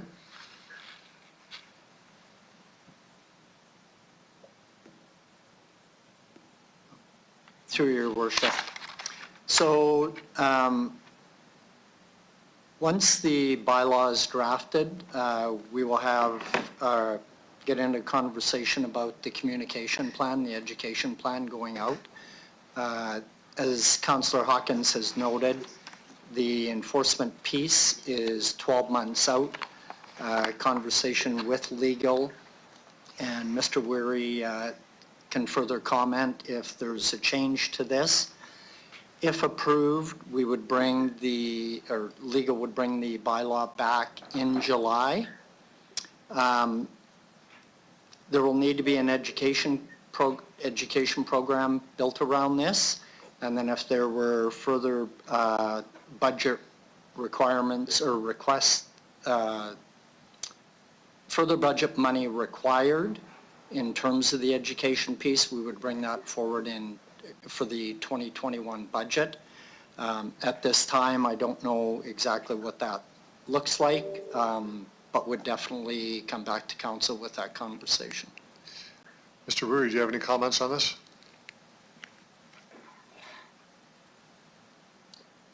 Yes, thank you, Your Worship.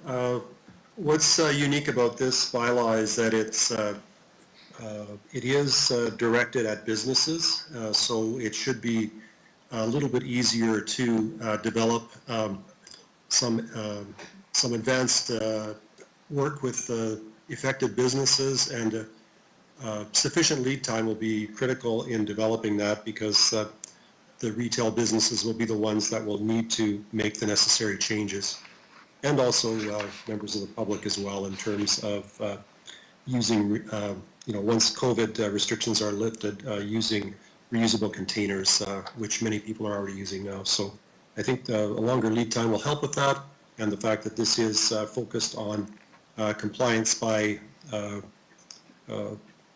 businesses in the retail sector and food service sector. Councilor Brasciani? Okay, thank you through the chair. So with this, because this is seen as an environmental piece, will the city be also looking for some kind of grants or anything from within the federal government through FCM or wherever in order to help us with this through the chair? John Wright? Through your worship, we are in constant communication with the government. There is a provincial committee set up that we have a position set on that board, so we are very in tune with any potential grants that would be coming forward through a program. Okay, great. And the last question is also, and again, it's just engaging, I think, even our schools, if our schools are back in the fall, that we engage some of the, the students and looking at maybe collab, just like we've done with our recycle program, because it's a piece of the education, even though this is more geared to businesses, but I think it's an overall message about utilization of plastic bags. So I think it would be worthwhile in that regard as well. But overall, I know that, it's the convenience of these plastic bags. It comes at a very high cost for our environment, and obviously negatively affects the human health, but also wildlife. So I absolutely support this. Thank you. Thank you, Councilor Brasciani. Are there speakers to the report? I'll just add a few comments. I'm certainly going to speak in support of the motion. I want to thank Councilor Hawkins for bringing it forward. I'm particularly pleased with the understanding of our current circumstance with the pandemic and how we've used that as being a way until we've gotten past all that, but also the time for retailers and others to adapt to the change. And also the education program, I think, is quite important as well. So I'm pleased to support the motion itself. So, Councilor Hawkins, do you want to close debate? Thank you, Your Worship. I think the essential points have been made, and I just want to say that I appreciate the input both from the public and councillors on this, and I ask for your support. Thank you, Councilor Hawkins. So I'll ask the clerk to do the vote, please. Mr. Clerk? Thank you. I will begin with you, Councillor Hawkins. In favor. Councillor Bryce. In favor. Councillor O'Donnell. In favor? Councillor Mancinelli. In favor. Councillor Flagel. Yes. Councillor Young. In favor. Councillor Stevens. In favor. Councillor Bresciani. Favor. Councillor Pindura. In favor. Councillor Murray. In favor. Mayor Fougere. I vote in favor. It's carried unanimously, Your Worship. Thank you, Mr. Clerk. We'll go to the next report, which is a participation in the Regional Economic Development Committee. And I would like to bring that forward. If I could have a seconder, please. Lacy. Thank you, Councilor Massinelli. So I'm not going to read the report, obviously, but members have seen this. This is an opportunity, I think, to transcend the work and scope of activities of the White Butte Regional Planning Committee to include the Moose Jaw Regina corridor as a much larger group for economic development and opportunities. And Councillor Bresciani and Councillor Massinelli are aware of, and I know councillors in general terms, of the changes to the White Butte Regional Planning Committee, where several members have expressed a bit of frustration and concern about the historical role of the commission itself. The town of White City and Regina are the last members remaining on that, but those municipalities that have left have all expressed interest in being in a repurposed, larger organization that could provide a more balanced and regional approach to economic development. And again, I believe I can speak certainly for Mayor Tomey, and I think Councilor Massinelli, you may have something to say about this one, and I think Councilor Fernandez as well, who has been on the Moose Jaw Regina corridor, that they see an opportunity to have greater leverage with a larger organization that is both surrounds Regina but goes all the way to Moose Jaw. So the proposal before you is to agree to have a virtual meeting with several municipalities and First Nations organizations, and they are, of course, the City of Regina, the Arm of Sherwood, Arm of Edenwald, the Village of Edenwald, the Town of White City, Town of Balgony, Town of Pilot Butte, the City of Moose Jaw, the Arm of Moose Jaw, the Town of Pence, the Arm of Pence, the Town of Grand Coulee, the Village of Belle Plaine, Cowes First Nation, Ochapowace First Nation, and Sacramento First Nation have been invited to participate in a visiting session. And without really speaking to where we get to and what the conclusions would be, I certainly would ask members of council to support the virtual meeting that should take place, I believe, in June. And we haven't confirmed that yet. We're still having invitations out, but certainly would want to have your backing and, of course, the participation of members of council on this as well. So I throw that out for your consideration and ask for your support. The speakers to this, Councilor Massinelli, you're first. Thank you very much. Very pleased to see this go forward. I've sat on this committee since joining council in 2016, as well an alternate on the White Butte Committee. Very, very pleased to see Indigenous participation coming to fruition in these committees and the interest in revisioning how we do things in our region. This region accounts for almost half a Saskatchewan population, so I think this revisioning of these committees is very important to our future, and I'm very excited about what's happening here. So I hope you guys support it. Thank you. Thank you, Councilor Massinelli. Councilor Bresciani.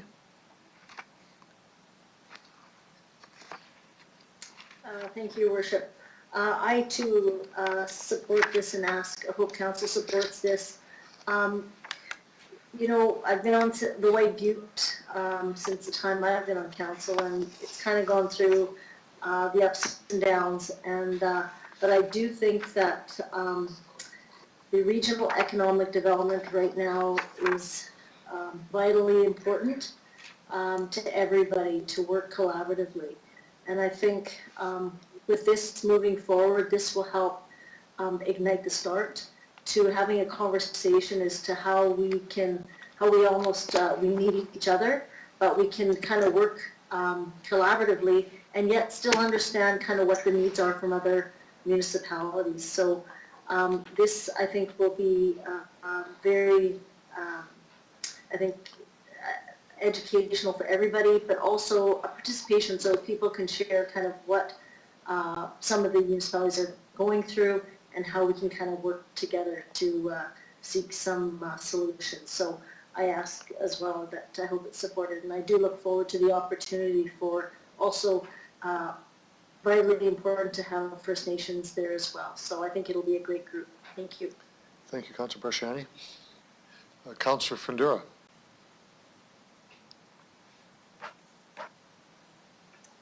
There you are. Thank you, Worship. Yes, this is a very good thing that's happening.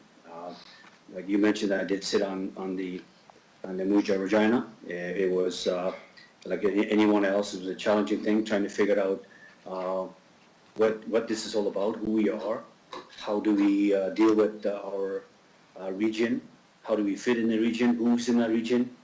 So this is very important because when you really look at that, one thing is that together we grow, and knowing what our importance and how important we are in the region, and because now we're looking at, our biggest thing would be, if for economy, we need water and sustainable. So we need all these things, transportation, that's one thing. So if we look at our region, 100 kilometers around us, it'll make it so much easier when we work together, because you have your White Butte and you have your Moose Jaw corridor. Now we get together and make some kind of move on this, because it's kind of was stuck in the mud a little bit, spinning wheels trying to figure out who we are. And it's very nice to see our Indigenous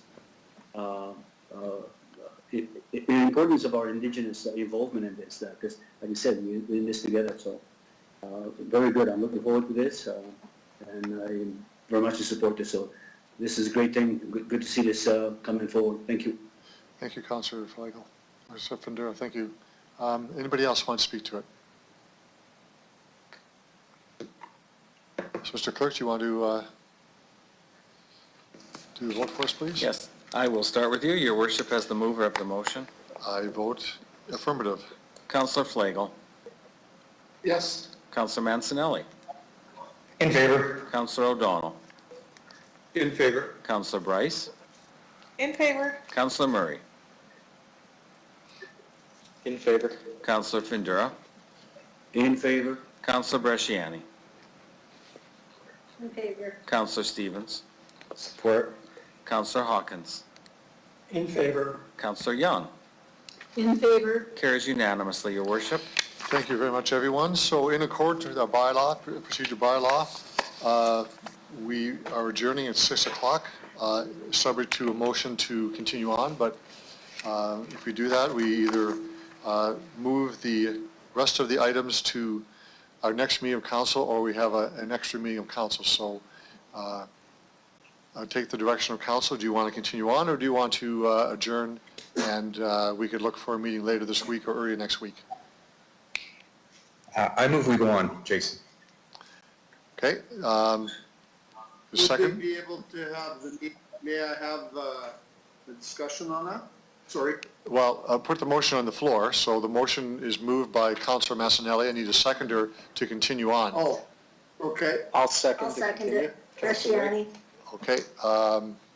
So discussion on the motion. Do you want to, anybody want to make a comment on whether we should continue on? Yes, Your Worship, Yes, Councillor Young? most of what's left can go quite quickly. Okay. Yeah. Your worship, I also agree that I'd like to continue on. I think if we can get through the next two agenda items. Okay, so let's, If I could, can the city clerk give us an exact time when we're going to be done? that's up to us, although I think the bylaw says, Kidding. I'm kidding. Let's go. well, if I leave you in speaking, Councillor Flagler, it'll be all night, so we'll try to get to work. I think I have one more thing I want to talk about. No, we can't do that, actually. We got to stick with the vote. All those in favor? Anyone against? Okay, we'll continue on. So we're going to move to the city manager's report. I'm going to ask for the city manager to speak to it before we introduce it formally on the floor. This is related to COVID-19. Mr. City Manager? Thank you, Your Worship. So this is another in a series of reports in, our requirement to continually update council on some of the decisions that are being made related to COVID-19 and some of the delegated authority that has been provided to me to ensure that we can respond in a timely fashion to some of the requirements in terms of how we need to respond to the public health emergency. The report also provides an introduction and an update on the Municipal Economic Enhancement Program, and then of course it provides an update on the administration's plan to safely reopen services to the public. So a reopen City of Regina that aligns with a reopen Saskatchewan 5-phase plan. So just in terms of the actions that have been taken in terms of the delegation of authority, they're listed on page 3 of the report. The food and yard waste pilot project was delayed to the fall of 2020. Year-round dog parks were reopened on May 15th, 2020. That was consistent with phase 1 of the reopening plan. Our outdoor pools will remain closed this summer. So outdoor pools, indoor recreation facilities, they're all a part of phase 4 of the Reopen Saskatchewan plan. The date on those is still to be announced. Outdoor pools obviously take quite a bit of preparation in terms of maintenance, water quality, etc. And we just think with the uncertainty of the unknowns, that it doesn't make sense to open pools at a time when the season will be short, and of course it's always dependent on weather. golf season passes were prorated for the shorter season. So obviously with a reduction in the amount of time that golfers would be able to play, we reduced the fees, and that's consistent when we've had weather delays in previous years. The other is when we came and put some decisions in front of council around some of the service levels, both mosquito control and cankerworm populations, we were going to scale back some of those control efforts. We've since monitored, and we know that both mosquitoes and cankerworms will be more of an issue than originally thought, so we've brought back staff to make sure that we're able to address those. And the other is transit staff. So transit, we've maintained transit, and I think, at times there's an expectation, why haven't we laid off transit staff? The reality is that with the restrictions on public gatherings of only 10 people, we have restrictions on the number of people. So if I looked at the peak season or peak afternoon, I think the number is we normally have 93 buses, and what we've done is 90 buses are required during normal peak, and what's happening is because we have a restriction on the number of riders that we can let on a bus, we actually still need to have 80 buses in circulation, because as soon as we get to 10, then we need to bring in another bus. So we haven't had the opportunity to lay off transit operators because the requirements in terms of keeping the fleet on the road haven't changed all that significantly. And the other piece, of course, is just the airport transit service. We've delayed that till April of 2021. And I know that Mr. Bogus has been in the media commenting on the significant impact that, of course, COVID-19 has had on air travel, and there's just less of a requirement, obviously, for the traveling public, but also the employees that work at the airport. The other part is an update on the Municipal Economic Enhancement Program, and I'm just going to ask Mr. Lacey to introduce that. We will be bringing reports in June, but thought it would just be good to give Council just a high-level overview of that program, the amount of funding, and our approach coming forward. Mr. Lacey. Through you, Your Worship. So the Municipal Economic Enhancement Program, or MEEP, as we're calling it in short form. That's a $150 million program provincially. We have been allocated our allocation, so the capital funding that we are eligible for that program is $30.9 million. There's a couple of important pieces with respect to that program for Council to be aware of. First off, those funds need to be spent by March 31st, 2022. To access those funds, there is an application process, and the deadline for that application process is July 17th. Of this year, of 2020, which speaks to Mr. Holden's indication that we'll be back to Council in June with the list of the proposed budget projects for Council's approval to submit under that application process. In considering the proposed projects to bring forward to Council in June, the first comment I would make is the province does have 14 eligibility categories. It would be fair to say that our typical capital program and the projects that we typically have in our capital program would all be eligible under one of those categories. So feel quite confident typical city projects will be eligible. The factors that we intend to consider in determining that list to bring forward to Council include ensuring whatever projects we have on that list will be completed by March 31st. That the projects would include or have contracting out of third parties to complete those projects, and that's to ensure consistency with the province's goal of ensuring job creation and encouraging economic activity.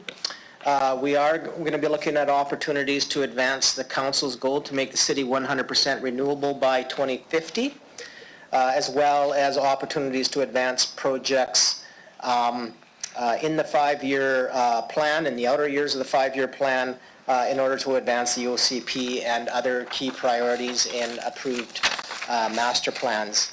And then finally, one of the factors we'll be considering is looking for opportunities to leverage a portion of those MEEP funds to mitigate the operating financial impacts of COVID-19 on our operating budgets.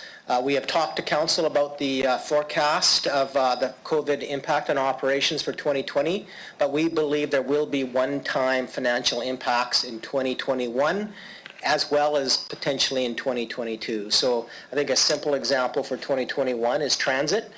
Even though we might be back to full transit operations, and even if there aren't, for example, limits on the number of individuals that can be on a transit bus, we continue to anticipate it'll be a while before we see transit revenues return to pre-COVID-19 revenues, which will have an impact, as an example, on the 2021 budget. So we'll be looking for projects where there's an opportunity for us, perhaps that we had planned in future years, to fund with current contributions, to fund with MEEP, allowing us to reallocate some of that current contribution funding to deal with one-time COVID-19 operating costs. A key example is a $6.7 million in the residential road renewal program that was deferred this year because of COVID-19 related issues, that likely we will have to use part or all of that funding to deal with the impacts on our operating budget this year. We can use MEEP in 2021 to ensure those projects get funded in 2021, as well as any other projects we are to undertake. So with that, that's a quick update there. I'll just turn it over to Mr. Holden with respect to the last item in the report. Mr. Holden. Through your worship, the last item is just a reopening update. So obviously we're in the midst of Reopen Saskatchewan. Phase 3 of that is on June 8th. And then, of course, I mentioned that phase 4 is the recreation facilities, etc. So we're creating our own Reopen the City of Regina plan. We'll be bringing updates to exec and council June 10th, June 24th. There are a number of factors that we'll be considering in terms of, the reopening of City Hall, the return of our staff to our various facilities. Of course, there's still a desire, and I think an expectation that where people can work at home, we're going to continue to try and have people work from home. We are not out of this pandemic, and we need to keep that top of mind. And then there are a number of decisions that we will need to make in terms of the reintroduction of fees. So as an example, the reintroduction of transit fees and the timing of that. Looking at our parking and our parking fees and parking enforcement. So those will be a part of the broader plan, and we'll bring those to council in June. So with that, we'll answer any questions that council may have. Thank you, Mr. City Manager. If I could have someone move concurrence in the report. O'Donnell. Okay. Council O'Donnell, Council Berciani seconds that. Any speakers to the report? Councilor Stevens? Yes, thank you. Through the chair. A question for administration about how we make decisions on when to reopen recreation amenities. I think that might be the topic of a motion later, but I fear that we're making decisions based on the loudest complaints or the loudest barks, if you will. If I'm thinking about the dog parks, it would be helpful if administration, and I support the cautious approach, if administration could provide the public and council with a framework that tells us why particular amenities from the BMX track versus dog parks will or will not open. Good question. City manager, comment on that, please. Yes. When would you be releasing showing to us your reopen plan in its entirety? So through your worship, we'll be bringing our reopen plan in June, and it will probably be to exec committee. But I think it's really important that the decisions that are being made by administration are driven by the public health orders, and that is what's driving when certain facilities can reopen or not. Now, there is some, I'll use the word inconsistency across the province in terms of how people look at, should we have our dog park open, should we not? We actually have the ability to send comments in to the health region and get a comment back. So for example, when we were going to reopen our dog parks, we ended up in a communication exchange in terms of whether or not, as per the health order, we could open dog parks or not open dog parks. So I think we are taking a cautious approach, but I think we're taking an approach that every decision that we make is driven by the public health order based on the advice of the health authority. And if we're uncertain, then we have taken, I think, the responsible approach to reach out and get a perspective from the authority that has the responsibility to manage this public health crisis. Councillor Stevens? Great, thank you very much. Through the chair, the MEAP funding, capital funding, I'd like to know if we can apply any of that money towards the environmental components of both the Maple Leaf pool and the Wascana pool. There were green initiatives. Are we able to use some of that money for these projects at all? Through the chair. Holden? So through your worship, so the MEAP funding, as Mr. Lacey indicated, there's about 14 different categories that we can apply that funding to. You know, as an example, if we wanted to fund Wascana Pool from that MEAP funding, that's an opportunity that we could explore. So when we come to council or to exec committee and council, we'll be bringing our recommendations in terms of where we believe council would be best to invest those funds. There is an expectation from the province, that's the purpose of this program, that we are going to create some new opportunities for investment. So I think there's a balance in terms of where we can allocate to some of our existing projects that maybe we were going to look at pursuing debt. So we'll bring all of those options when we come in front of exec committee and council in June. Thank you, that's all. Thank you, Councillor Stevens. Councillor Barshani. Thank you, Your Worship. Just quickly, so I had a conversation today with someone. Pools are closed, spray pads, are they open? Mr. Holden? So through your worship, it would be our expectation that when the restrictions off public gatherings are lifted, then we would have our spray pads open.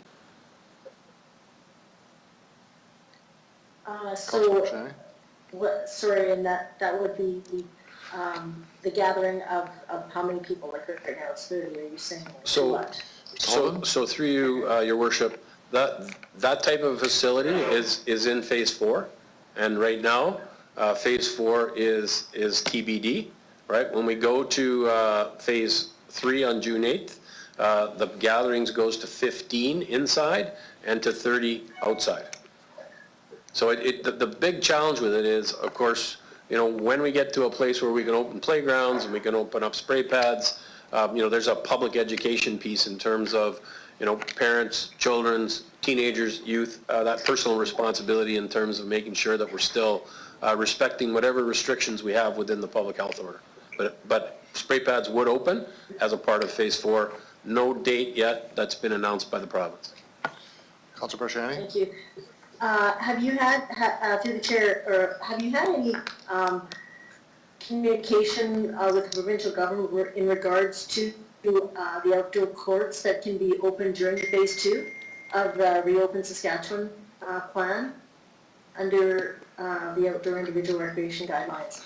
There seems to be a little bit of a miscommunication between the government saying that falls under phase 2. Has our staff had any communication with either tennis, pickleball, any of those that are around courts, through the chair? Mr. Holden? So through your worship, I mean, we're in discussions on a regular basis with the health authority. Right now, those court sports, whether it's tennis, pickleball, etc., they are right now a part of phase 4. And it's because of the contact and the contact with equipment. So it's one thing for a husband and wife to be playing, they live together, but how do you know who's on the court and who should be allowed to participate and who shouldn't? So that is a decision of the chief medical officer and the public health order. Okay, so, sorry, so I misunderstood. I thought under the outdoor individual recreation guidelines that fell within the phase 2, but you're saying that we're understanding that it doesn't. Through the chair? Holden? Yeah, through your worship, the only provision was made for golf courses, right? Even, our community gardens example, those are all things that we've had discussions. So there's very little in terms of recreation in phase 2. When you get to phase 3, that's where some fitness facilities can open, and those are more or less dedicated gyms, the private gyms.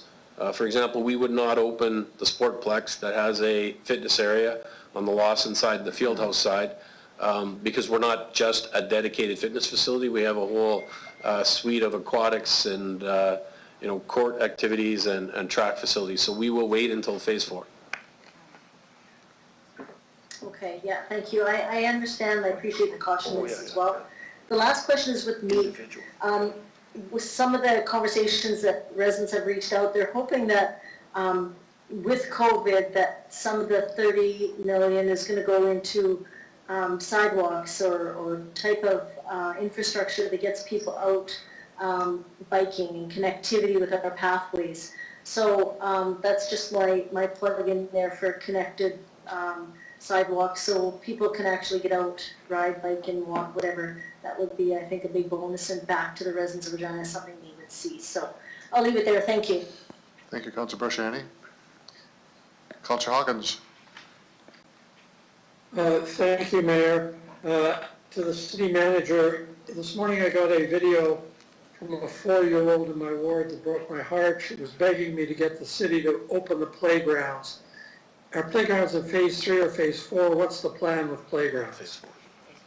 Hold on. Through your worship, playgrounds are phase 4? And no date for that yet? And there's not been a date. So phase 3 is June 8th. Of course, the medical health officer has said usually they like to see a couple of weeks of experience as to, the results of opening up to phase 3. So phase 4, crystal ball could be 2 or 3 weeks after phase 3 if, the cases within Regina across the province remain somewhat flat. I think I'll send to your name to answer. The second question is, when is Henry Baker Hall opening for council meetings? I guess for the revised seating plan. Mr. Holden. So through your worship, that's part of our reopen plan. So obviously on June 8th, when restaurants open and bars open, etc., we have to look at what areas of City Hall we may choose to open in that regard. We have all kinds of considerations in terms of making sure that we can social distance appropriately. The one thing is we're a place of work. So we've been respecting public gatherings at City Hall, in Henry Baker Hall, for example. But we are a workplace, and we would have the ability to increase the number. We have chosen not to do that, to be, I think, very cautious. But when we look at reintroducing all of council and administration and the gallery, obviously we'll have to look at what type of, precautions we need to put in place. We've talked about even putting plexiglass between the individual seats of council. So we'll be prepared, and obviously we'll communicate with councillors, with our staff, and of course with the general public as to how we will reintroduce and the timing of that reintroduction. Thank you. Some of us younger councillors don't think you need the plexiglass. Thank you, Councillor Hawkins. Thank you very much. Okay, we'll go on to Councillor O'Donnell. Thanks, Mr. Mayor. I want to start by just saying to City Manager and staff, I appreciate the information that's before us. I appreciate the decisions that have been made. I'm in total support. I think you have a lot on your plate, and I just want to acknowledge that. I have one question, and it's about MEEP. MEEP was a program. It was, I'll say, loosely discontinued, and it's been brought back for this. Any indication from the province that this will continue, or was this a one-time program? Please. Mr. Holden? Through your worship, every indication at this point is that it is a one-time program. It's obviously been very well received by municipalities and by the mayors on their calls with, Minister Carr, government relations. So I think there'll be, it would be welcomed if it was continued, but it's definitely just intended as a one-time program at this point. Thank you. I just follow that up, Mr. Mayor, with this comment. I think it's incumbent upon council and elected people to make sure that that case has been made. This money will make a difference, and I think we may need it in the future, as been alluded by Mr. Lacey. So I suspect we have some work to be done here as well. Thanks for that. Thank you, Councillor Dowell. Councillor Bryce? Thank you. I think we're doing the right thing here. I think that we've got everything in line with what the province and the medical officials are telling us to do.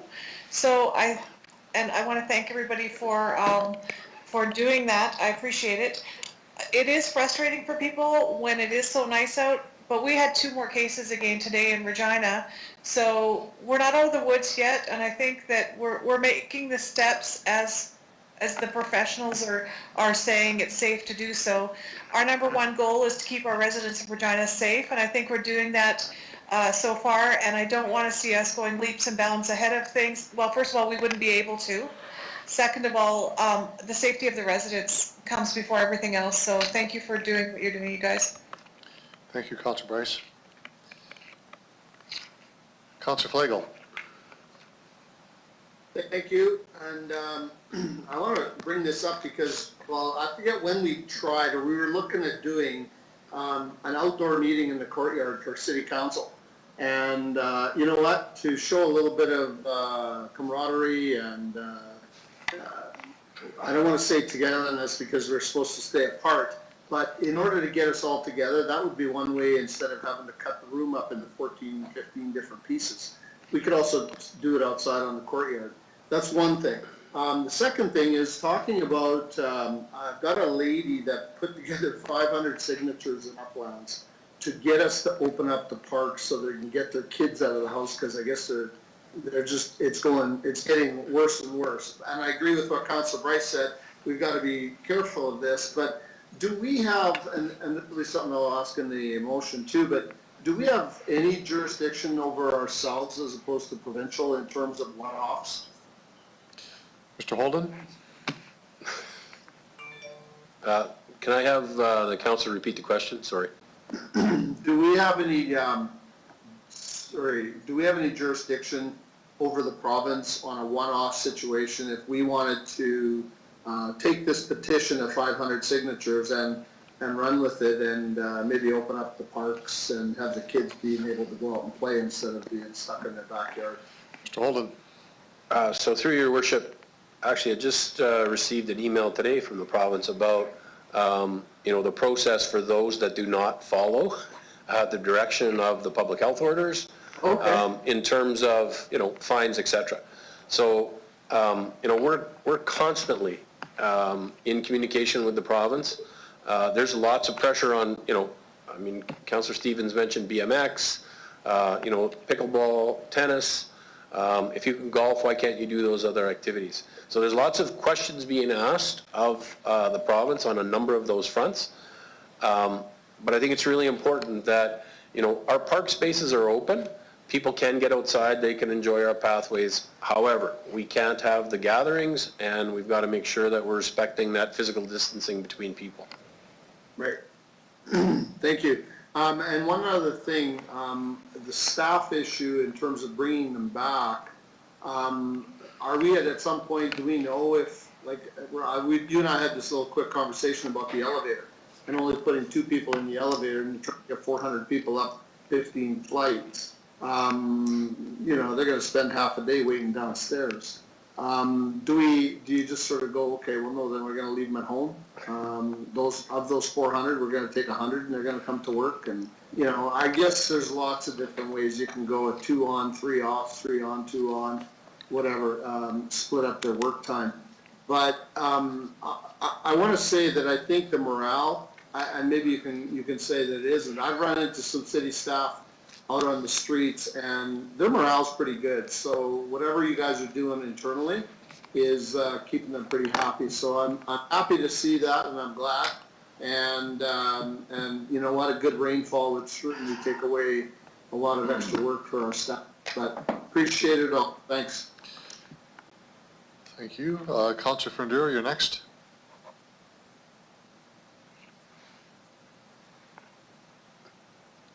Councillor Fundura? Yeah, I'm just working this technology. It's good. So thank you, Your Worship. I just want to say, as everybody else mentioned already, thank you to the administration for keeping us informed. Thank you for informing the citizens of Regina. And I want to say thank you to the citizens of Regina for doing their part so we can back to normal, to reopen. It takes a lot of effort from everybody to do their part. You can give directions and instructions, but as long as we as people follow it, we get into these back to normal, as normal it can be. And as well too, it's I think the stores, the food stores, different places that they were putting up shields and protecting the employees, and then still giving us a chance to do our shopping and things like that. So I just want to say thank you to everybody for keeping being together by a part. I think I saw a sign there on the billboard. So I would say again, thank you to the administration and everybody involved, council and mayor. Thank you. Thank you, Councillor Fundura. Councillor Massanelli? My turn to give thanks. I appreciate all the work put into this. I back all the administration's decisions. I really appreciate the portion provided about the direct contact with the province on recommendations and asking what's allowable and not. I know people really want to get to back to life as normal, but after the investment put forth from everyone in the world, and especially our community, patience is a virtue, and we really have to stick by that right now. So thank you for being assertive and trying to open up as quickly as safely possible. That's all I have to say. Thank you, Councillor Massanelli. Any other speakers? I have a couple of comments, and I want to start by thank the administration for the report and thanking them for being very judicious and systematic in how they are approaching dealing with this COVID crisis. I wanted to confirm, though, that the city manager says he'll be bringing a report back on the entire reopen Regina plan, not just the component parts we're seeing it here, but the entire package, so we can look at that and understand where we're going. I understand we're not out of the pandemic yet, but that may slow things down or speed things up. But to know what that looks like is quite important. I want to thank, of course, the residents who have been very patient and understanding, especially in the summertime. While the people I speak to want to get out and do everything they certainly can to enjoy the nice weather, they still understand the absolute imperative of keeping separate and washing their hands and keeping that distance, and they're doing very, very well. Now, we did get 2 new cases today.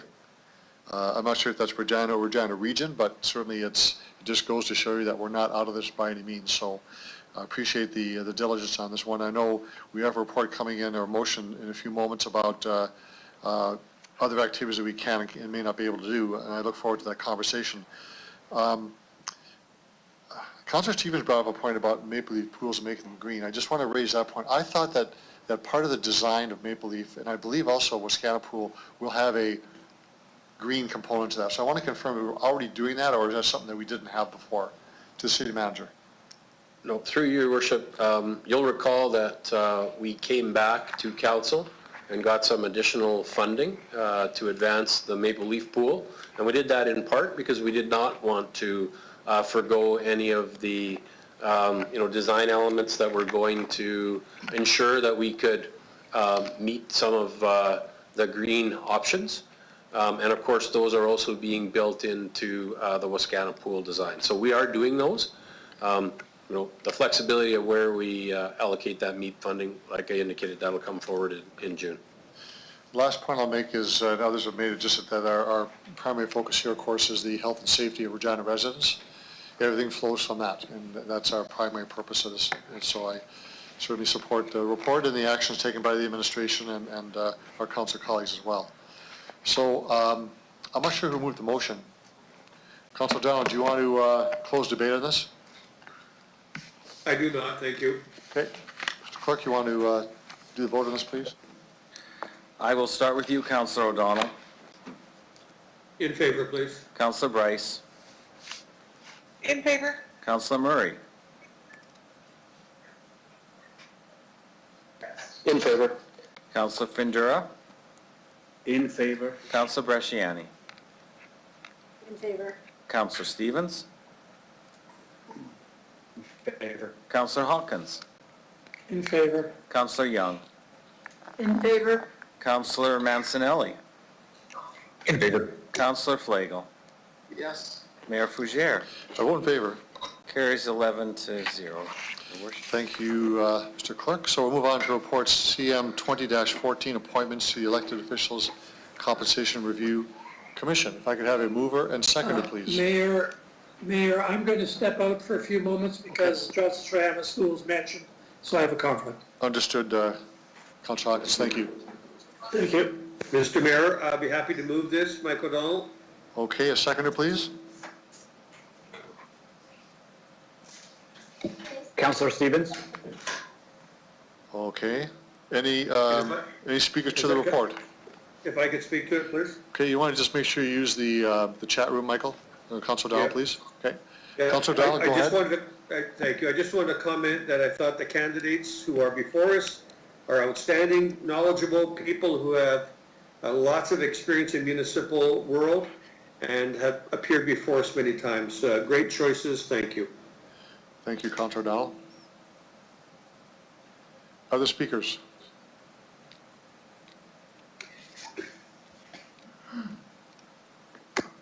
Any of the speakers to the report? Well, I'll say a few things. I am not in favor of pursuing the Compensation Review Commission, and certainly the individuals selected are outstanding. I agree entirely with that. But I also continue to say that the optics of us looking at a review of our salary, and to be clear, we will not be reducing the salary, we will be likely increasing them, salary and benefits, is the wrong time. And we are in the middle of a pandemic. Our finances have fallen through the floor. We have another wave of financial insecurity and concern in the fall with taxes and whether we have delinquent taxes or not.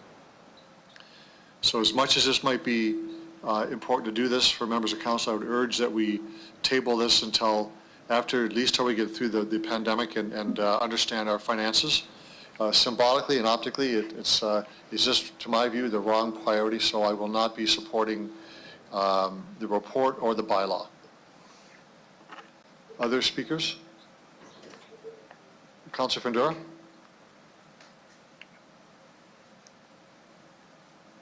Thank you, Your Worship.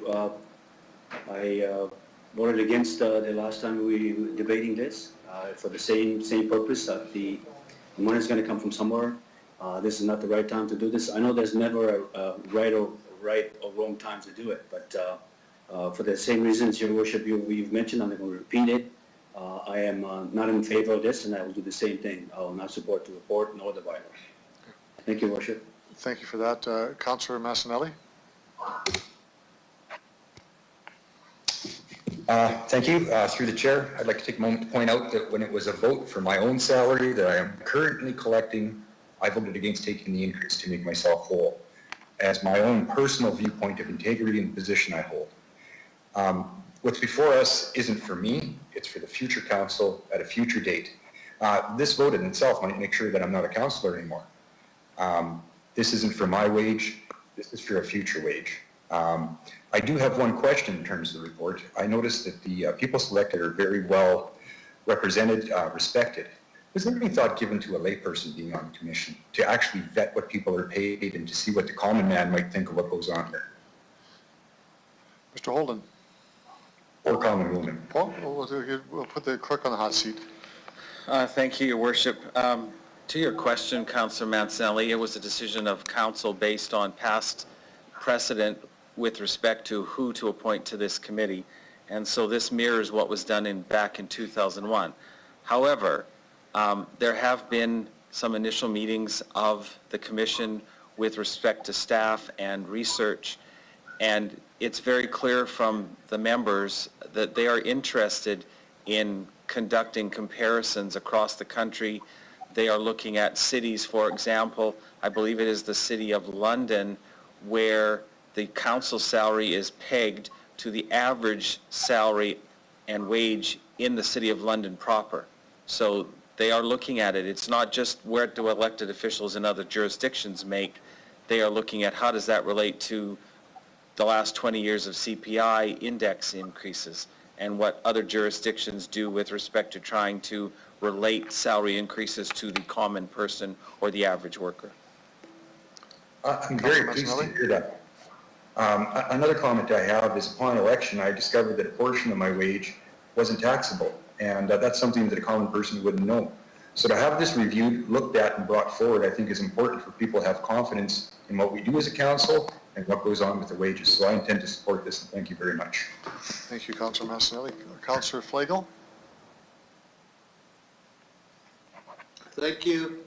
Yeah, I'm in support of this too. This has been something we talked about for years, and just to get the proper pay structure or whatever, and not to say this is not going to be a decision that the 11 of us are going to make. It'll be 2020's council, 2021's council that will make this decision, and they can take it forward.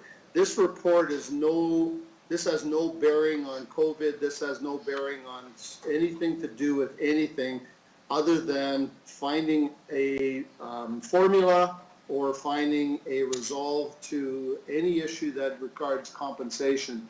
The other thing is that, you know, when you look at it, and I'll just say this, the mayor, your position is the only one that's not going to be affected, because if you look at what Saskatoon is doing, the mayor's salaries between two people is very similar. So there's 10 others, but we do reports all the time that we might not get this. We might not get this report back for 6-8 months, which is maybe outside of any one of ours time limit. So to have this report sitting there and ready to go, I mean, I look at the core service review. We did that 3 years. It took 3 years to implement it, but we had it done. It was ready to go when anybody ever wanted to start it. So I don't see this as any different, and I'm agreeing with Councilor Mancinelli that it's another piece of the pie that, regardless of the times, and Councilor Kinder is right. There's no right or wrong time to do this, so it's not like we're going to make the decision next week that everybody's going to get a big pay raise. It's not that at all. It's just to find out where we sit as a city. So I'm for it, as I was before. So. Okay, Councilor Bresciani?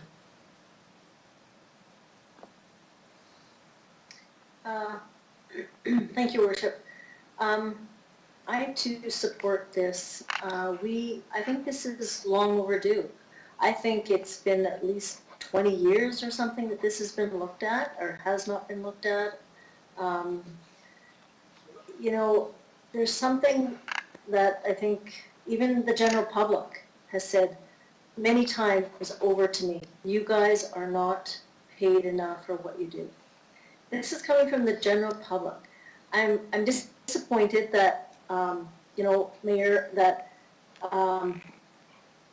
we as the council colleague across the table here, we're at least $20,000 underneath Saskatoon. When I looked at the mayor's salaries in Saskatoon and Regina, I think it's maybe $2,000, $3,000 difference. I don't know how this came about that the councillors' salaries could be so far apart and the mayor's salaries are so close. So somebody or something, somehow you know, it's been, the ball has been dropped. I also want to go back to Louis Brown, who came to council. He was a councillor for many years on council here in Regina, and he spoke about he wore the shoes as a councillor and now is looking back and reflecting and saying, this is exactly what we need to be doing.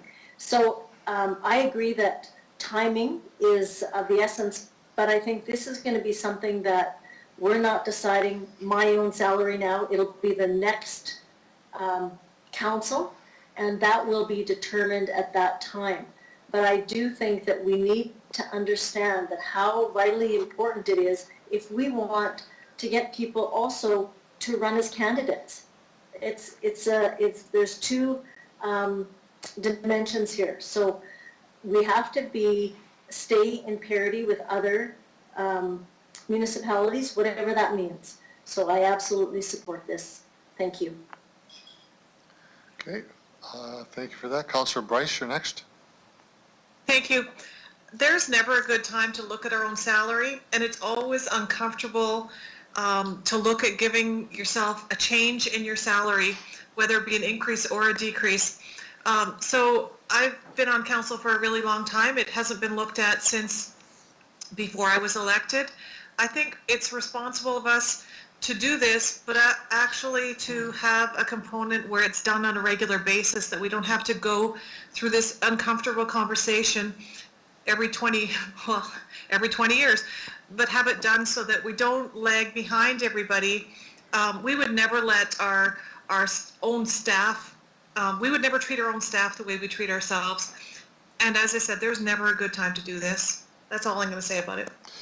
Thank you, Councillor Bryce. Councillor Murray? Thank you, through your worship. I'll just speak to my own experience. It's very challenging to have a full-time business and to also fill the role of a full-time counselor. People say, well, it's not a full-time job. We're at the point where a capital city in the country, where we're closing on a 250,000 population. I believe this position should be full-time, and I believe it should be a full-time paid position in the future. So I think whatever future council goes forward with these recommendations, I hope that they're able to fulfill that job completely and not have to rely on a second job. So that's my thoughts. Thank you. Thank you, Councillor Murray. Anyone else? Okay, we'll ask for a vote. Clerk?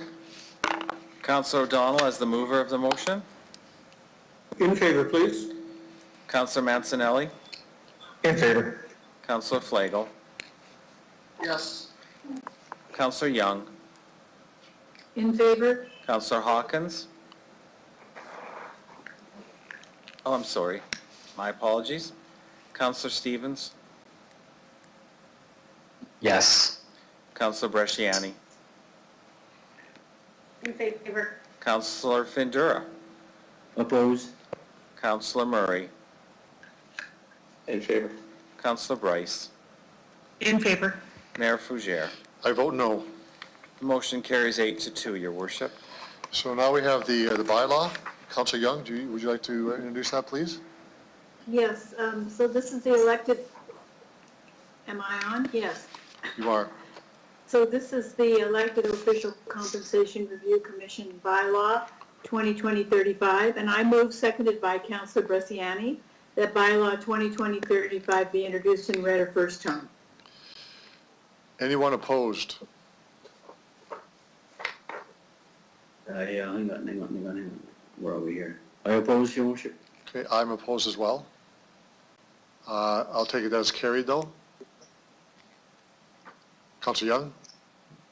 I move, seconded by Councillor Stevens, that bylaw 2020-35 be read a second time. Anyone opposed? I oppose. I oppose as well. That's I move carried. second. Sorry, that's carried. I move, seconded by Councillor Murray, that council hereby consents to bylaw 2020-35 go into third reading at this meeting. Anyone opposed? I oppose. Okay, the bylaw doesn't move forward. Requires unanimous consent. Okay. We'll now move into executive committee. Councillor Young, you want to begin with the extension of the integrity commissioner? Yes, CR 2037, am I on? Yes, You're I on, am. yes, yep. The executive committee discussed and approved an extension of the appointment of the integrity commissioner, Mr. Randall Langard, for a further period of up to 4 years, and authorizes the city clerk to execute any necessary amendments to the agreement. I ask for concurrence. Seconder, please. Jason. Okay, Councilor Mastinelli, thank you so much. Okay. Any discussion on the report? Ask the clerk for the roll call on this, please. Councillor Young as the mover. Approve. Councillor Hawkins. Has he returned? I think he's still gone. We should perhaps wait for him then. Okay. I'll move to Councillor Stevens. Approve. Councillor Bresciani. Yes.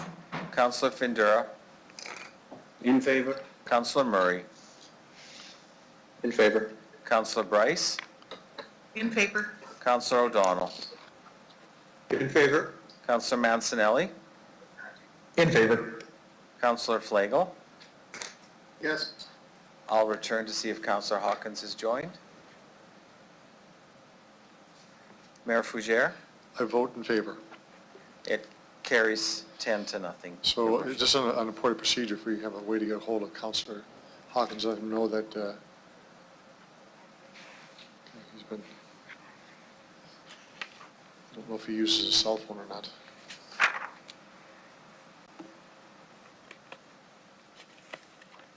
We could try some smoke signals. I'm just going to try and get a hold of Councillor Hawkins to let him know where we moved off the report. I'm back. Hello? Speak of the devil. I'm back. Thank you, Councillor Hawkins. So we'll move on to the supplementary report for Canada Day, CM 20-15. And if I could have a motion to receive and file that report, that will inform us on the main report before us. Someone want to move up concurrence? Jason? Thank you, Councillor Messina. Seconder, please. Findura? Thank you, Councillor Findura. On the receive and file, anyone opposed to that? Motion's carried, so we'll move on to the main report. This is the 2020 special event grant for Canada Day celebration. If I could, Councillor Young, you want to start us on that? Yeah, CR 2038 Special Events Major Grants. Executive Committee recommends that City Council approve the Community Investment Grant up to $25,000 in eligible expenses and beyond those covered by the Canadian Heritage Funds to deliver a virtual Canada Day celebration. Funding for the grant will be provided from the general operations budget allocated for other Executive Committee grants. Can we have a seconder for that, please? Yeah. A seconder? Just to get the report on the table? I'll second. Councillor Bryce? Thank you, Councillor Bryce. Okay. So Councillor Young, do you want to continue on? I think the only thing I would add is that this is no change from what we looked at Executive Committee. It just approves the grant up to $25,000, but it's for anything not covered by the Canadian Heritage Funds to deliver a virtual Canada Day. So it's unknown what that budget might be. Okay, that's good. Thank you for that. I think we do have other speakers. Councillor Stevens.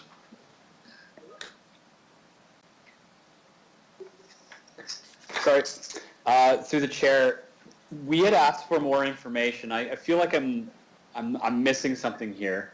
Could administration tell us how this has been revised and what exactly this money will be spent on in a virtual event?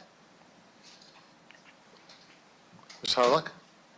Through you, Your Worship. So the supplemental report that was just received, we contacted the Regina Canada Day Committee, and as the report indicates, they couldn't provide us specific information with respect to how the $25,000 would be used because they're too early in their planning stages and they're working with Canadian Heritage. So the report that's before you right now is just the original report. And the way it was meant is that we would only provide funding after all of the Canadian Heritage funding had been used up. But at this point, you had asked us to get more information, and we reached out, and they couldn't provide us any details. Councillor Stevens? Okay. All right. That's what I had found. I thought I was missing something. I can't support this. It's basically a line of credit for a virtual event. And I see no specific request or where this money will go. I can't support that, sorry. Okay. Councillor Bryce. Thank you. I can't support this either. This is, to me, a virtual event is actually going to cost less than something that is live and we have our whole community there. I don't understand how we would be able to, somebody can request money and not know what it's going for. I'm not okay with this, so I will be voting against it. Okay. Councillor Bresciani. Thank you, Worship. When we spoke at it with committee, same kind of thing, we wanted more information. It's a virtual event. I'm not sure what costs have to go in, and that's kind of what we wanted to know.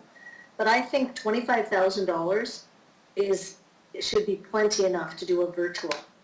I cannot support giving a penny because I think they could not provide any information as to where it was going to go. So I cannot support this either. Thank you for that. Councillor Hawkins. Thank you. Thank you. I can't support this either for the reasons that have been given, and in particular, I just can't see giving out public money without a clear idea of where it's going, how much it's going to cost, without a clear budget. They haven't been able to provide that here, so I can't support this. Okay. Councillor Murray. Thank you, through the chair. This is just to administration. Has the Canada Day Committee reached any of the requirements that are generally required in order to receive funding for an event? Charlotte? Through you, Your Worship, I might start and then ask Ms. Shaley to weigh in, but because of where we're at with COVID and that we did look at it, and they do provide an event that would typically meet all of our requirements. At this point, we did bring the report forward with this subject to, because of the need to have a decision before Canada Day. And I think that was part of the issues because everybody's, as you know, trying to figure out how things are going to operate. So at this time, the group did recognize that they couldn't provide the information that council was looking for, but they understand, so they would understand if council did not provide that funding. But I might ask Ms. Shaley to provide any additional information. Ms. Shaley. Through you, Your Worship, Ms. Hawryluk has answered the question well. I have nothing further to add. If I could just a bit more, if there could be an undertaking, because I have a feeling we're going to continue to receive requests that may be for virtual events as opposed to traditionally held events, and if we could have a bit of a framework to determine, what we would give and in what circumstance, that would be just helpful to have a policy.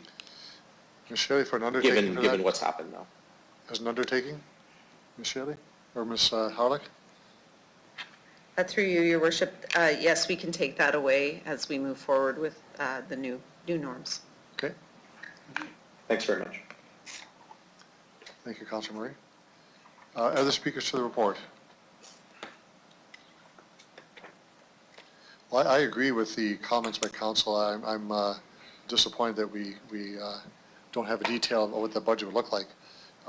That being said, perhaps an undertaking as well, that if we are approached by the Canada Day Committee later on to say, or closer to the event, to say, look, these are hard, true costs that have not been absorbed by their budget, if they can describe what a detail that would look like and why they need that, I would entertain a discussion on that one. But for the purposes of this report, I just, we're only, 5 weeks away from Canada Day, and they don't have a budget yet, so it's a concern. So I'll support the not proceeding with funding, given we don't have a budget for it. Okay, so any other speakers to the report? Okay, Mr. Clerk. Thank you, Your Worship. I'll start with you, Councillor Young. No. Councillor Hawkins. Opposed. Councillor Stevens. Opposed. Councillor Bresciani. Opposed. Councillor Findura. Opposed. Councillor Murray. Opposed. Councillor Bryce.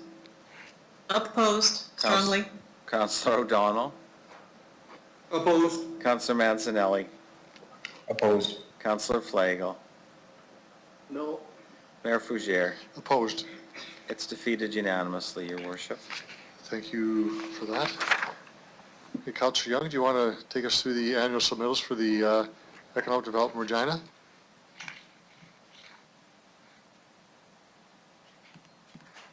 Councillor Young? Sorry, I'm speaking without my microphone on. Could be I'm tired. This authorizes the Executive Director of Financial Strategy and Sustainability to be the city's proxy to exercise the City of Regina's voting rights at the upcoming EDR Annual General Meeting.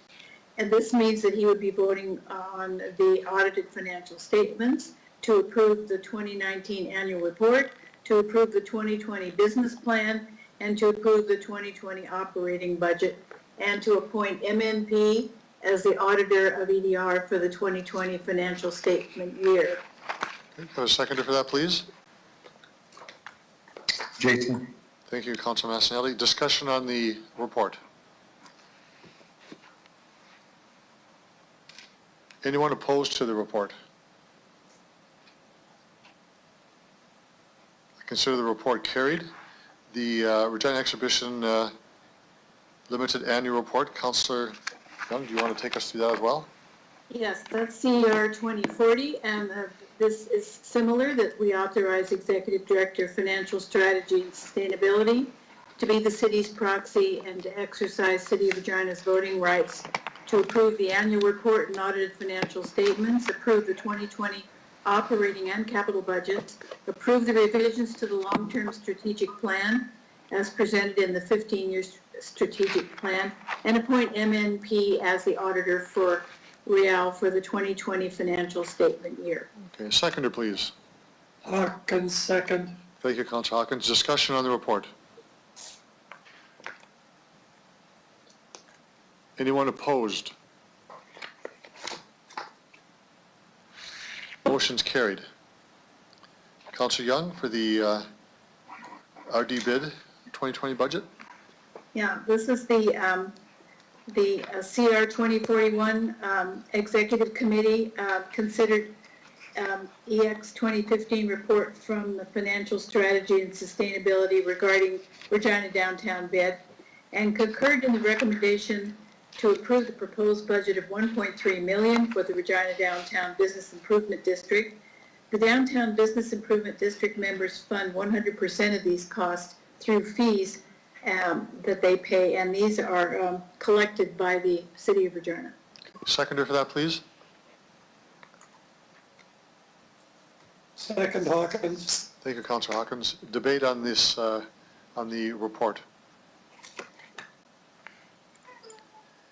Anyone opposed? Motion's carried.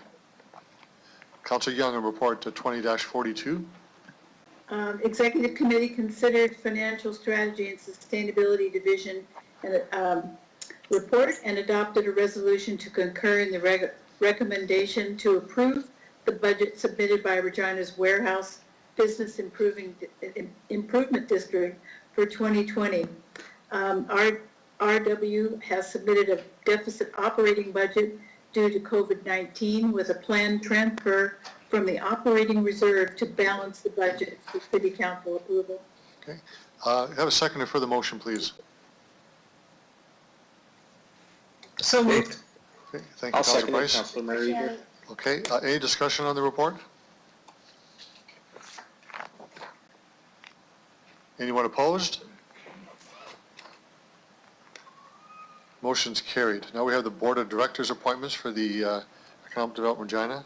Councillor Young. Yes, Executive Committee recommends that City Council authorize the Executive Director of Financial Strategy and Sustainability as the city's proxy to exercise our voting rights in the upcoming EDR membership meeting to elect the following individuals to the Board of Directors for 2- and 3-year terms. Gina Grandi, Rachel Milkey, Elia Gallagher, Jason Drummond, Mark Lang, Eric Dillon, and Tina Spedall. Seconder, please. Brasciani. Thank you, Councilor Bresciani. Any discussion? Anyone opposed? Motion carried. And the last report from Executive Committee is Report 44 on Real's appointment to their Board of Directors. Councilor Young. Yes, the Executive Committee recommends that we authorize Executive Director of Financial Strategy and Sustainability as the proxy to vote at the Regina Exhibition Association Limited Membership Meeting to elect the following individuals to the Board of Directors for a 3-year term. And those are Kyle Anderson, Ken Budzak, Jim Hobson, and Patricia Thompson. Seconder, please. I'll second Hawkins. Thank you, Councilor Massanelli. Heard you first. Any discussion on the motion? Anyone opposed? Motion's carried. Okay, we have a report from the Priorities and Planning Committee. If I could have someone move this motion on the Recreation Facility Amenity Partnership Program. This was, I believe, discussed before we had the pandemic hit us. So someone could I'll bring move. up. Councillor Stevens? Thank you, Councilor Stevens. Seconder? I'll second that, Councilor Price. Thank you. Discussion, please.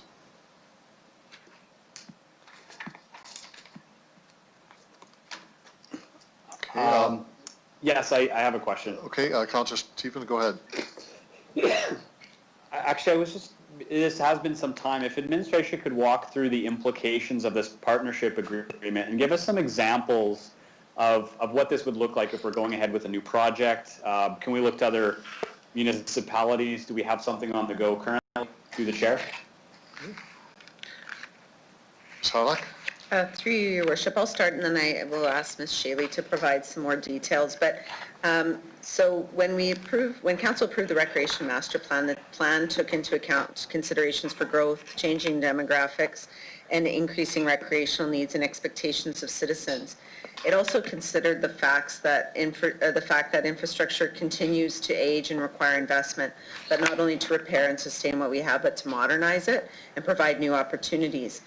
As such, partnerships are needed to move forward with recommendations through the approved Recreation Master Plan. So what this partnership framework being presented today provides the structured process for the consideration of future partnership opportunities so that we're ensuring that where we're investing is at the city's highest priorities. So in the past, there has been other situations where we've partnered with, like RMF is a good example, and other partners. And we get requests a lot from organizations to invest into facilities. And so this will allow us to have that criteria on how to evaluate them. So I might ask Ms. Shaley to add anything else. Ms. Shaley? Through you, Your Worship, Ms. Harlock has described the framework well.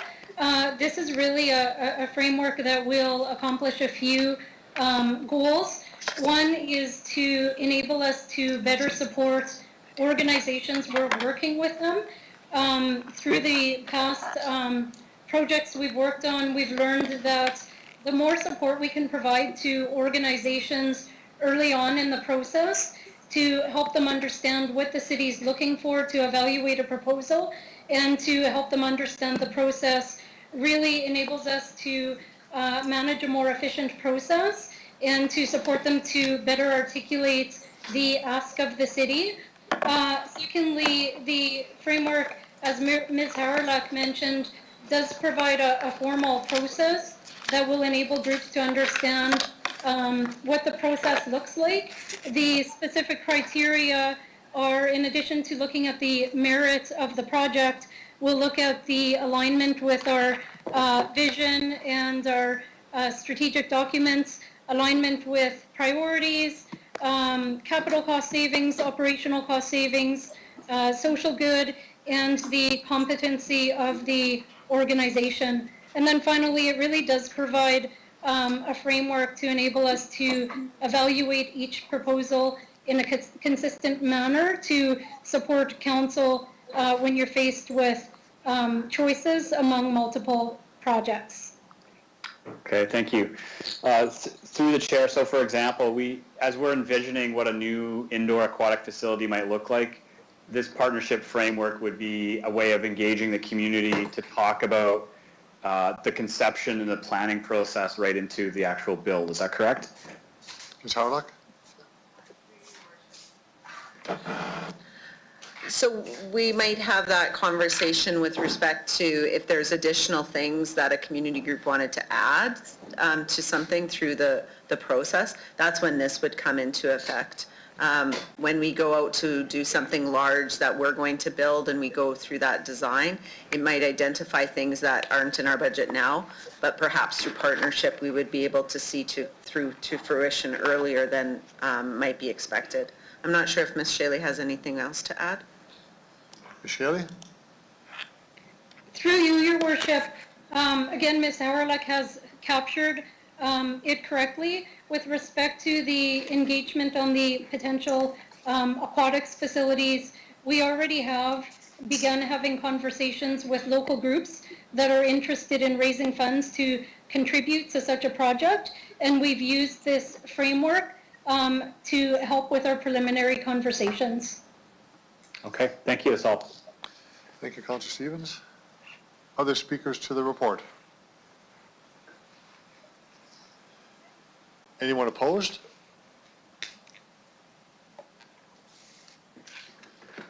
Carried.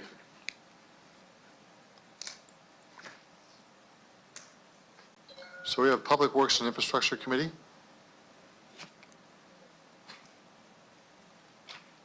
Councillor Verdure, you want to take this on? Yes, hang on, Your Worship. Yes, I'm just going to get myself ready to go. Okay, thank you, Your Worship. I move Public Works and Infrastructure CR 20-46. The City of Regina issued a negotiable request for proposal, NRFP, in January 2020, seeking the services of a water meter and automated master infrastructure AMI system consultant to develop and assist in the end-to-end management of the complete water meter and AMR system replacement project. Administration is seeking delegation of authority from the City Council to negotiate and award a contract to the successful proponent. So, Your Worship, the successful consultant will perform an assessment of city's existing water meter fleet, meter reading system, software, billing system, and resources of developing a project plan for replacement. They will assist with the procurement of replacement water meter fleet and the new AMI system software and hardware. During the installation process, they will act as a project coordinator and the liaison between the installing vendor and the city. Installation with this will take place in 2021 to 2023. And you work with the shift from the AMR automated metering reading or drive-by system to an AMI system will provide a water utility with a near to real-time consumer information and a data via fixed two-way communication network. This will allow for more proactive leak detection, water conservation program, and demand management. As well, it will provide customers with a greater insight into their own water usage. The Worship Committee seeks concurrence with this recommendation. Thank you, Councillor Verdure. Do I have a seconder for the motion, please? Second, Hawkins. Thank you, Councillor. Thank you, Councillor Hawkins. That's good. I apologize. I've been remiss from having the clerk do a roll call on each report. So, first of all, I'll ask, are there any other speakers to this report? Your Worship, can I take a quick... Well, just a moment to see if there's any speakers. You'll be closing debate otherwise. Okay, thank you. There are no other speakers. Yes, I'm in the line. I don't see your name, Yes, Councillor Your Worship, Bresciani. I'm in the line. I'm in the chat line. Oh, you're not appearing. Go ahead. You're just not on the line. That's all. Go ahead. Okay, so. Councillor Bresciani, go ahead. Thank you. So if administration just want to be clear that this is $2 million for a consultant. Is that accurate through the chair? Mr. Lacey? Through you, Your Worship, that is accurate. This is the consulting component of the project. The project is a multi-year project that will span over 3 or 4 years. And within our capital plan, the total project for the budget's in excess of 40 million. This 2 million is related to the consultant work. Councilor Bershani? Thank you. So now I understand that this is taking, going from the AMR to the AMI. And so I mean, we talked about this, is this obviously an upgrade for technology? Is this going to be a possibility where it's going to be real time and people can access it from their phone? Just tell us a little bit about what this means through the chair. Mr. Lacey? Yes, thank you for the question through you, Your Worship. So the current water meter system and assets that we have is reaching the end of its useful life. So there is a requirement for us to replace that equipment and that infrastructure. And since we last replaced our infrastructure, there's been a significant change in technology. And so as part of this replacement, obviously it will involve new technology, and part of that is the ability to get next to real-time information and data. And so part of the work that we will be doing with the assistance of this consultant is with respect to how that data can be used, how customers can be informed on a more timely basis of their water usage, in particular water leakage or exceptions to what you'd normally see in their usage. And part of this review, I think, well, I know will entail whether or not that information would be directly accessible by the customer, or whether that information would be provided to the customer through the city. That is yet to be determined through this project. Councilor Bershani? Okay. And thank you. I know Saskatoon, they started this conversion in 2016, and they're going to be completing it here in the end of 2020. So as part of our game plan here to reach out also to Saskatoon to find out what they've done, so we don't have to reinvent the wheel in that way. Through the chair? Through you, Your Worship, one of the reasons why we need a consultant on this is obviously cities only do this every 10 to 20 years.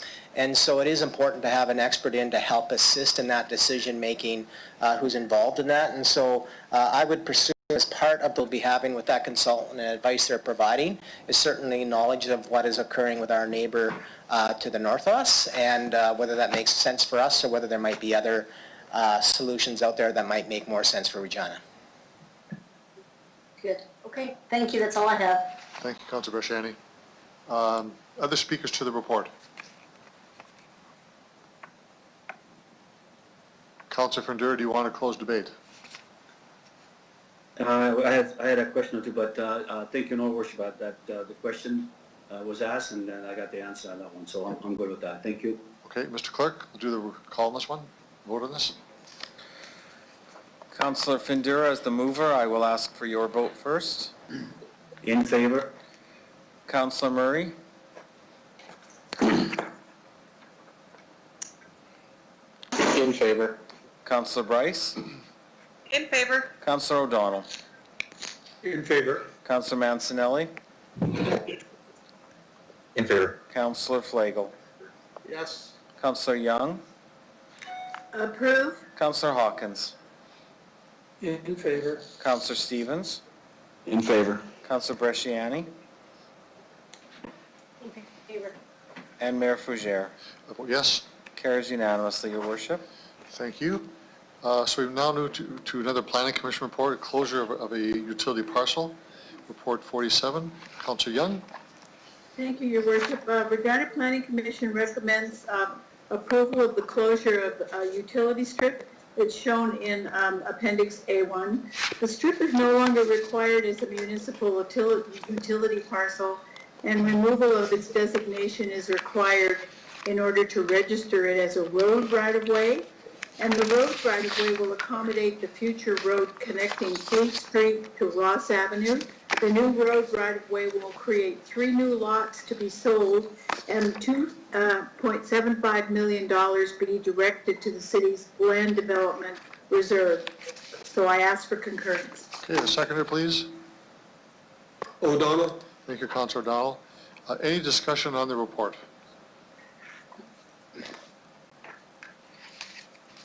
Mr. Clerk. I will begin with you, Councillor Young. I approve. Councillor Flagel. Yes. Councillor Mancinelli. Yes. Councillor O'Donnell. In favor? Councillor Bryce. In favor. Councillor Murray. In favor. Councillor Findura. In favor. Councillor Bresciani. In favor. Councillor Stevens. In favor. Councillor Hawkins. In favor. Mayor Fougere. I vote yes. Carries unanimously, Your Worship. Thank you for that. Now, so we do have 4 notices of motion. So I'd ask the movers of these motions, as I identify them, to simply read the resolution of, but there's no debate. These will be handled, of course, at our meeting next month. So we'll begin with Councillor Hawkins on the roll call recording voting. Thank you, Mayor. Resolve 1, that the city solicitor be directed to prepare the necessary amendments to the procedure bylaw number 9004 to require that all council votes be conducted by roll call recorded vote of members of council, and 2, that such roll call recorded voting be done electronically where possible. Thank you, Councillor Hawkins. Councillor Young, on your motion. Yes. Be it resolved that the administration report to Public Works and Infrastructure Committee and to City Council, 1, on the condition of residential roads by ward that are rated from poor to excellent. 2, that the role of Water, Waste, and Environment Department in coordinating water infrastructure projects with roadway projects.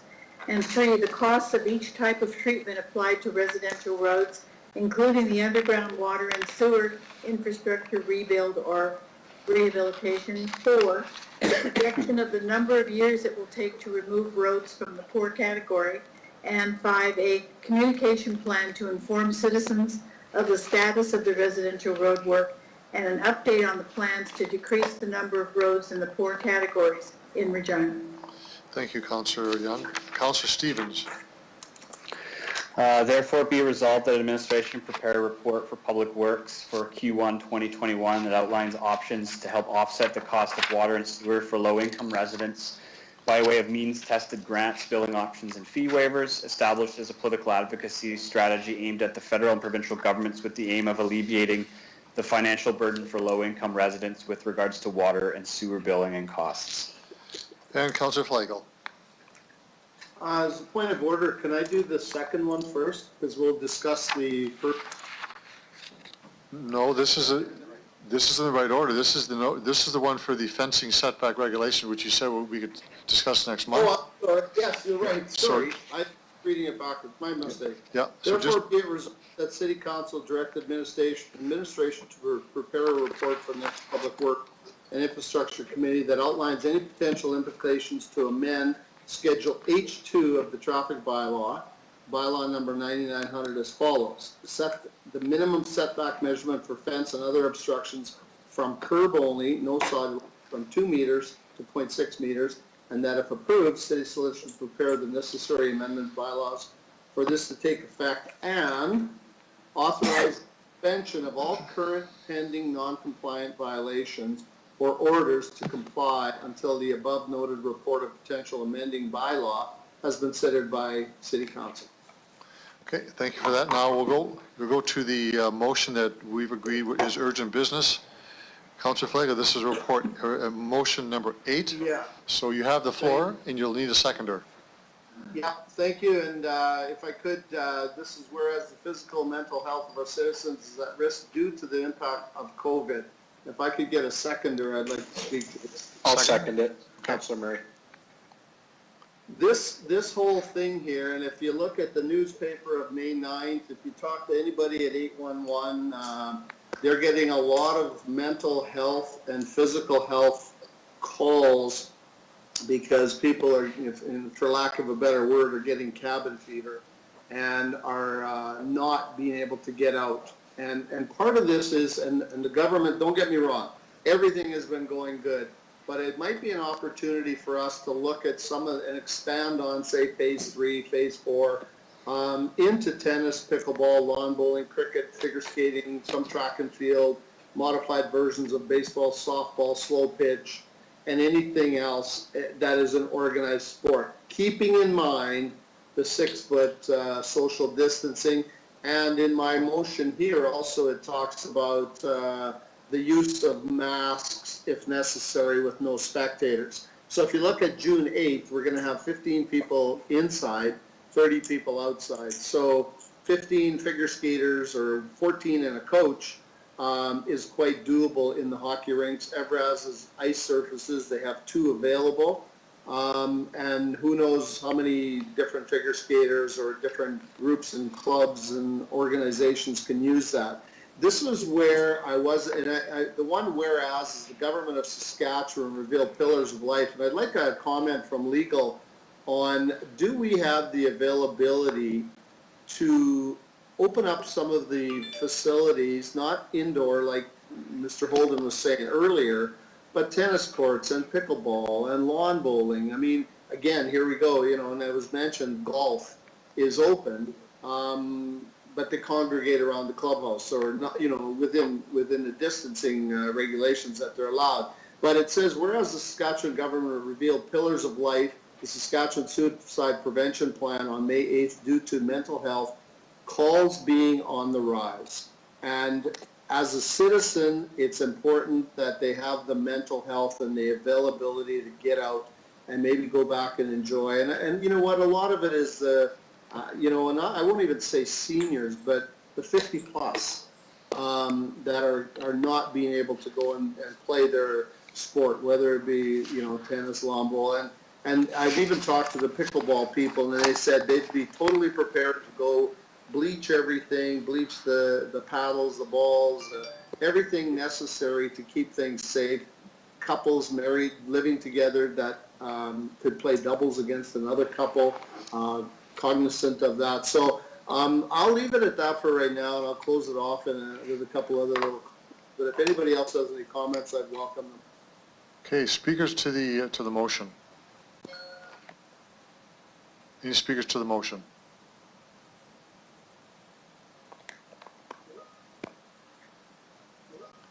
Okay. I'm in the line, Your Worship. Just one moment. Councillor Stevens first. Great, thank you. Through the chair, question for Councillor Flagle. Administration is going to be coming to council with an overview of how we're reopening. Is it feasible to wait until that motion or that report comes forward to go ahead with this? Mike, through you, and I think what I would suggest is that if we could put this into play, because we have to go to the provincial government over and above whatever we decide we want to do to allow us to open up some of these facilities. I think ball diamonds and sports fields are something not in our purview. So I think that kind of a thing would have to go through. And I mean, you look at cricket, there's only like 15 people out of a 30, and there's a field that's as big as a baseball diamond. So, you know, distance, I'm not sure. I guess administration might be able to, Mr. Holden or somebody might be able to give us a better idea of that.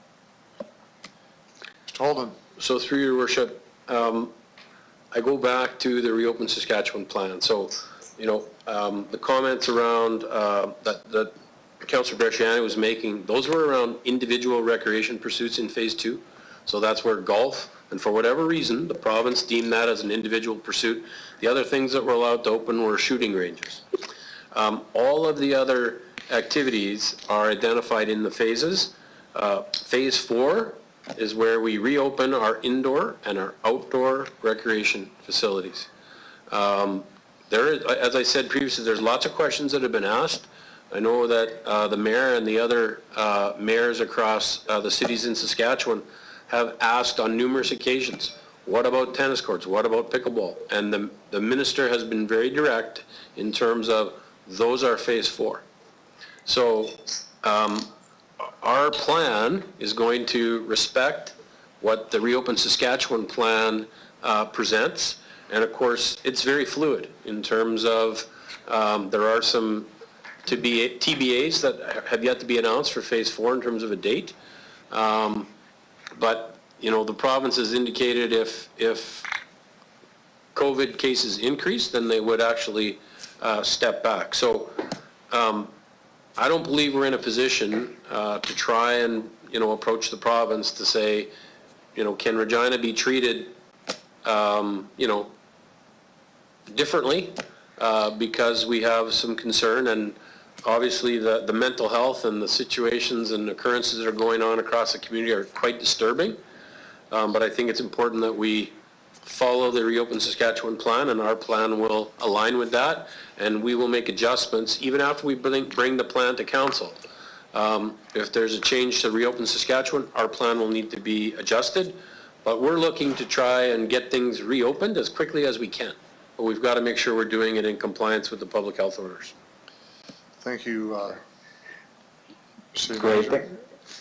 Just two comments, Your Worship. One, where there's a recent outbreak again in Saskatoon as a result of a small family gathering. And secondly, when COVID was first erupting, it was a result of curling bomb spill where they were taking precautions to avoid physical contact, et cetera, and it still spread. So I really appreciate the approach to mental health. I think it's a huge issue in the community. I'm genuinely worried about another outbreak, and that's my concern here. Thank you. Thank you, Councillor Stevens. Councillor Young. Thank you, Your Worship. I really see some of the issues around mental health, but one of the things that that I saw this weekend in a report is that the spread of the droplets when you're exercising or running or moving or skating or playing pickleball or something like that can go as far as 10 to 20 feet. And so that, plus I think we should stay with the province for now. People have even complained to me that when they're walking in the park, runners will go by them without masks on and breathing hard, and they're really worried about that. So I would not be able to support this. Councillor Bryce. Thank you. Mental health goes both ways. There are people stressed out about being out there, and the anxiety increases when they do have to go out for things, like the people who have runners running by them, and they're stressed out after that. I understand the isolation, mental health issues as well from a professional point of view. But from a professional point of view, we've been told by the medical officer of Saskatchewan that this is the way it's going to go, that we need to follow these outlines and guidelines for when they say things are going to open. If we do something that's against that, they're just going to shut us down again. So I think that we need to follow, and we've been told clearly that that this is the way it's going to go, and this is the plan for opening Saskatchewan. And maybe through you, Mr. Mayor, if I could get the city manager, he talked about, we were also given another letter the last couple of days about clear direction, including fines. So maybe if I could get some more information on that, it might even make it clearer.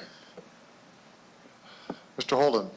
So through your worship, I will have to search my email, but I will provide that information to council. But obviously, you know, the whole 1855 to report situations, those things get investigated, and, you know, it's important that people comply. So I'll have to follow up with that information and provide it to council.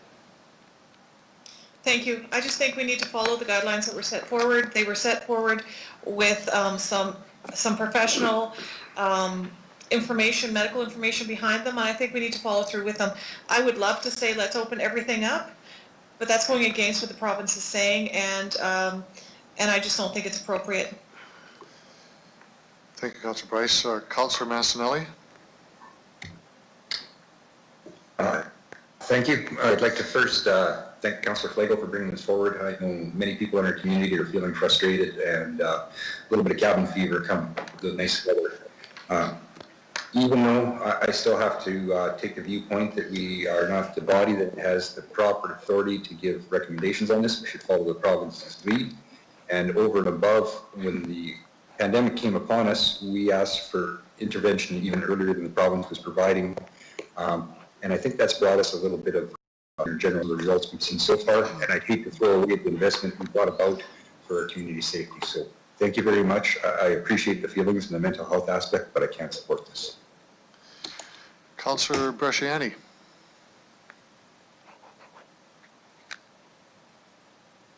Thank you, Worship. So I just want to ask, in regards to right now, families who gather and go out, they go and play a little game of basketball, or they're in the park and they're playing soccer. Right now, with the city's view, is that okay as long as they're from the same family? The chair? Mr. Holden? So through your worship, the information that we have is those facilities are closed. So families are not to go and participate in those types of activities. And it's just simply because it's too difficult for anyone to differentiate as to who's a family and who's a group of friends. And so the gathering pieces are in place, and it's families should respect that. Okay. So that brings, I think the response that, I mean, we as a city, I think, have to follow the same guidelines the government is putting in. As much as I've heard from many pickleball and tennis players, because a lot of these also, why can golf be started and some of these other ones can't. So I guess that's up for the government to explain that. But I do think that we were one of the first ones to indicate how serious this was and that they take action. And I would be disappointed if we did move it too fast by pushing this forward, because people want to get out and play, and everybody does. But there's other things that can be done to help your mental health, and that's even going for the walk or doing other things that can help. So I think we have to hold the line here, as much as I know everybody wants to get out and be, even like an example, even with your spouse or your family. I mean, I guess the other thing is to who's going to clean it, right? Who's going to wipe it off? Who's going to know that you were there playing? That kind of stuff. So I would agree that I thank Councillor Flagle for bringing this forward, but I think we have to toe the line and stay and support to kind of wait. And I think today there was an announcement with Saskatchewan Health that there was a gathering of a barbecue and there was a transmission, and that's what happens, right? So I don't want to go back. I don't want to lose what we've worked so hard for, so I will not be able to support this. Thank you. Thank you, Councillor Bresciani. Councillor Fundura. Okay, I'm going to throw my thing on. Yeah, thank you, Worship. I hear from people too, we want to get back to work, I want to get the kids busy and all that. But I think we need to be consistent. I think when we did our part and then province came back a couple of days later and shut it down, I had several phone calls, everybody wondering, well, who do we follow? So I think the one thing is we all said the same thing. Consistency has to be, and I think we're not in the health side of things. So we are in the following mode here. So I think we've done it really well so far. I mean, you can hear the stories elsewhere. Excuse me. There's been gatherings and people transmit it, and there's a problem. So I think patience. There was conversation before. Patience is going to yield us getting back to normal a little bit sooner. And it's never going to say normal, but so I think we should stick. Well, we have no choice in that matter. We have to follow, as everybody else, follow the province and the country, right? So I won't be supporting this, but I mean it's a good try and all that, but consistency and following the rules of our health district and making sure that we can get that to work. Because we don't want to go backwards. It's going to be tough. Thank you. Thank you, Councillor Fundura. Other speakers to the motion? I'd like to add my voice to this. I won't repeat what has been said, other than to say that we did have an emergency order that we put forward, and the province was clear they had the way they were going to do it, and they set ours aside. And I think that if we, as much as I support the spirit of what Councillor Flagel is saying, particularly the mental health side, as others have said, is quite important. I can't see how they would approve with tennis, pickleball, lawn bowling, or baseball slow pitch where the ball is shared with everyone. I'm not sure what kind of game that would be, so I understand the spirit. I just don't think they would do that. So I can't support that. I can say that there's been discussions with the Minister of Government Relations by mayors around the province about tennis, about baseball, and the minister has been very clear that they will not be allowed. Not that we can discuss it and see what happens because of the common equipment that's being used. They just won't support that. So we have come a long way as a province, following the medical officer's direction, and I think we should stick with that. So as much as I agree with the spirit and the intent of what Councillor Flagel is saying, I think we should stay the route that we are now. So, Councillor Flagel, do you want to close debate? Yeah, I just, a couple of comments. Sure. No worries, you guys. I'm just for this.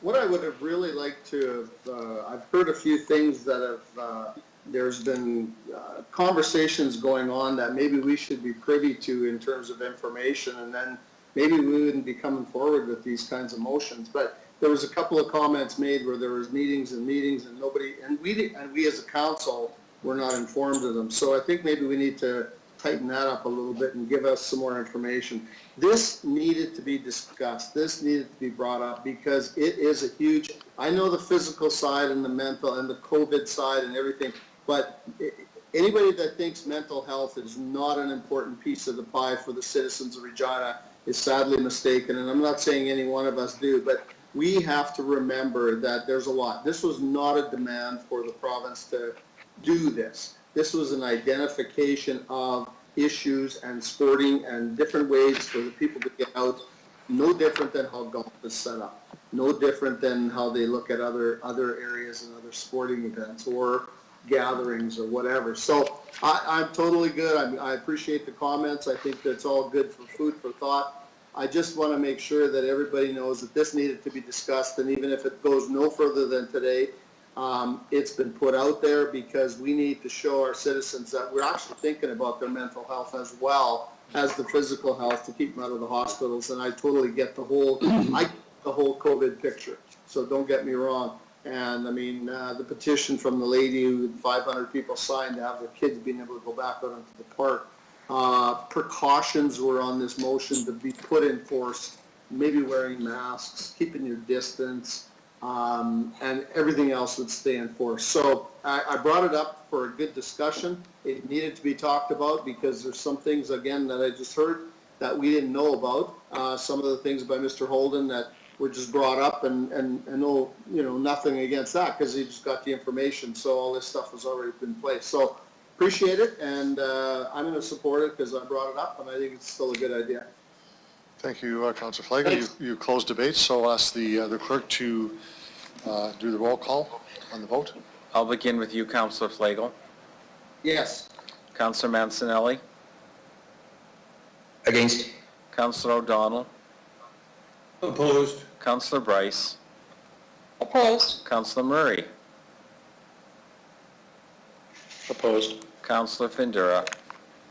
Opposed. Councillor Bresciani. Opposed. Councillor Stevens. No. Councillor Hawkins. Opposed. Councillor Young. Opposed. Mayor Fougere. I vote no. It's defeated 10-1, Your Worship. Thank you, Mr. Clerk.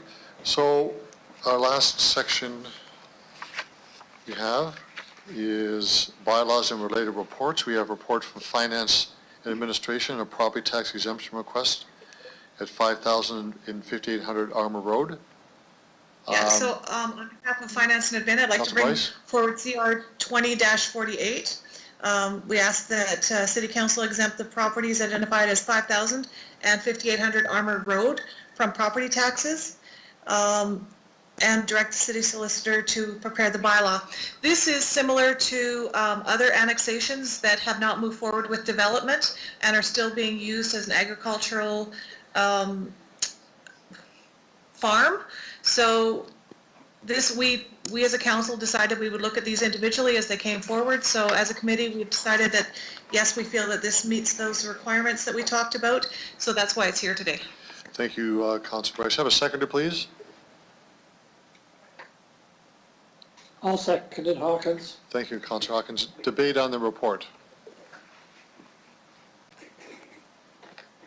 Mr. Clerk. Bryce, I'll begin the vote with you, please. In favor. Councilor O'Donnell. In favor. Councilor Mancinelli. In favor. Councilor Flagel. Yes. Councilor Young. In favor? Councilor Hawkins. In favor. Councilor Stevens. Against. Councilor Bresciani. In favor. Councilor Findura. In favor? Councilor Murray. In favor. Mayor Fougere. I vote yes. It's carried 10-1, Your Worship. Thank you, Mr. Clerk. Next report is CR 20-49, Public Works and Infrastructure Committee. Councilor Findura, you want to take us through that? Okay, thank you, Your Worship. I would like to introduce Public Works Infrastructure CR 20-49 for amendments to the Regina Traffic Bylaw 9900, which contains multiple recommendations approved by Public Works Infrastructure Committee, including the establishing of a lower fee amount of $400 for non-motorized push cart style food carts, the establishment of a separate fine amount for U-turns in school zones to correspond to the previous council approval addition of this new offense for school zone safety. Amendments to bylaw 9900 section 10, speed limits are also recommended by committee. These amendments are needed too for adding road missing from section 10(1)A, where said roads are posted and designed for speed exceeding 50 kilometers an hour, adjusting speed limits on preferable roads to transition motorists into the city road network, adjusting the commencement point of the exiting speed zone to better align with road geometry, to improve safe merging, to accommodate new residential development and pedestrian crossing amenities. Your Worship, Committee seeks concurrence with this report. Thank you. I have a seconder for that, please. Jason. Thank you, Councilor Mancinelli. Any discussion on the report? Mr. Clerk. I'll bin the... Your Worship, can I... You want to close debate? Give me a floor. Go ahead. Thank you. Thank you, Worship. Through you, at the Public Works Infrastructure meeting, I asked a question on to have an undertaking, or I just want to hear it to make sure what that went to. I had a comments that there were several requests that went to the administration about looking at the ring road between the Victoria Avenue Bridge going north to the I believe the CP Bridge, and on the east and west side of the road. Reason for that is, and I know that the comment was made about the noise attenuation, but that's going to take a while. But this particular road here, it's abutting residential, and it's and the road is higher than ring road is higher than normal. The houses are right in line of the noise. So I've actually had a email yesterday from a resident that lives right across on that side and saying, are we going to do anything about this? So I'd like to find out from the administration if is this my ask from the Public Works? Has it gone to the committee that's reviewing the speeds and all that stuff, or where's just so I can be reminded where it's going to go, or who's going to handle that? Thank you. Mr. Onrait will do that. Thank you. Through you, Mr. Chair. That'll be a part of the, we'll make that a part of the undertaking. Traffic will do the review and then take it to the Traffic Review Committee, and then information will be brought back to Public Works. Thank you, Your Worship. So, Public Works, would that be within the month, 2 months? Would you know what the timeline would be on that? Mr. Onrait? I don't at this time, but I can find out and follow up with you, Councillor Findura. Okay, I appreciate that. Thank you, Worship. That's all for me. Thank you. Thank you. Okay, so you've closed debate, so I'll ask the clerk to do the roll call on this report. I'll begin with you, Councillor Findura, please. In favor? Councillor Murray?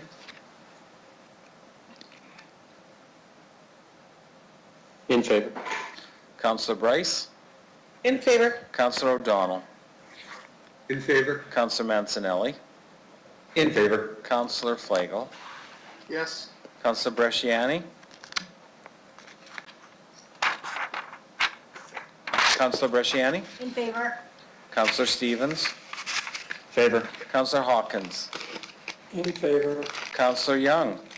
In favor? Mayor Fougere? I vote yes. Carries unanimously, Your Worship. Thank you. 2 bylaws on the 2 reports we just considered. Councillor Young? Yes, 2020-34 and 2020-36. 2020-34 is the properties exempt from taxation, and 2020-36 is the Regina Traffic Amendment Bylaw. I move, seconded by Councillor O'Donnell, that bylaws 2020-34 and 36 be introduced and read a first time. Anyone opposed? That's carried. Councillor Young? I move, seconded by Councillor Findura, that bylaws 2020-34 and 36 be read a second time. Any discussion on those 2 bylaws? Anyone opposed? It's carried. Councillor Young? I move, seconded by Councillor Mancinelli, that council hereby consents to bylaws 2020-34 and 36 go into a third reading at this meeting. Anyone opposed? That's carried unanimously. I move, seconded by Councillor Bryce, that bylaws 2020-34 and 36 be read a third time. Anyone opposed? That's carried. Thank you, Councillor Young. And finally, I want to note the responses to inquiries on renewable Regina and the procurement policies. I'd ask for a motion to adjourn. So moved, Hawkins. Thank you, Councillor Hawkins. I'll second it, Bryce. Councillor Bryce. Anyone opposed? Surely no one's opposed. No. Motion's carried. Thank you very much, everybody. Have a great evening. Have a great night, everybody. See you, everyone. Bye. Thank you, everyone. Bye.